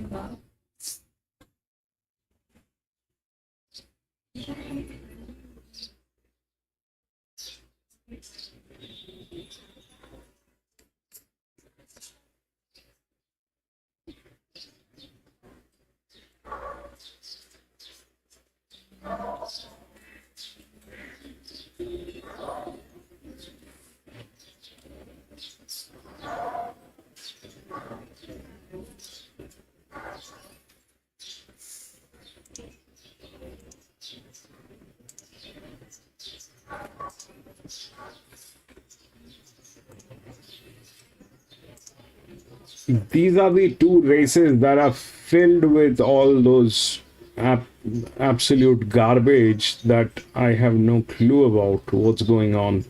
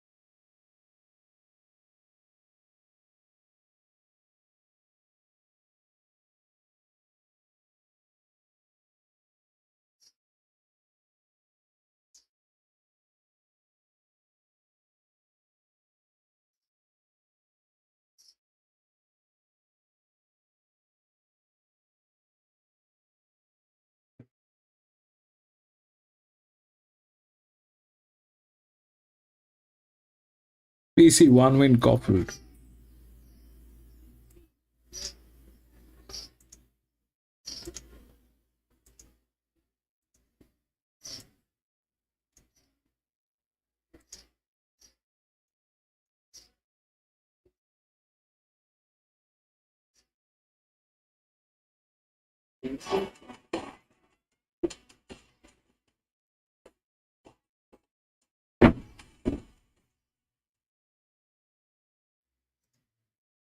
Stand well, and the gates are back there off and racing. Metalbender and Revasan both missed the start. Hot Danish was the best out.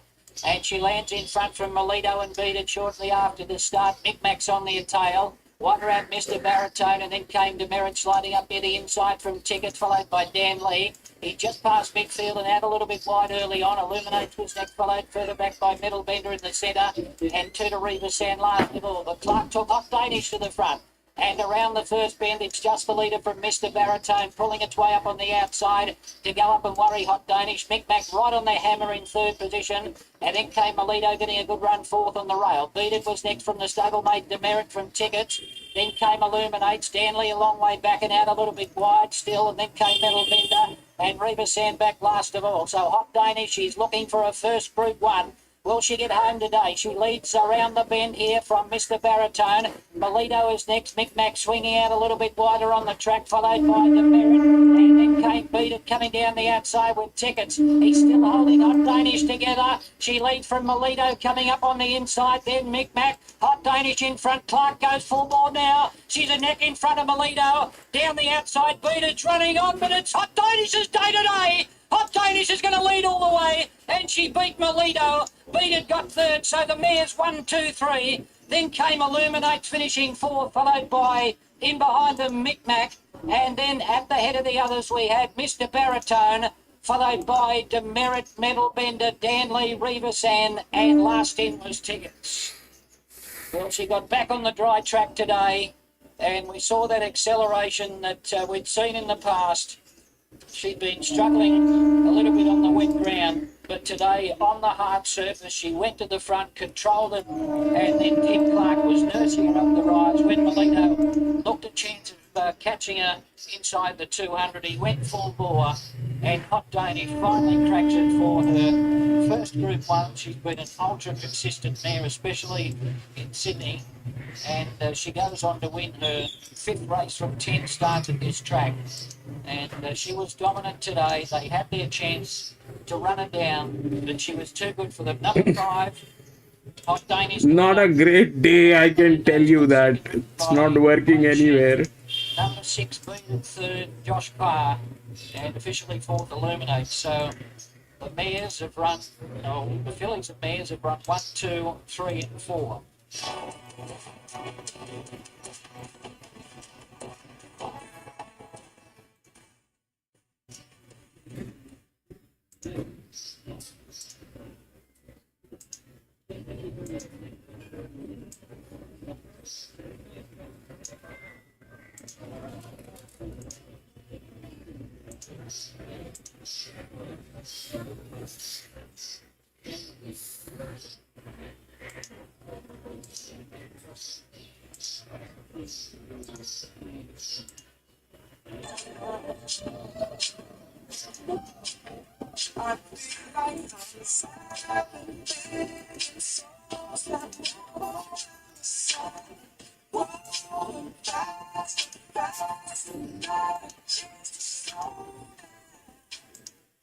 Okay, race 7 from Doomben and Phillies Mares Class 1. We've got Southern Charm 330 favourite from Kettlebell. Let's get to Bernie and Maxie in the yard. I'll talk through them. Welcome back to Doomben for race 7 on the card. This is the National Apprentice Series race final, so we will have a winner after this. It's a Fillies and Mares Class 1 plate, and it's over 1350 metres. So we'll chat more about who's a chance of winning and who's not afterwards. So let's take a look at all the horses first. Southern Charm is our $3.30 favourite. Slightly on the drift there, Maxie. Single and Ready is from the Barry Lockwood stable. A $6 chance with Emily Lamb. I think this mare finds the right race.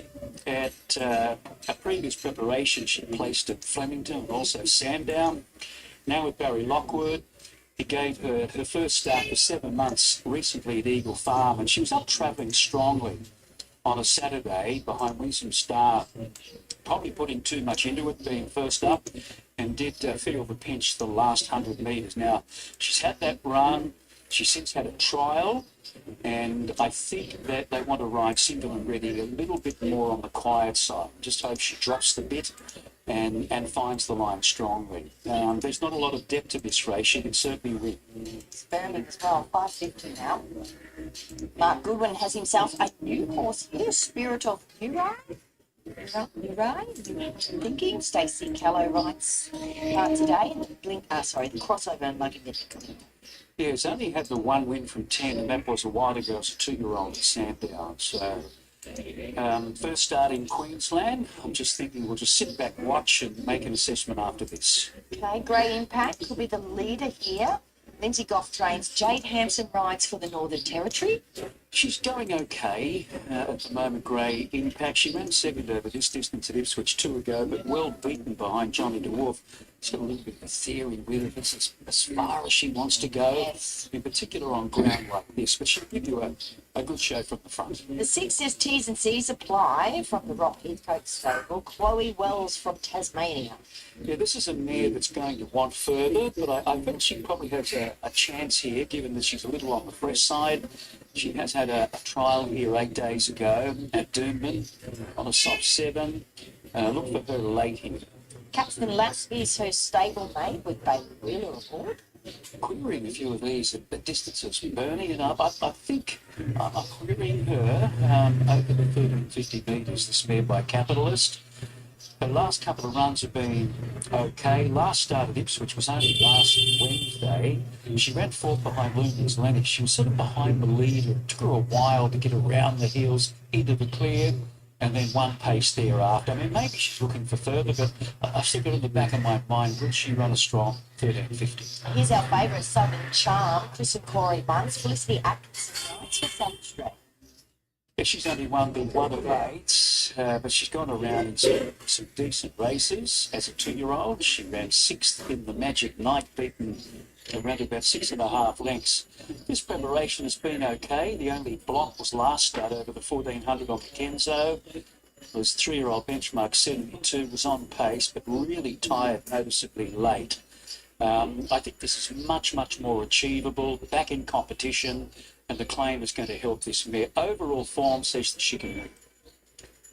Alrighty, Olivia Kendall. She gains a day pass for a Metro licence here today, I believe, to ride in this race. She rides Kettlebell for Belinda Mare, so that would be some feat if she could win. Yeah, this filly has placed a couple of times here over the 1350. Was second to Parada's Gem last prep, third to Divine Diamonds over this course. She managed to get a deserving victory last start, albeit on the poly at the Sunshine Case. She absolutely blitzed them. And there's no reason why she can't run well again. Okay, then we round them out with Pretty Row, a $21 pop from the Ruby Chatterton stable. Luke Campbell representing Western Australia. All right, this mare's only had the 1 win from 19, and that was quite some time ago, so happy to look elsewhere. Rightio, that is how they look. Now, there has been a lot of shuffling around of jockeys and things. Yeah, I'm completely confused today, honestly. Maxie, Everybody is confused. no, that's Emily Lang representing Queensland. She switched when her mount was scratched early today. Yeah, that's right. So the person that's representing the state has to get the ride. If their mount is scratched, a fellow Queenslander, for instance, in this case, forego the ride. I just want to find I want to tell you, because this is the end of the series. The winner will be found here today, and I believe this series started back in Hobart, I think. Then they went March. They went to Darwin, went to Perth, went to Murray Bridge before coming here for the final this year. So there's only 3 contenders. So Queensland and Northern Territory cannot win. They don't have enough points. South Australia is on 35, currently our ladder leaders. WA is on 33, and Tasmania is on 30. So you get 7 points. 10 is the filly, which is very good. That'll be Jade Hampson. No, sorry, not Jade Hanson. We're looking at T's and C's applies. Chloe Wells for Tasmania. She's a possibility. WA. The only thing that we have on the 10 is the last mile. Okay, as long as you understand. That 10 has the So last mile, but will it win? Ready number one. It's been well back, $7 down to $4.60. Here were the riders a short time ago. That's the 10. The last mile with the 10. It's a wonderful scheme. It's been going, I mean, Years. years. Yeah, it's something I did as an apprentice, and I think We it's got a wonderful. beautiful footwork that is there, PC. Wish that all states were involved again. Yeah, yeah. But I think Make it- Victoria's coming back. I don't know, maybe New South Wales did it in own league, but I think Victoria's coming back.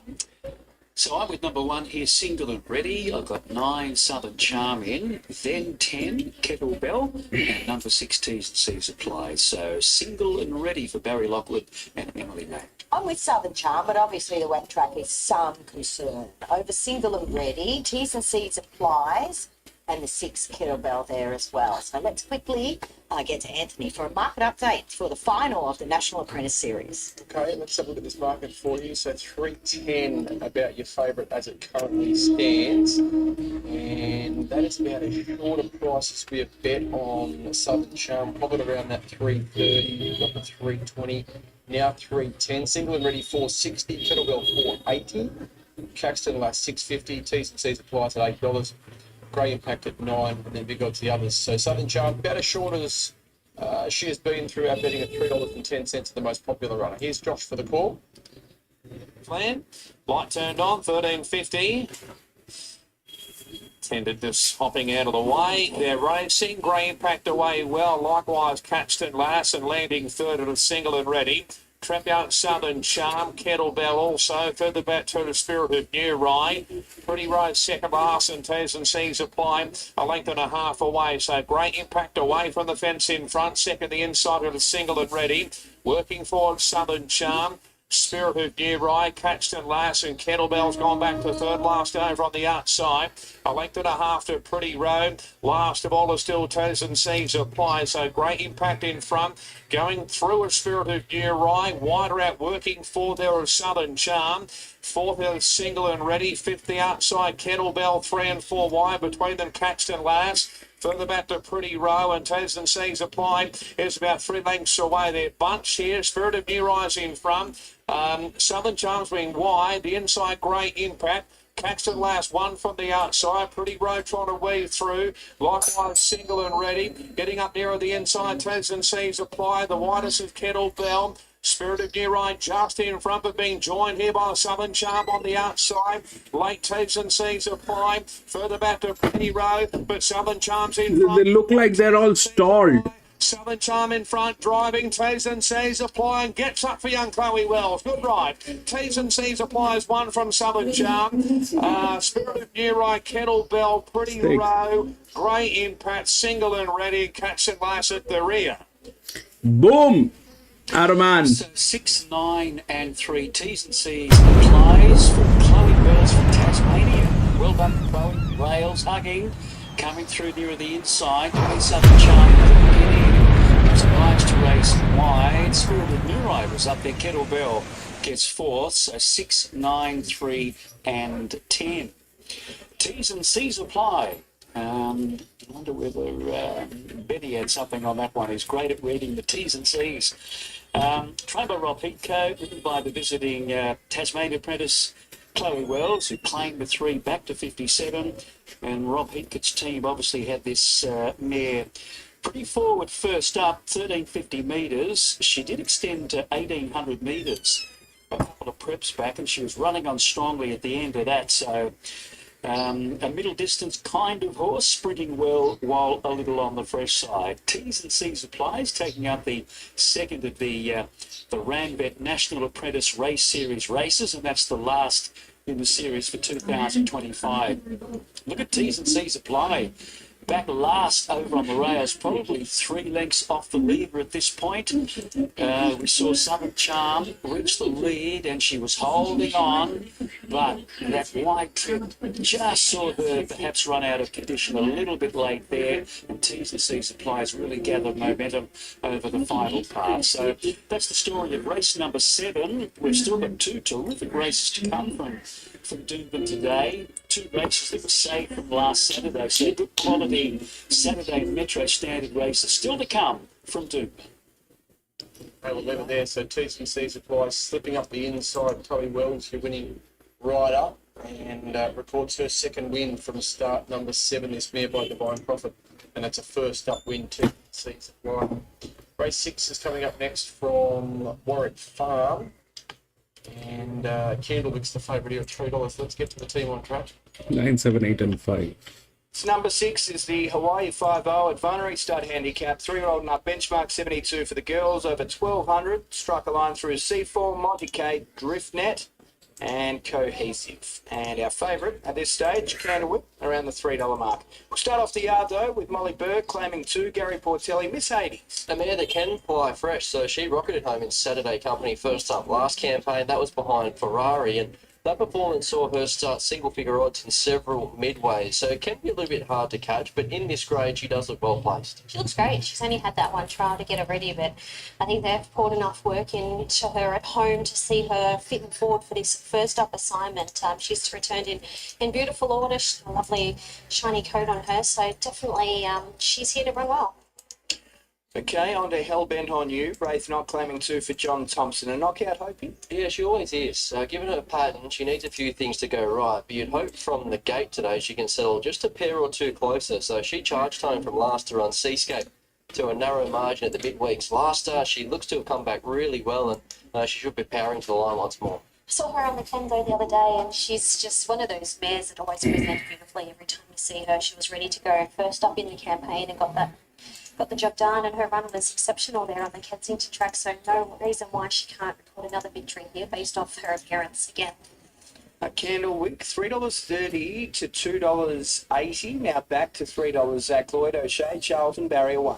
Yeah, keen to see where she ends this campaign. So this is a kick-off point. She's well bred. She's a half-sister to classic legend Athero I Am Famous, and she's loaded with talent herself. So already a winner of 2 from her 3 starts and was unlucky in that loss. So the stable have big aspirations for her, rightly so. She should bounce out, put herself somewhere on top of the speed. Now, she's had the 2 trials, but it was 4 weeks between those 2 trials. So it did Big have a Bad 5 Warwick Farm. I think the original plan was to go to a race like the PJ Bell, but this is a nice backup.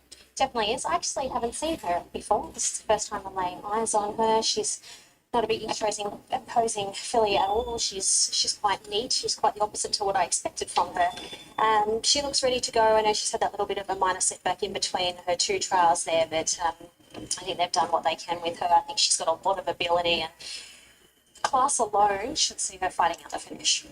Cozy Corner, Ash Morgan, Paul Perry. Hasn't found her best form this time back, and it's been a busy campaign striking in this 9th up, so she'll appreciate a drop back in grade. She ran in the birthday card last start at big odds. Prior to that, she was beaten 3 lengths by Written in Code and Canara, and that has proven to be a strong form reference already. I say it every time I see her, she always looks beautiful. She's always got dapples upon dapples. She's deep into the campaign. She's been up for a fair while now, but she's looking absolutely beautiful, so you'd love to see her run well. How dare you? James McDonald and James Cummings, Barrier 9. Another good fresh mare, so should have won first up last campaign. She was slow away and then held up in the straight at Canterbury, so didn't find second up after that, despite being hard in betting. So she can be hit and miss, but I do respect the booking of James McDonald. Yeah, she's a lovely, big, strong girl. She always stands out for the right reasons. She towers over a few of these, but she looks to have returned in nice order. Her trials have been quite nice. We know the stable don't tend to do too much with them, but she coasted through the line nicely. So she's definitely able to run well first up. She has won first up previously, so no reason why she can't. She has Attitude, $18 the open, $21 at present. Alicia Collett, Mitch Beard. First run for the new stable, so first up for 46 weeks. We'll learn more after today, but could be a pretty handy pickup. She's lightly raced. She ended last campaign with back-to-back victories before spelling, and the latest of those wins, she beat Know Thyself, even though he was a touch unlucky on that occasion. So solid trials, horse you'd like a market push for. To this point, just a touch soft. Mitch has turned her out beautifully. She's going to, no doubt about it, she's going to take a lot of benefit given the fact that she's had such a lengthy time on the sidelines. I have not seen her for, I can't tell you how long it is. It's early days actually, so it's been a long, long time since I've seen her in the flesh. But condition-wise, she's looking really well, but I think she might need this. Tahina's aquatic, Michael Friedman. Was given a try over the 1400 metres last start, just folded up over the concluding stages. So back to the 1200 metres looks to suit the same grade. She's up and running. It just comes down to early pressure for her, but at least we know she'll make her own luck. I was of the same opinion, Brad. I didn't think she saw out the 1400, hence why they've dropped her back. She looks beautiful. She was one of the first horses I saw when I walked into the yard, and I thought, wow, that horse looks well, and it happened to be her, so definitely a tick here. Okay, Miss Kim Carr. Olivia Chambers claiming 3, beyond Baker. Chasing 4 on the bounce, so she won 3 in a row at the back end of last campaign as she ripped through the grade. She went from a narrow maiden, narrow class 1, to winning at Canterbury in a benchmark 68 out to the 1550. So sound trial, she's got upside. The gamble is whether she wants further. She came out of a handy trial there. Media World won the trial and he won the previous race there. So I like what the stable did with her. Typical of them, they take them to the country, let them work through the grades, build their confidence up, and then they come to town and they've got everything backing them up, the right attributes. So first time I'm seeing her, she doesn't look out of place here. She looks like she's a naturally fit filly, so she's here to run well as well. To the extreme, Josh Barr, Ron Quinton had an each way price, currently $18. Slightly raced mare, just the age starts to her name, was flushed out early on the Kenzo 3 weeks ago in this same grade. Maybe that just dulled her finish. I thought she was still entitled to hit the line, a touch better. It has to be a query running out a strong 1200 metres off that. Has not been anything wrong with her from a yarn perspective, but we would like to see her lift. Last 2 have been a little bit questionable, but if she produces a run here from 3 starts ago, then she could run a lot better. Erin Seaver, Adam Hieronymus, Chris Waller. So she has undergone colic surgery since we last saw her at the races. She's had the 3 trials, a host of gear changes, blindfold and brow band go on first time, earmuffs pre-race only first time, and nose roll off first time. So showed good talent in her first campaign. She won her maiden at Gosford in good style and then was 3rd behind She's Got Attitude at Canterbury, making good late ground. So she's good enough, it's just whether she's ready. And they just have to sort out her barrier issues, and hopefully all the gear changes can do that. Hopefully she's on her best behaviour. She braided really nicely and settled, so that's a positive sign when she gets to the gates. She'll run okay, actually. She will definitely benefit from the run, but she could run okay. Trafalgar Square, Jace Collett and David Payne. Another horse at 1200 metres might be on the short side for her, but I think tackling this nice and fresh gives her the chance to do something. Trialling well, barrier doesn't help, but there has been support for her at double figure odds. It was a Dornant. Wrong horse. I'm happy to match Trafalgar Square. Look, she's a horse that can be up for a long time. She's only had 1 trial come into this, a little bit of a let up, so I'd like to see her after a couple of runs. Okay, and Love and Light to round things out, guys. $6.50 to $7, looking for back-to-back wins. It took her longer than most thought it was going to break her maiden, but she was well placed first up there to get that out of the way. That was at Newcastle. She was a $1.30 favourite. She won by 5 lengths, and the runner-up come out and won her next start at Goulburn. So a lot of her form is on wet tracks. Last start was on a heavy track, but now she's on her way. Every chance she can go right on with the job. Yeah, I think that'll really help her going forward now, just that real confidence boosting win. She was able to dictate, dominate, kicked on a wet track, dry track. I don't think it would really worry her. So I like the way she's returned. I was quite happy with her from the yard. Okay, so that's a look at them in the yard ahead of race number 6, second leg of the quaddie. Fave saluted in the first. Pick of the yard. Shani, give the punters a guide. This was the hardest race I've assessed all day, actually. I have went with 10, Tahina. Like I said, she's one of the first horses I spotted, and I thought she looked absolutely beautiful out there. How Dare You has come back particularly well. Candlewick is here to run well. I think she's got a lot of ability going forward. Hellbent on You, I could honestly name about 6 of them. Late mail numbers 6, 8, 4 and 11. Where does this drift end for your favourite? $3.50 now, tab fixed odds. So the bookies really want to take this favourite on. She has had a minor setback. Maybe that's in their thinking. There's no knock on her talent. It's just the setup. But she does look a progressive style of filly, and I'm inclined to stick with her. So 6, 8, 4 and 11 dangers. She'll run well fresh. Needs a few things to fall into place given her pattern, but like what she did first up last time in. Form is Hades, another horse with a similar profile in that she needs everything to fall into place, but she too can run well first up. And Miss Kim Carr goes in as the 4th elect. I think she'll be a A nice filly to follow. She's got upside. There has been some support here despite 1,200 metres potentially being on the sharp side. So 6, 8, 4 and 11. Big drip for the favourite, Anthony, and a big firm for Trafalgar Square, I see. Yeah, Candlewick's 360 now. This is a very big drift on the favourite. Trafalgar Square is into $7 now, so as much as 11 earlier on today, now 7. Miss Kim Carr's at 8, Love and Light's at 8.50, Miss Hades at 9.50, Hellbent on You 9.50. So you couldn't say that the money for Trafalgar Square has been that significant for the gift to account for the drift on Candlewick. They're very much taking this favourite on. Got to 360. Now back to $3.50 right on the death. Let's get it down. It's a 2 out. Hellbent on You going forward. Wraith Knock. 20 Metro wins this season. And Trafalgar Square, the horse that is now second favourite, moves in for the Hawaii 5-0 at Binary Stud. Stand by for a getaway. Candlewick the fence, the drifting favourite.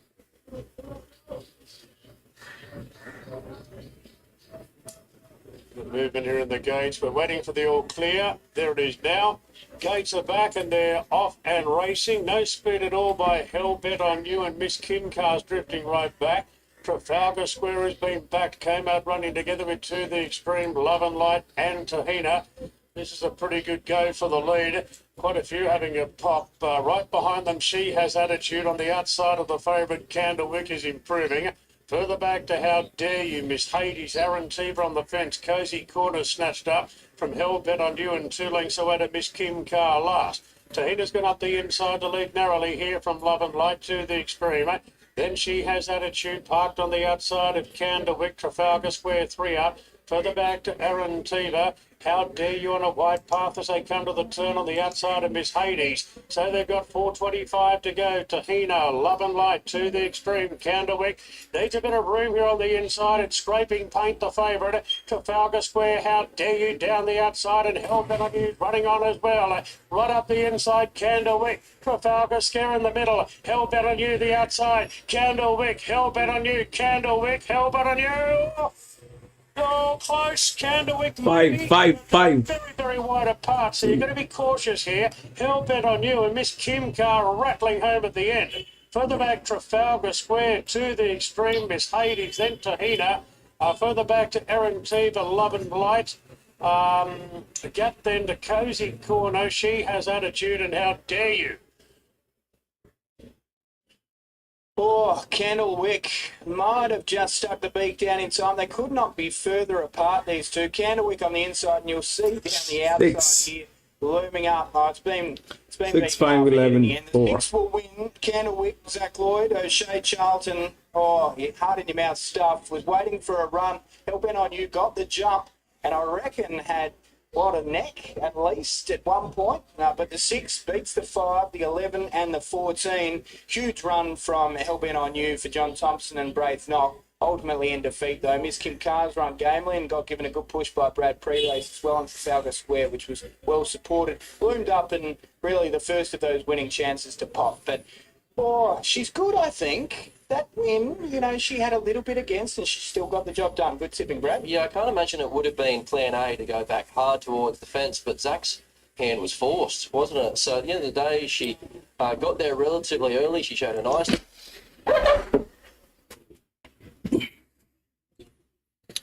Okay, this is the 8th one. And if we look through the odds, it's 9, 7, 8, and 5. So... Now, if we look at this one, it was the same distance. The 6 won, and the 6 basically had 2 advantage. One, it had the advantage of the distance. It has always been on this distance, and secondly, it had no pressure. Rest we don't know. There's absolutely clueless. So here, this is how Randwick basically plays.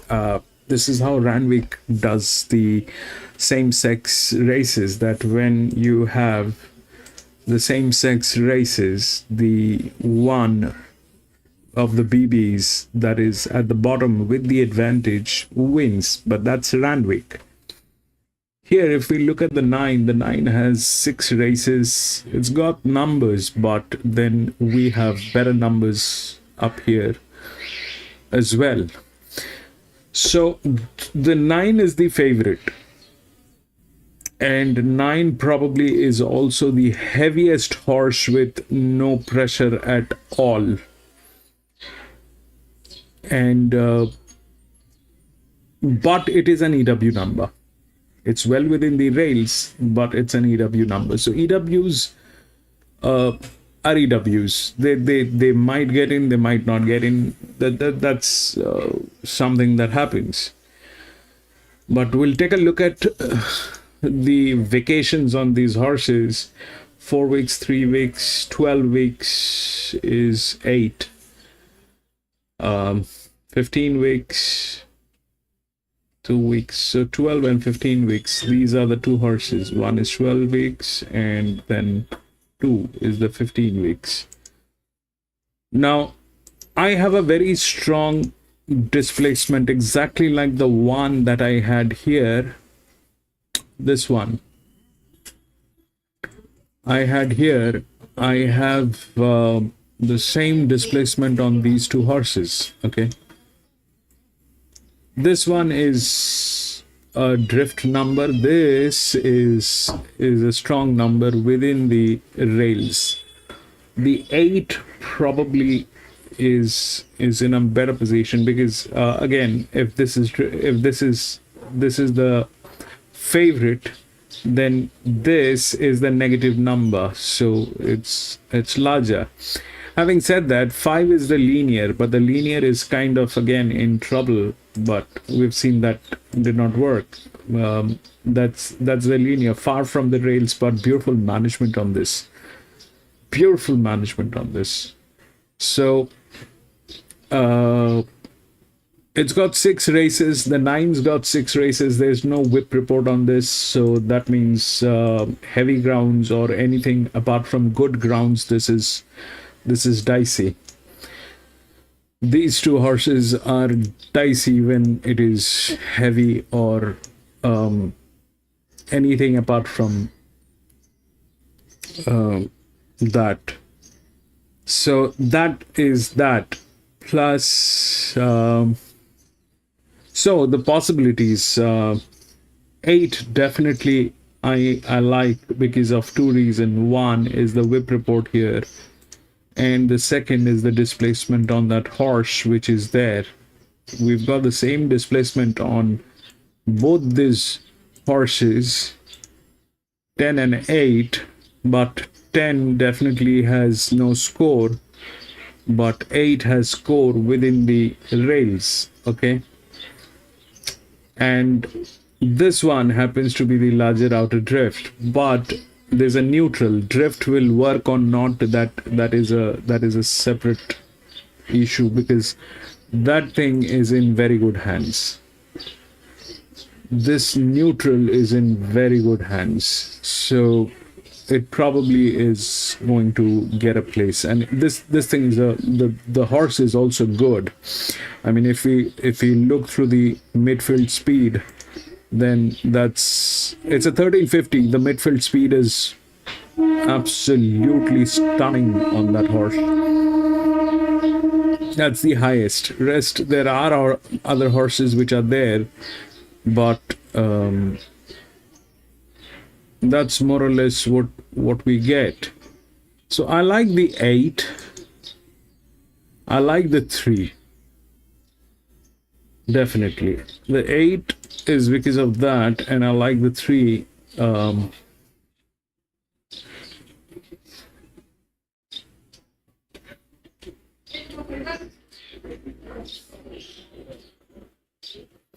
And the best jockey is on 1. That's the best jock. That's the best jock on 1. The last mine is with 2 and 1. Definitely this is a larger drift. But 8 kind of looks okay. 8 kind of looks okay. If that's what the thing is, 8 kind of looks okay. 10, 3, 27. This is 4, 3, 4, 30, 1.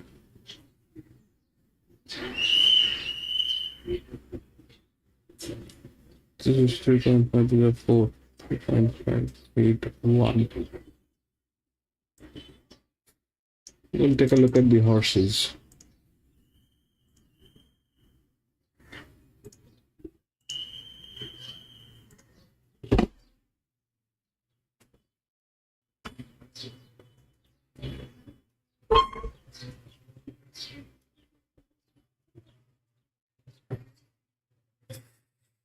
Five, Caulfield, Warwick Farm. Oh, that was the previous one. This is 10, Caulfield.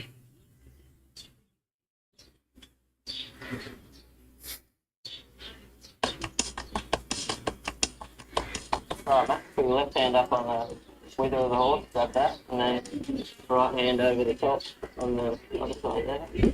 And then top your left leg, twist and I'll take that. Yeah. You see what it feels in my head. Stop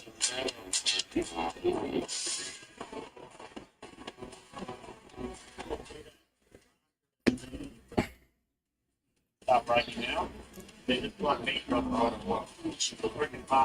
Right, and I'm kind of clueless, PC, today. I'm kind of clueless.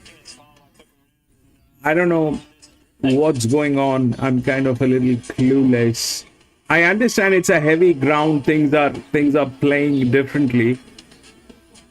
It's a very heavy 9.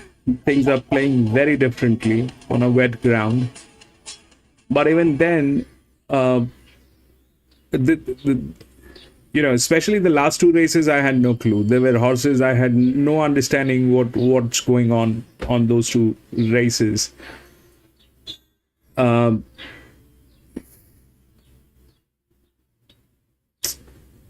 I feel sorry about that, PC, but today was not the day. I think today we should have avoided this entire thing today. It's a heavy track.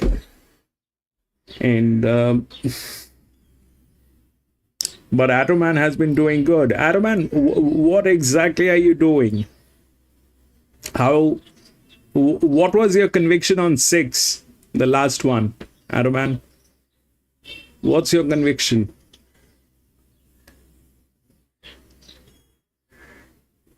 Let's hear from Atoman. He's been doing good.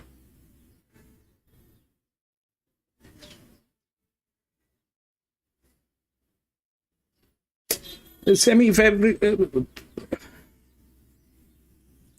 I have no words, PC. If I speak, I'll be shameless. I don't have words today. I've lost everything. And the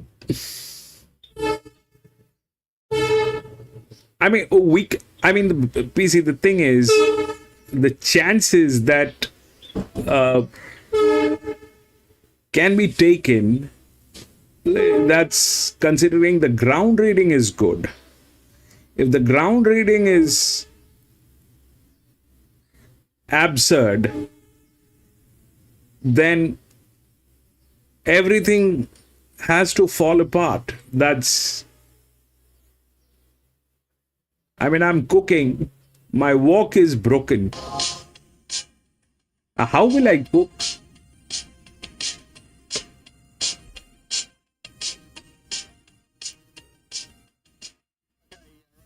Doomben race 8 at 9. This one's the filly race. Rescheduled 380 about Autumn Girl.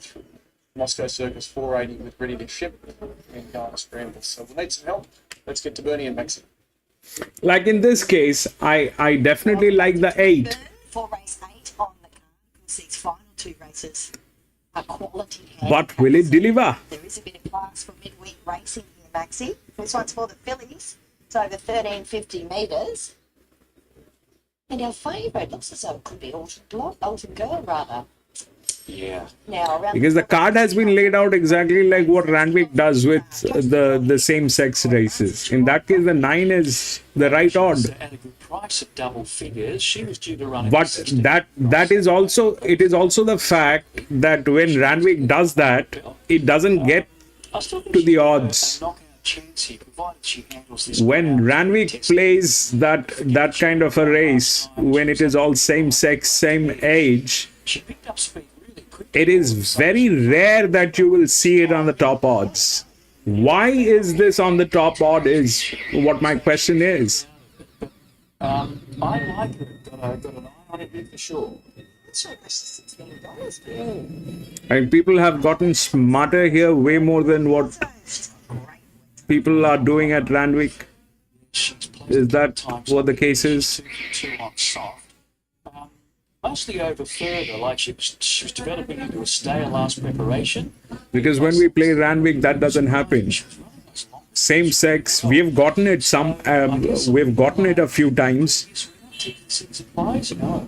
The same sex races at Randwick, we've gotten it a few times, but they were not within the odds. The long shots that came through on a good ground. 2 runs this time. She's been well beaten. There've been some excuses. But this one is within the odd. Why? Whatsoever. So, too many ifs and buts for mine today. Okay. What about Madam Lexus, Ashley and Kelvin Perks and Sammy Toller? She's a little bit like Sun Worshipper. Probably wants something a little bit further. But being first up, expecting her to run on quite well. Data Scramble is the 5 here, Jack Bruce and Jake Bayless. Remains pretty solid in the market. This filly by Encryption. She's only like I know you go with your instincts. You go with you visualize the races and you go with your experience, your instincts, your conviction. I go with numbers.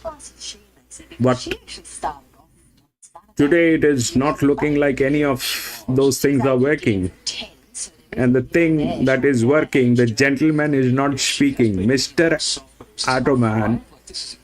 Different story. She's never been on a heavy, so Mr. Atoman, kindly advise. She's been pretty consistent throughout her career and was terrific first up. She was in a beautiful, like she was given a lot. Stay low, PC. Not the day. Not every day is a great day. Some days are. It's okay for anyone ready. Royally. She was a winner on a soft 7 last start. Matt Dunn, Damien Thornton. I think beautifully placed by Matt Dunn since he got her. She'd only had the one start in the south, and she went third at Ballina, second at Eagle Farm, in an on-pace dominated race where the winner led all the way. She held on. And then she won at Eagle Farm last time over the 1400. It was a moderate maiden. I think this is a lot harder though. Okay, then we get to Autumn Girl, Kelly Schweder and CJ Graham. I think she's hard to beat. Look, she looks fit. I know Kelly said he hasn't had the ideal prep with her because of the big wet, but yeah, well, that's what he said. Everyone's in the same boat, and she gets the right track conditions. Perhaps this is a bit different the day she won on a heavy 8 at Ipswich. A bit more testing here first up for her, but I think she's got a touch of something good. Really, she was the favourite. I really like this horse, but will it win? I don't know. She's only ever one win. It was on the synthetic, but last preparation ran second to Mashani Lily, so that's a really good form reference. And I thought it was okay at the coast last time. It was in the duel, won by Hearts of Better. She was a bit tight for room in the straight, but this looks a nice progression up to 1350. She's pretty fit. Good filly is the 10, so she's in the club. Yeah, Georgie's taken the mount on her. Look, she's been going okay. Got the maiden out of the way 2 ago, but this is a good deal hard. Now, I don't know how they looked in the yard, so there they are behind the barriers now. Autumn Girl's been a good firm, Maxie. 5's into 380. What else are they liking? Well, the Commodore, as you say, they're starting to firm up a little bit further now. They've departed from the yard, 10 to 750 on the QOP. Nibble to Sun Worshipper first up, 9 down to 7.5. So that's what's doing. We'll get a big market update in a moment. This is a good betting race. This will be holding a little bit, I'd say, Bernie. 370 now, Autumn Girl. I kind of thought she'd probably be around this price. They were freely betting $5.50, but now push comes to shove. They want to be with her, and I think she can get the money in, mate. Over one Poster Girl, she's been the big drifter. I think she'll run a lot better than that $18. Then 2 Sun Worshipper and number 9 Ready to Ship. 8-1-2-9. Very good pronunciation. They are also talking about 8. There, Maxi. I'm with Autumn Girl as well. I just, felt I know you shouldn't get carried away with trials, but I did just love the trial that she had last Tuesday. One has the best jockey, so they're talking that 8-1. 50 first up. But the 3 is there. Point. How long since we saw The a race? 3 is there. 22nd of January when we saw Probably. the bit of a flop. How will they stop the 3? It's a neutral. 1350. The only factor that is there in between a place and 3 is it's a wet ground. Yeah, definitely. She's going to be. I'll go with 8. Let's see. And just one run at them in the home straight. 6 Doomben. No, there's just no money at all for her. Don't leaving her right up there. It's definitely the 2 Sun Worshipper. 258. And best of the rest for me is definitely Lacometer. 2. What was the 9? Oh, the 9 was Ready to Ship. Yeah, I think I'm going to have Lacometer in front of her. All right, 8, 1, 2, and 6. As we come to you, Anthony. Betting race, as Maxie said, Autumn Girl best back $3.90 into $3.40 in the last. Lee, I go with 8. Even I went with 8. As short as $4.40. That's the If that 8 loses, Lee, Ready to Ship on the other hand down to $6. I've got a strong. We'll see what happens. Data scrambles at 11 and Adaman chooses 2, but this time Adaman is not right. $3. Autumn Girl 320 firmed again now, so all the money's with the 8 late. 2 is a place, probably, if the neutral doesn't get in. So race If the number 3 doesn't knock it out, then 13.50. 2 is a place. Autumn Girl jumping the 5. The light turned on. Probably. Lena. Still blinking away. 2. Yes, they're about their race now. Magical away well, jumping in front from Moscow Circus, Ready to Ship and booting through as Poster Girl. Leading 5th is Good Philly, 1.5 to Autumn Girl on the inside, further back to Data Scramble. Madame Lexa, Sunward Shipper, last of all is Lacometer. So Moscow Circus in front now. Everything is going to fall apart. 3 lengths away. 1 is running. 2.5 to Ready to Ship over on the outside. Good Philly. It's a Buck. next one. The race favourite there was Autumn Girl over on the outside. We are all in trouble. The inside, 3 wide Data Scramble. 1.5 lengths to Lacometer as they swing down the side. Moscow Circus by 3 parts here. Second, Magical. They race away by 6 lengths here. Third, Poster Girl. Ready to Ship on the inside. 1.5 lengths to Autumn Girl. Further back to Good Philly. Sunward Shipper. Next, the outside Data Scramble, 3 wide, Madame Lexus, and still last to all is Lacometer at the 350. These 2 leaders have come right back. Moscow Circus in front, though, by a length and a half. Trying hard to come through as Ready. Where is that monkey 8, man? Poster Girl's making some ground. Autumn Girl on the outside. Moscow Circus in front. Looming up with Ready to Ship. Moscow Circus Ready to Ship. Ready to Ship on the outside. Grabbing the leader. Ready to Ship as 3.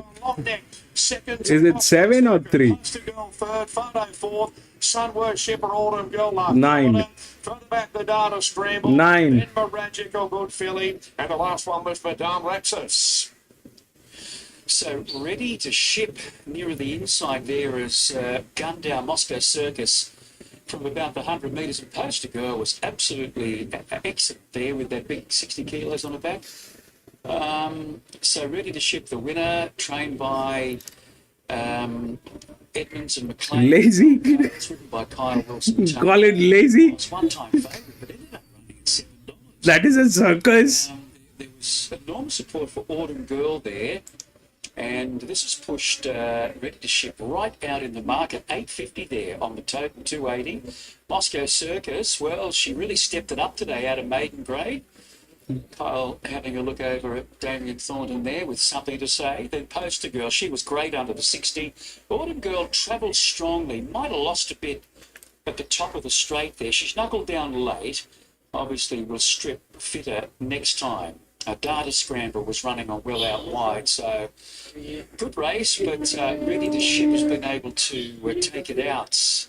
As we look at them here, turning into the straight, Kyle could have gone back towards the inside, but Moscow Circus has got that for the moment. About 4 or 5 horses off the fence, and now here comes Ready to Ship, who comes out of the duel over a month ago, just a little bit over a month ago at the coast, so she's been obviously ticking over nicely at the coast there, and she's got the money there and was quite strong on the line, Bernie. Yes, she was, Maxie. Toby Edmonds is here. We've got to get to Sydney. Well done, Tobe. Great effort. I didn't know you were here. How are you? Just running late. That's okay. No, it was good. Yeah, good ride. I'll put it right. What are the numbers, by the way? 50 was probably the right call, I think. Thank Andrew Mallion for that. He rode 9 won that we have seen. Yes, under the handicap, she was in nicely too, wasn't she? Yeah, correct. She ran well on the duel. Don't lie, there was no handicapping on it. There was no pressure. Conditions are suited. She's a fellow that probably appreciates the jar out of sting out of the track, so that was great. There was no handicapping, don't lie. Just because he's here, I do have to go. Just because you're wearing a hat doesn't mean that you can lie. Tommy was giving me all sorts of instructions. And I said, you probably trained him all right, and we'll get good that way. Certainly did. Well done. All right, there he is, Carl Wilson Taylor. Back to you, Anthony. Right, just gets there from Moscow Circus and Poster Girl. Did run much better, as Maxie said. It played the age, Adoman, it played the age. That's all that happened. Welcome back to Warwick. Let's get the numbers. It's the Super Dry Handicap over 1,100 metres. 3-year-old and up bench. 9, 7, 1, and 8. We've got $2.30 favourite here, Snack Bar. We'll get to that galloper in 2-6. We'll start off the yard there with Deprivation. Ben Osmond's claiming 3 for Nathan Doyle here. Even in an ideal world, maybe this would be 1,200 metres. You just hope. So what played is this, that when you go through the handicapping, that 9 has no handicapping. All right. And then it went straight away to the pressure line. Then it straight away went to the pressure line. This one won because it had no pressure on this. And then it went to 9-7. And then what? 1 was here. 1 was with the best jockey. We spoke about this. 1 was with the best jockey.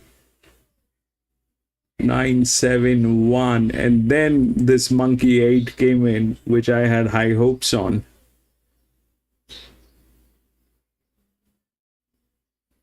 Nine.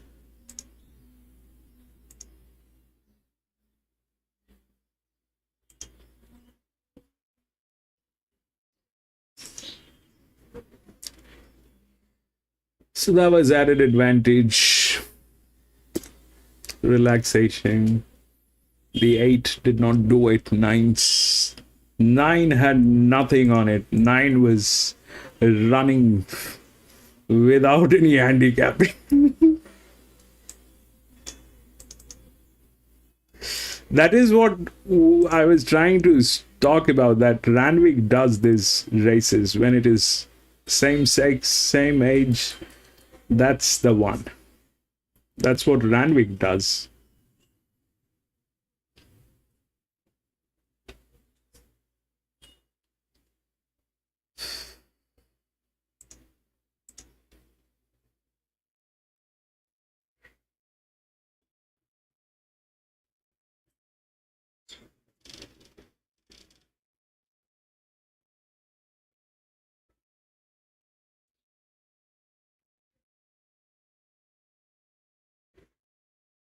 Huge PC. The day is not working. It's a bad day.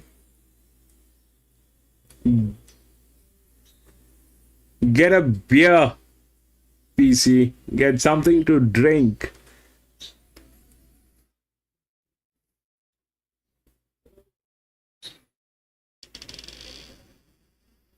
It's a bad day. Not every day is a good day. Some days are just nuts.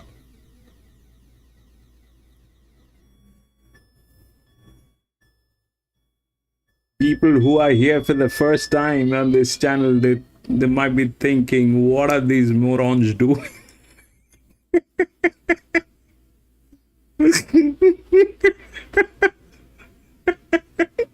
We are drunk. Freaking high, man. I don't know.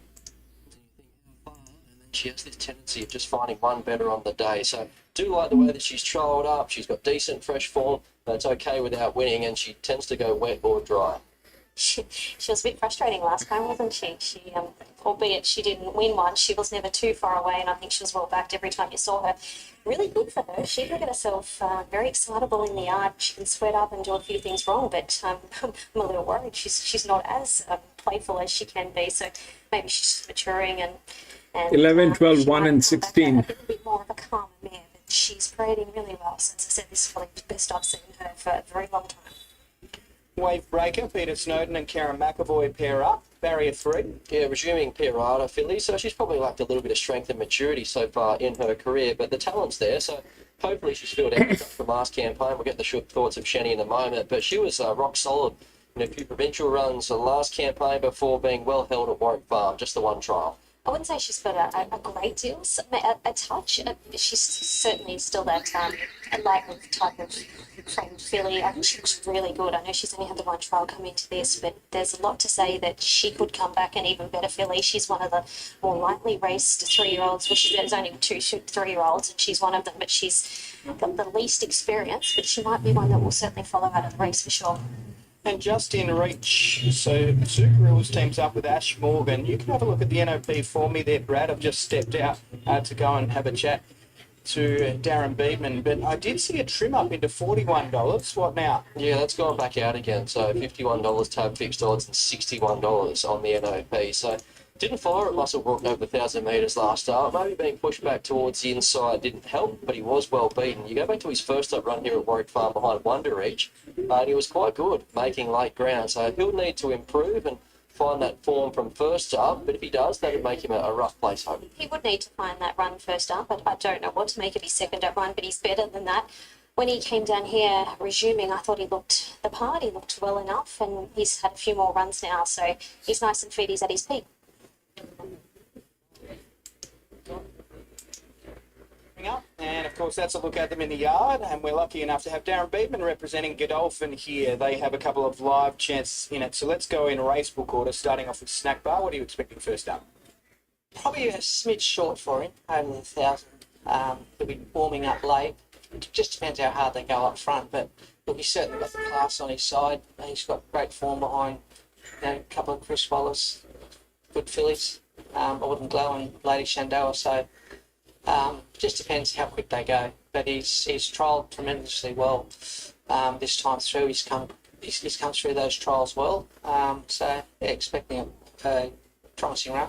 Okay, so no real choice but to take your medicine a little bit from the gate, and I guess the same kind of applies to Driftnet first up. What are your expectations? Yes, well, she certainly loves Warwick Farm, and this is the best she's ever presented pre-race. She's really conserved energy back at the stalls, and only given her the one trial cut going into this, she tends to get herself pretty fit. She winds herself up, so James elected just to give her the one trial. No, she couldn't be looking any better, and always runs well fresh. Love it. All right, good luck. Thank you. Thank you to Darren. Let's go to Shani for a pick of the yard. Who is it, Shani? I'm going to read the top weight here. Deprivation. Thought he looked fantastic. Snap bar as usual. Great. And I'm really taken by Wave Breaker. I think she might be one we can follow. Late mail numbers 1, 4, 3 and 8. I'm also with Deprivation. There's not many of us with him though. He's out to $11 tag fixed odds. That's a bit concerning, but he's got a good first up record. I'm just hoping he can adjust to the tempo of an 1,100 metre race for the first time. So 1, 4, 3 and 8. The 3-year-olds will be obvious dangers. Stack bar, he'll give away a head start, but a few scratchings might help in that regard. He won't be as far back. 3, King of Russo. There's been support for him. His first run back is a gelding, and 8 Driftnet goes in as the 4th pick. So 1, 4, 3, and 8. The main story going into today was how a lot of these 3-year-olds were going to perform first up, and to this point, they've all delivered, Media World and Candlewick. So over to you, Snack Bar and King of Rousseau, and they've had plenty of support here, Anthony. Into 230, bottom out at 220, just back to 230 as they start to load. King of Rousseau bottomed out 350, now 370. Driftnet 460, Deprivation Easy now $10. Did touch 11 there at one point, and Wade Breakers at 13. But all the money with the 3-year-olds. Snack Bar in particular ahead of King of Rousseau was the last few load. Here's Darren, 4th. In the early races, the first going to Pearl de Chocolat, Aerodrome sat outside Hidden Motive to win the second. Sacro Catino got up to knock off Dark Stratum in the third.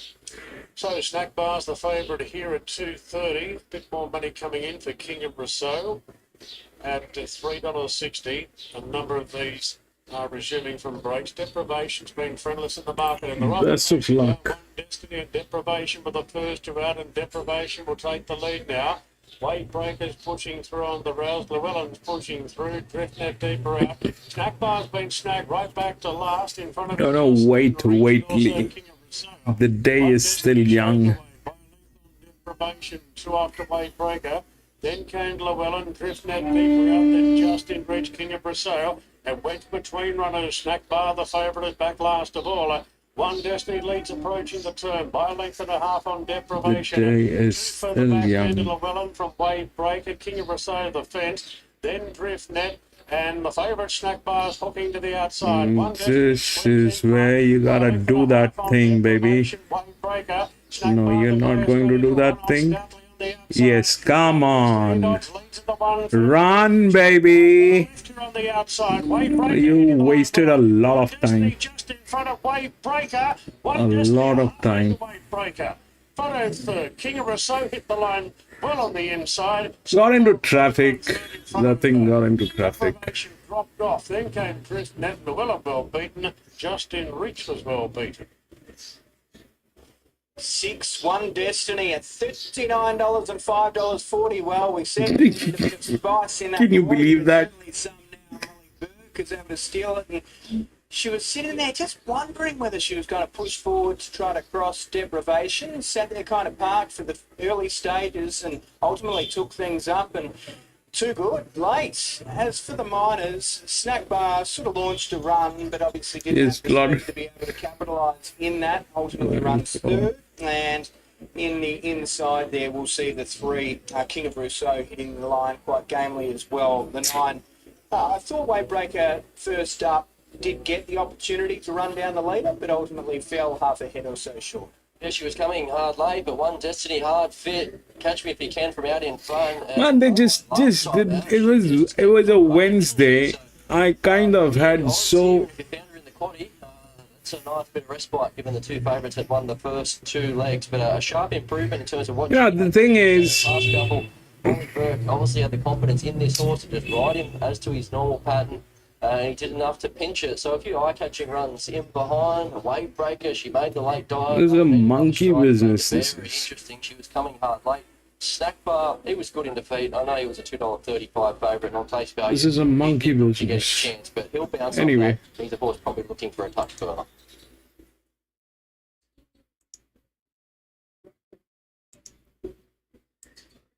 All right, so this is the last one here. It's a quality race. Let's first take a look at the vacations on these horses. Sorry. So we're talking about this 2 weeks, 4 weeks, 12 weeks, 12 weeks, 15 weeks, 7 weeks, 2 weeks. This is 12, 12. 3 is 12. 4 is 12. 5 is 15. Rest everything is okay probably. 5 is 15. 14 is 7. 5 is 15. 12, 12. 3 and 4. 12, 12. 5 is 15.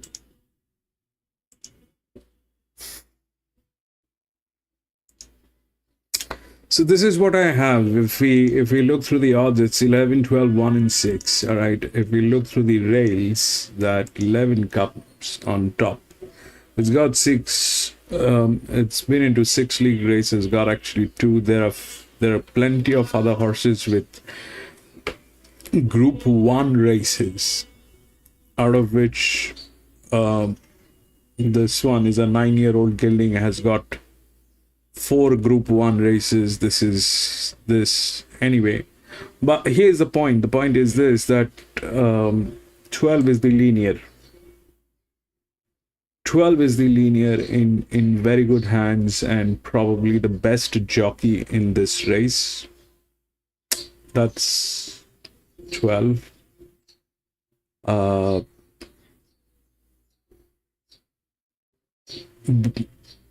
But you know what they're doing is they're reducing the you know, so they have reduced the weights to 7 kilograms, 6.5 kilograms, and that is something that they have done, and which is why the at the midfield we are not getting the speed. At the last 350 meters we are not getting the speed, because most of the races that they have done is they've reduced the weights like nobody's business. This one was okay, but rest everything they have done this. They've reduced the weights to 6 kilograms, 7 kilograms, and that is what is creating a lot of nonsense at the last 350 meters. Now this one is the linear, all right, but it will get a very difficult, it has a very difficult task, because the last mile, even if it has the last mile through its speed and everything, but it is becoming difficult.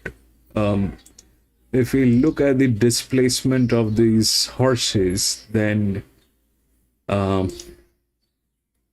that 3 is a 4-year-old mare. Now the 3 is a check. That's the first thing. The 3 is a check.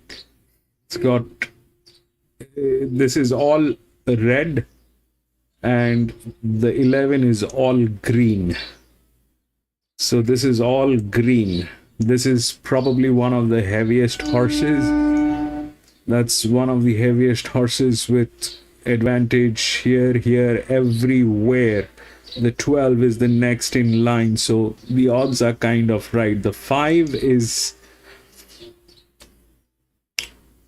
there with a jockey, with a good jockey.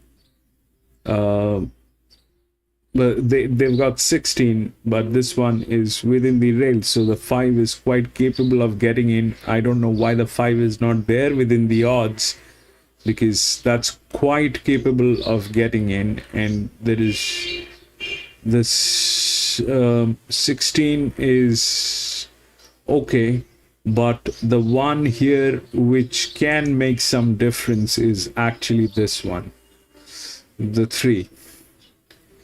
Well, will that work is something that I don't know, because this track has been playing up, and I mean, it's not playing up, it's a heavy track, and whatever chances that I have taken today, it backfired. So it's either that 11 or that 12, because of this being a linear, and it is well within the rails. The 5 is there.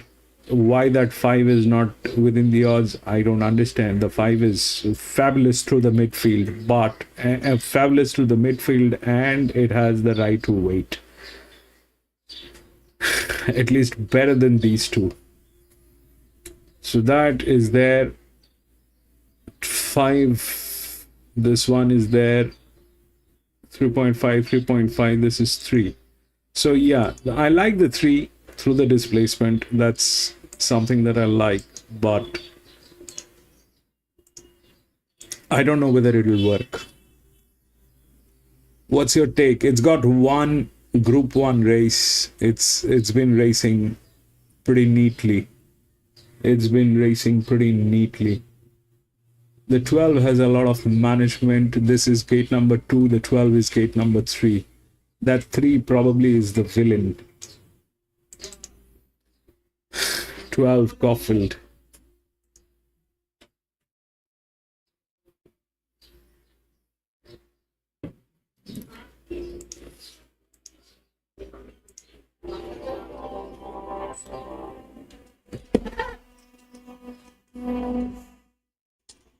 The start of the autumn, the stars came out.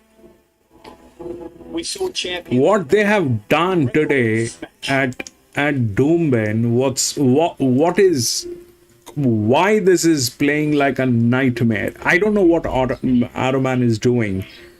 If he explains, we will be very grateful to Aroman if he explains what exactly he's been doing and how those numbers are working.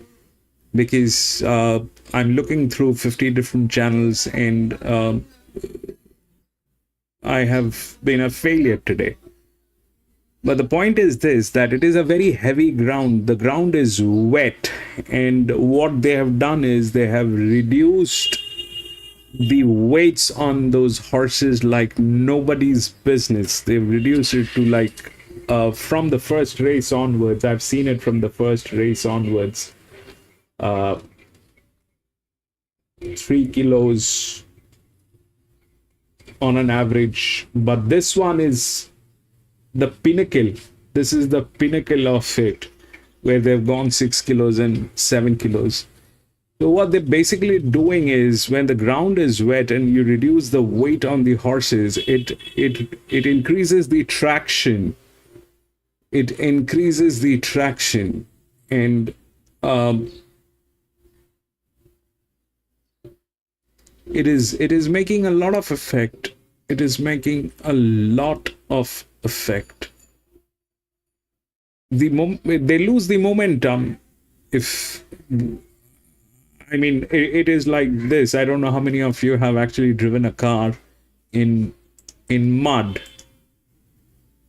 So if you drive a car in a wet ground, which is like muddy.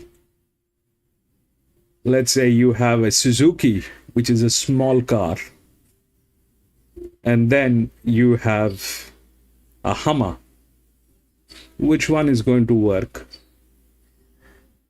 The 2-ton Hummer or the 1,000-kilogram Suzuki? That's exactly what I'm trying to explain. That when you reduce the weight on the horses on a wet ground, it increases the traction. And when the traction, and if you, how will you get it to run? Doomben race number 9's up next, and Great Minutes Away devastates the favourite from Miss Charlene. Let's get Bernie and Maxie for the last. We'll need a bit of help with this one. Welcome back to Doomben for the lucky last on the card. 16. This is quality handicap for the Open. Horses over the 1350 metres. Devastate. 310 to 360 is the favourite, but a firm for Miss Jolene. 7's in 550. Yeah, Yes. with this favourite Bernie Devastate, the wetter the better, but the track for the last race has gone up to a 7. To all the way. Oh no, we started on a 9. Yeah. Went to an 8 after 16, 3, 12. and then all the way to Yeah, they kind of all together. 2, 3, 4 gate number. Bit testing, so I think Devastate fans would still be happy, but they'd be happier if there was an H alongside it, because he's got a great. The 3 is still better than Let's 16. have a look at Sofrado. I think the soft 7 is much more in his comfort zone. Rep slip trains with Kyle Wilson Taylor to right. The starting favourite in the King of the Mountain was always well. There is nothing that worked. This is absolutely menace to the Shifty and as wet as it can possibly be. So we know that he doesn't mind a bit within the ground, so this should be ideal for him today. Second up, he had a great last preparation. So definitely forgive, and if you're on him, be paid to stick with him here. Where do we put Sinawara in the mix here? Antonio Matty Seals confirmed. Something could be brewing with him. I just find him like a Rubik's cube. You know, almost impossible to get these days. He went around at the Sunny Coast in freaking back in January. He wasn't able to get on the track. So then back to 1,000. That's not his go. Maybe the 1,350 is better, but we just want to see him do something. But if you look, if he ran on and got a place, it wouldn't surprise the good old boy. Okay, well, I mentioned the move for Miss Jolene at 3. Let's have a look at her now. Yes. Kelly Schweida and CJ Grail. Yeah, it looks good for her. She always runs well fresh. Last time she was first up, it was over the 1,350 here. She actually jumped well, and there was no pressure in the race. Navy on the highway went straight to the lead, stacked him up, and ran home in 33.07. Clothquine got through to nab Miss Jolene for second on the line, so she's very good fresh. I know Dan's very happy that he's been able to get a couple of trials into her. And she looks the part. She doesn't carry a lot of condition. She's just an all-round, very, very handy mare and can win. Here's Encoder. He's hilarious, isn't he? All those are very fancy words, but will it win? He's not really a wet tracker, but he's probably just having a run for fitness. Yes. Sakes. Bailey Wheeler rides for lead. Yeah, he's got to start somewhere, and this is a nice kick-off point for him. So I can't have him in the numbers, but I'm hoping that he runs well, because when he gets up over a mile plus, he's pretty effective on firmer ground. Yeah, it looks bright. What about Kerchak? I mean, he loves a wet track. He's first up, though. Ben Lorenz and Jacob Manchester. Yeah, looking sharp too. Just lightly on the toes in the yard. This is how he's got to be if he's going to win over 1,350. He's a good horse, this fellow. He's a very good horse. Watch for him late. Great parade. He's actually 2 from 2 here at Doomben as well. At Wits End, he's had a busy racing schedule, Maxie's. Danny Bowen, Sammy Collins. I thought he was excellent on the Poly 2 ago. He carried the grandstand and charged home. And then he backed up quickly. It was a week, and he was still okay at Eagle Farm. So never underestimate. He's got a draw where he's just going to sit back and do no work earlier. He can find the line strongly at this level, especially with 55 on his back. Here's Devastate, Tony Gollan, Edge Jones. Yeah, well, I think he's at his right distance. 12 is the linear, should deliver PC. Giving the ground, it all adds up to him, and he goes forward too.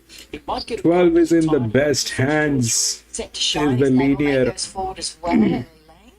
Yes, this mare is ever reliable. She'll be up on the pace. She will give a good kick. Don't stop. Is the 14 here, a roughly for Paul Nolan Jr. Georgie Carter? Yeah, he's probably a good roughie, this fellow. He actually races well here at Doomben now. This is a dedicated jockey on 14. Because there was an issue at the start. One of the best jockeys here. And blinkers are going on him first time. So It's an 8-year-old gelding. There's a dedicated jockey on 14. Good behind I'm going nuts. I don't know. So I'm thinking if you are going very wide here, you might want to just throw number 14 in for a place chance. Our Magnus was a winner on a heavy 9 last start into Toowoomba, Corey and Kylie Gear and Taylor Marshall. No one could have begrudged him that win. No. It was 23 outs between wins. Yeah, but in that time there were 12 times he was either second or third. So he's been a great money spinner for his connections, but he won that King of the Mountain consolation on a very heavy track. Can he make it back-to-back wins? I'm thinking, well, he can, but I'd rather just give him a place chance today. No weight on his back, good draw, very fit. I'm sure he's going to run you some sort of a race. Yeah, I'm sure he will too. He's one thing he doesn't lack. It's courage. Yeah, he's always fighting it out, isn't he?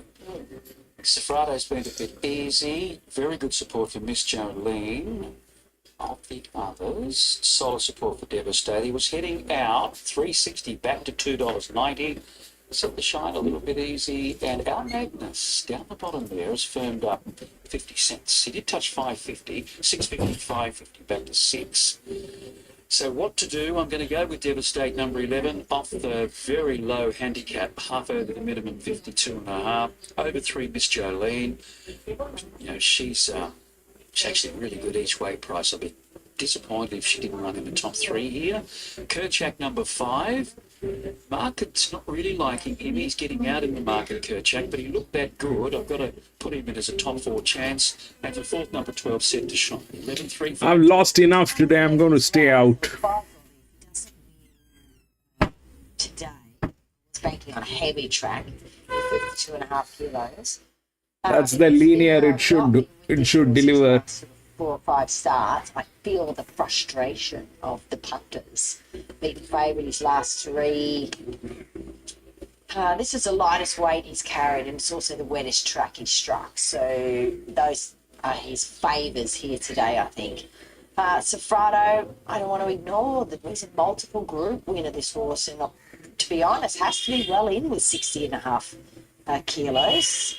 Just too wet for him last start. Surprisingly, he'd not raced in Toowoomba before in the mountain.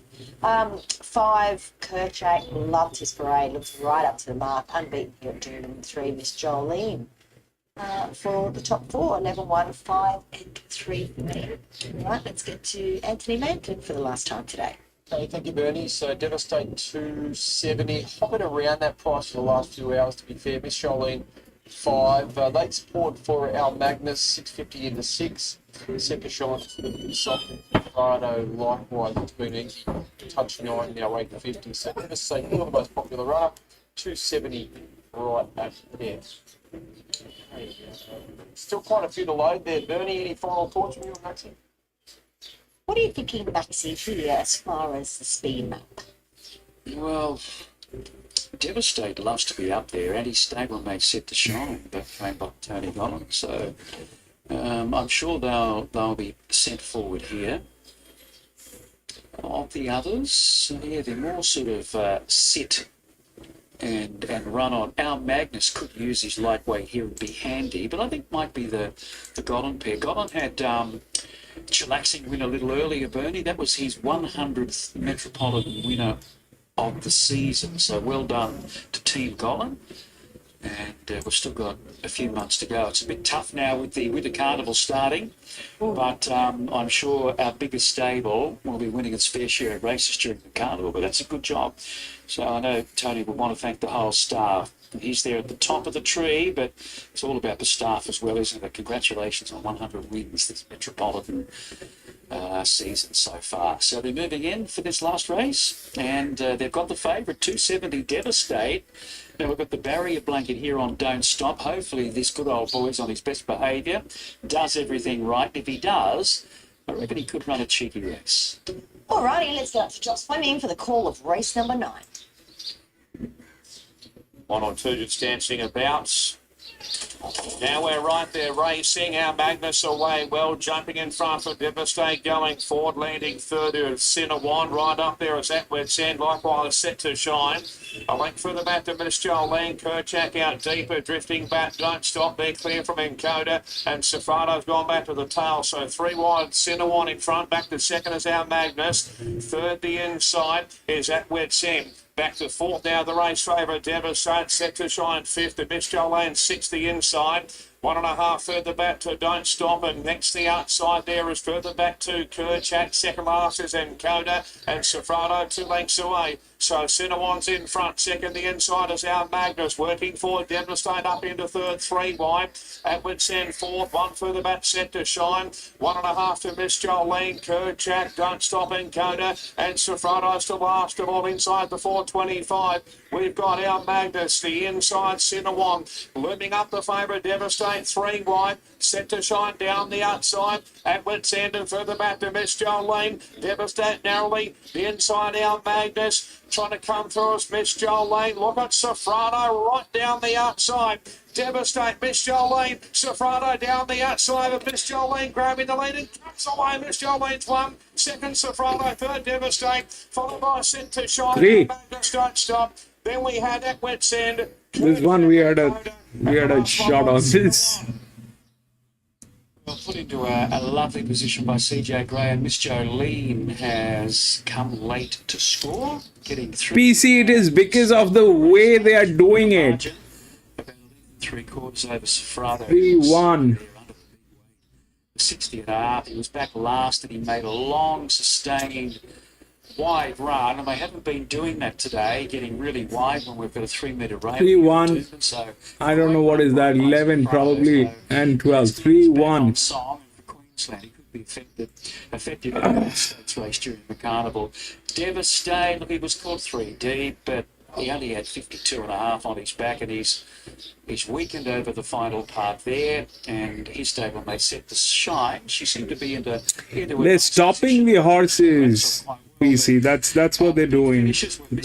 I'll show you. 3-1. Side and Sofrado way out wide, getting 3-1. 11 and 12. Pearls there, first and second. Devastate third, then set to shine.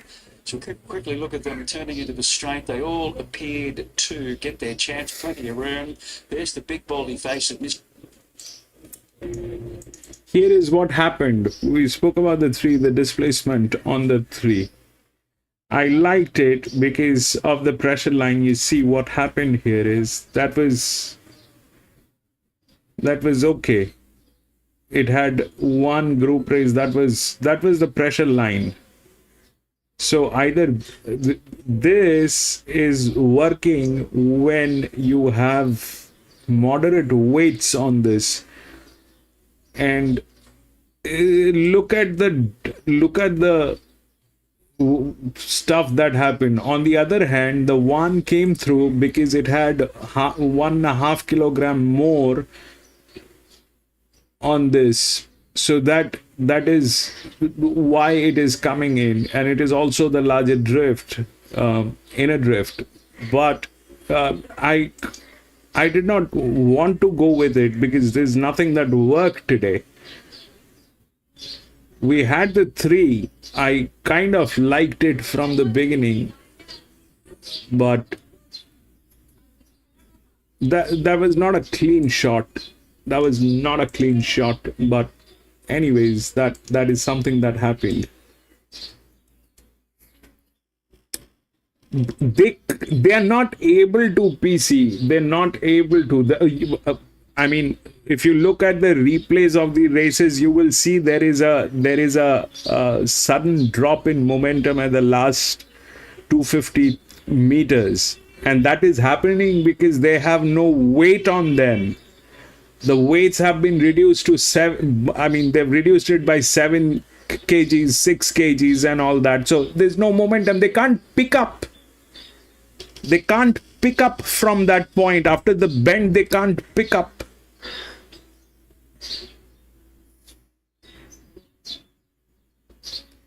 That is so true.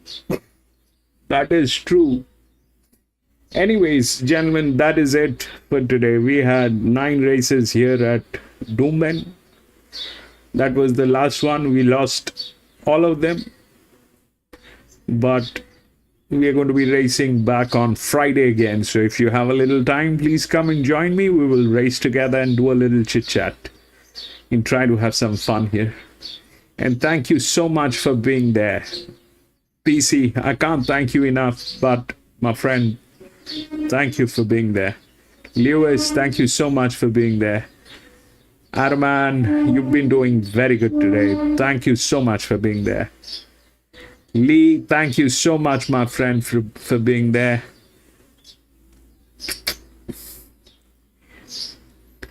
I think that is it. We had nobody else today.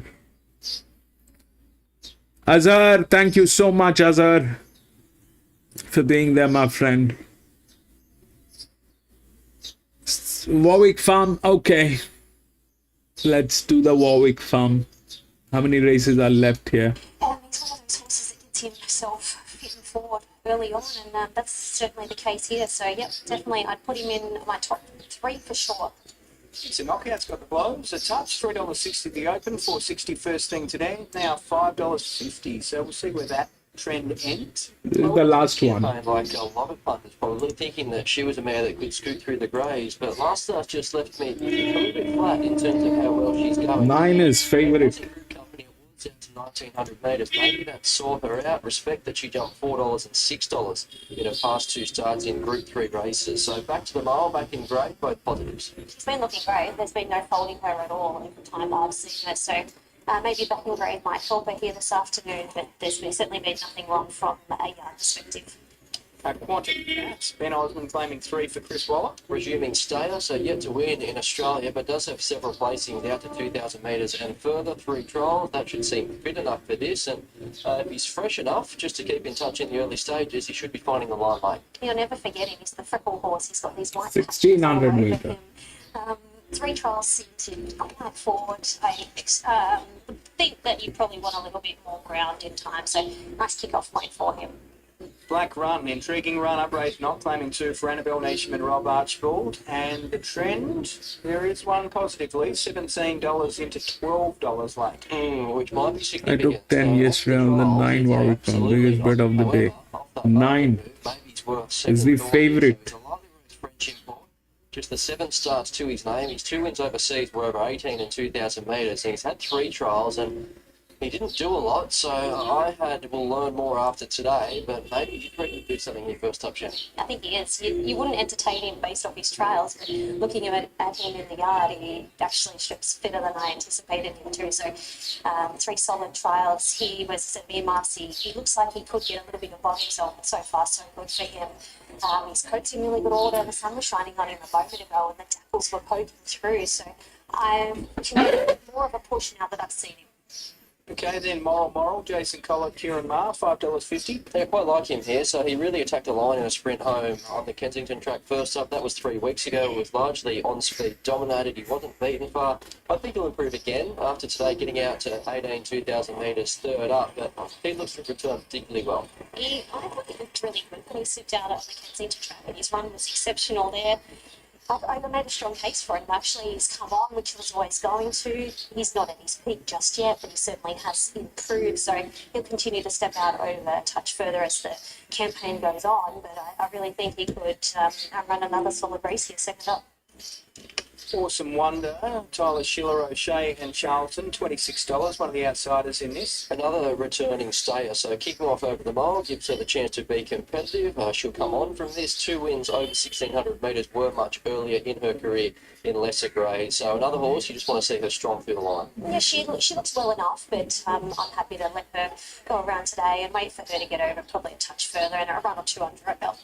Okay, Faze Angels, Matty Owens, Karen Owen, barrier 12. Another 2,000 metre style of mare got her preparation underway here 2 weeks ago over the 1,400 metres. She was out sprinted as expected, but was finding the line again. So a nice return. The mile suits now. I'll go with you. Improving second. I'll go with 9. Genuine, super genuine, isn't she? I am. Always up on the toe. She's always got Karen on the other side of her. That's just normal for her. I didn't actually see her first up. I wasn't here, but I'd say that she would have benefited from that particular run, but she seems to have a good second up record, so you wouldn't rule her out. You know this, PC. When I don't have a clue, I go with you.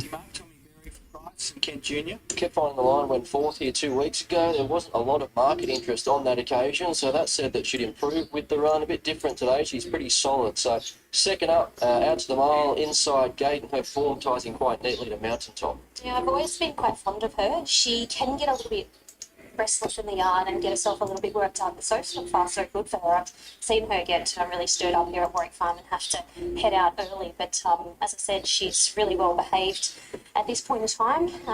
Fingers crossed she stays that way, but she looks a picture. Yeah, definitely another one that you'd entertain from the yard. Timperness, Karen McAvoy, David Payne. David looking for a double. Yeah, ran better than his finishing positions suggest there last start. He was first up. He only beat the 2 homes. He was out the back. He swung widest and he was never really getting into the finish the way that race was run. So he strips fitter. He does, yeah, he does. There wasn't a lot of strong, stable confidence first up with him. He was always going to come on from it, and that he has. He's just a big, friendly giant. He just dawdles around the yard. Kenzo seems to be his favourite track. We will see improvement from him this afternoon. The 14 is Mountaintop. James McDonald just on, James. He's had a winner today, so a good day on that front. He is going to get rolled in the Jockey Challenge at $1.22. Zach's currently leading the way on 8 points from Tyler on 6 and J-Mac on 4. So a very short, and we'll. It's still showing very, very big here. The 9's. 9 is showing favourite on RaceNet, but now it is dropped to 8.5. we saw the best of her. So there was a gap back to Now third. it is She just dropping. peaked that last 50 metres, but fitness-wise, no excuses now for her. No, On the tote, it is 8.5 On the drop, right she now. only went short by what was about half a length, or 0.5, yeah. So Lewis on 8. no reason why she can't come out and improve off that again. So fitness is on her side. 16 Aristonis, $19 around at the moment. Adam Hieronymus for Annabelle Neesham and Rob Archibald. Yet another runner here that will be suited out over a touch further. He hasn't really got on with it after showing a bit in his first Australian campaign, but may have just found his level a touch quicker than we first thought. So a couple of placings last preparation, third and fourth up, getting out to that 2,000 metres, and one of those was behind Al Alcan. So just happy to watch first up. He's really buzzed up now that Adam's jumped on board. He's looking well. He has raced well fresh previously. They've taken the blinkers off and just popped a set of blinkers on for his first up assignment. But he won't be too far away from the action. Jamboree and Pop and Champagne I loved from the art. I'm going to lean with Jamboree. Late now numbers 9, 14, 5 and 12. The last couple of runners just starting to move up now. It's a knockout. Has been easy. Peace Officer, the best back. So we'll head up to Darren for the last at Warwick Farm. Peace Officer over time. Aristonis moving up with Phase Angels and Peace Officer, the remaining runners to go in. So Now it became Peace Officer 5.1. now favourite at 550. So it's gone from double figures to favourite, and he's the last to move in, Peace Officer. Top of Champagne drawn the fence, has been friendless in the last few minutes in the market. They're all in now, locked and loaded, stand by. Last of the day here at Warwick Farm. Starter about to release them, does so now in the rock. Peace Officer snag back to last. Phase Angels, no speed at all. Black Run jump well with High Dandy, Poppin' Champagne. Moral in the thick of the action. Mountain Top cast wide, rolling forward. They're followed then by Jamboroo's up on the outside of High Dandy early. Mountain Top goes to third. And come on, It's a knockout baby. going right around the field. Then Moral dropping in for cover on the outside of Poppin' Champagne. Then Black Runner. Further back to Quantum Counter. A length and a half into Aristonis from Timpanus. Well back Awesome Wonder, Peace Officer. And Phase Angels is the last one. It's a knockout. It's done plenty of work to go around the field and scoots 3 lengths clear from Jamboree in second. Then came Mountain Top, a length and a half to High Dandy, followed by Moral. Then came Poppin' Champagne from Black Run, Quantum Catter. Further back to Aristonis. Then came Timpanus. And a gap back to Peace Officer and also Phase Angels. Awesome Wonder is third last.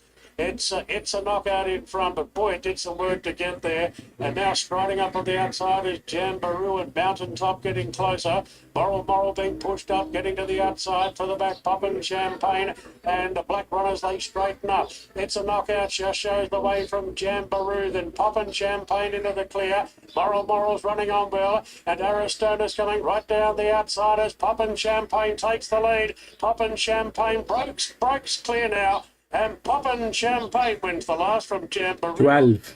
Third between Peace Officer going through the middle, Black Run, inches away. It was just not the day. And Awesome Wonder making ground on the outside. Further back to Quantum Cap.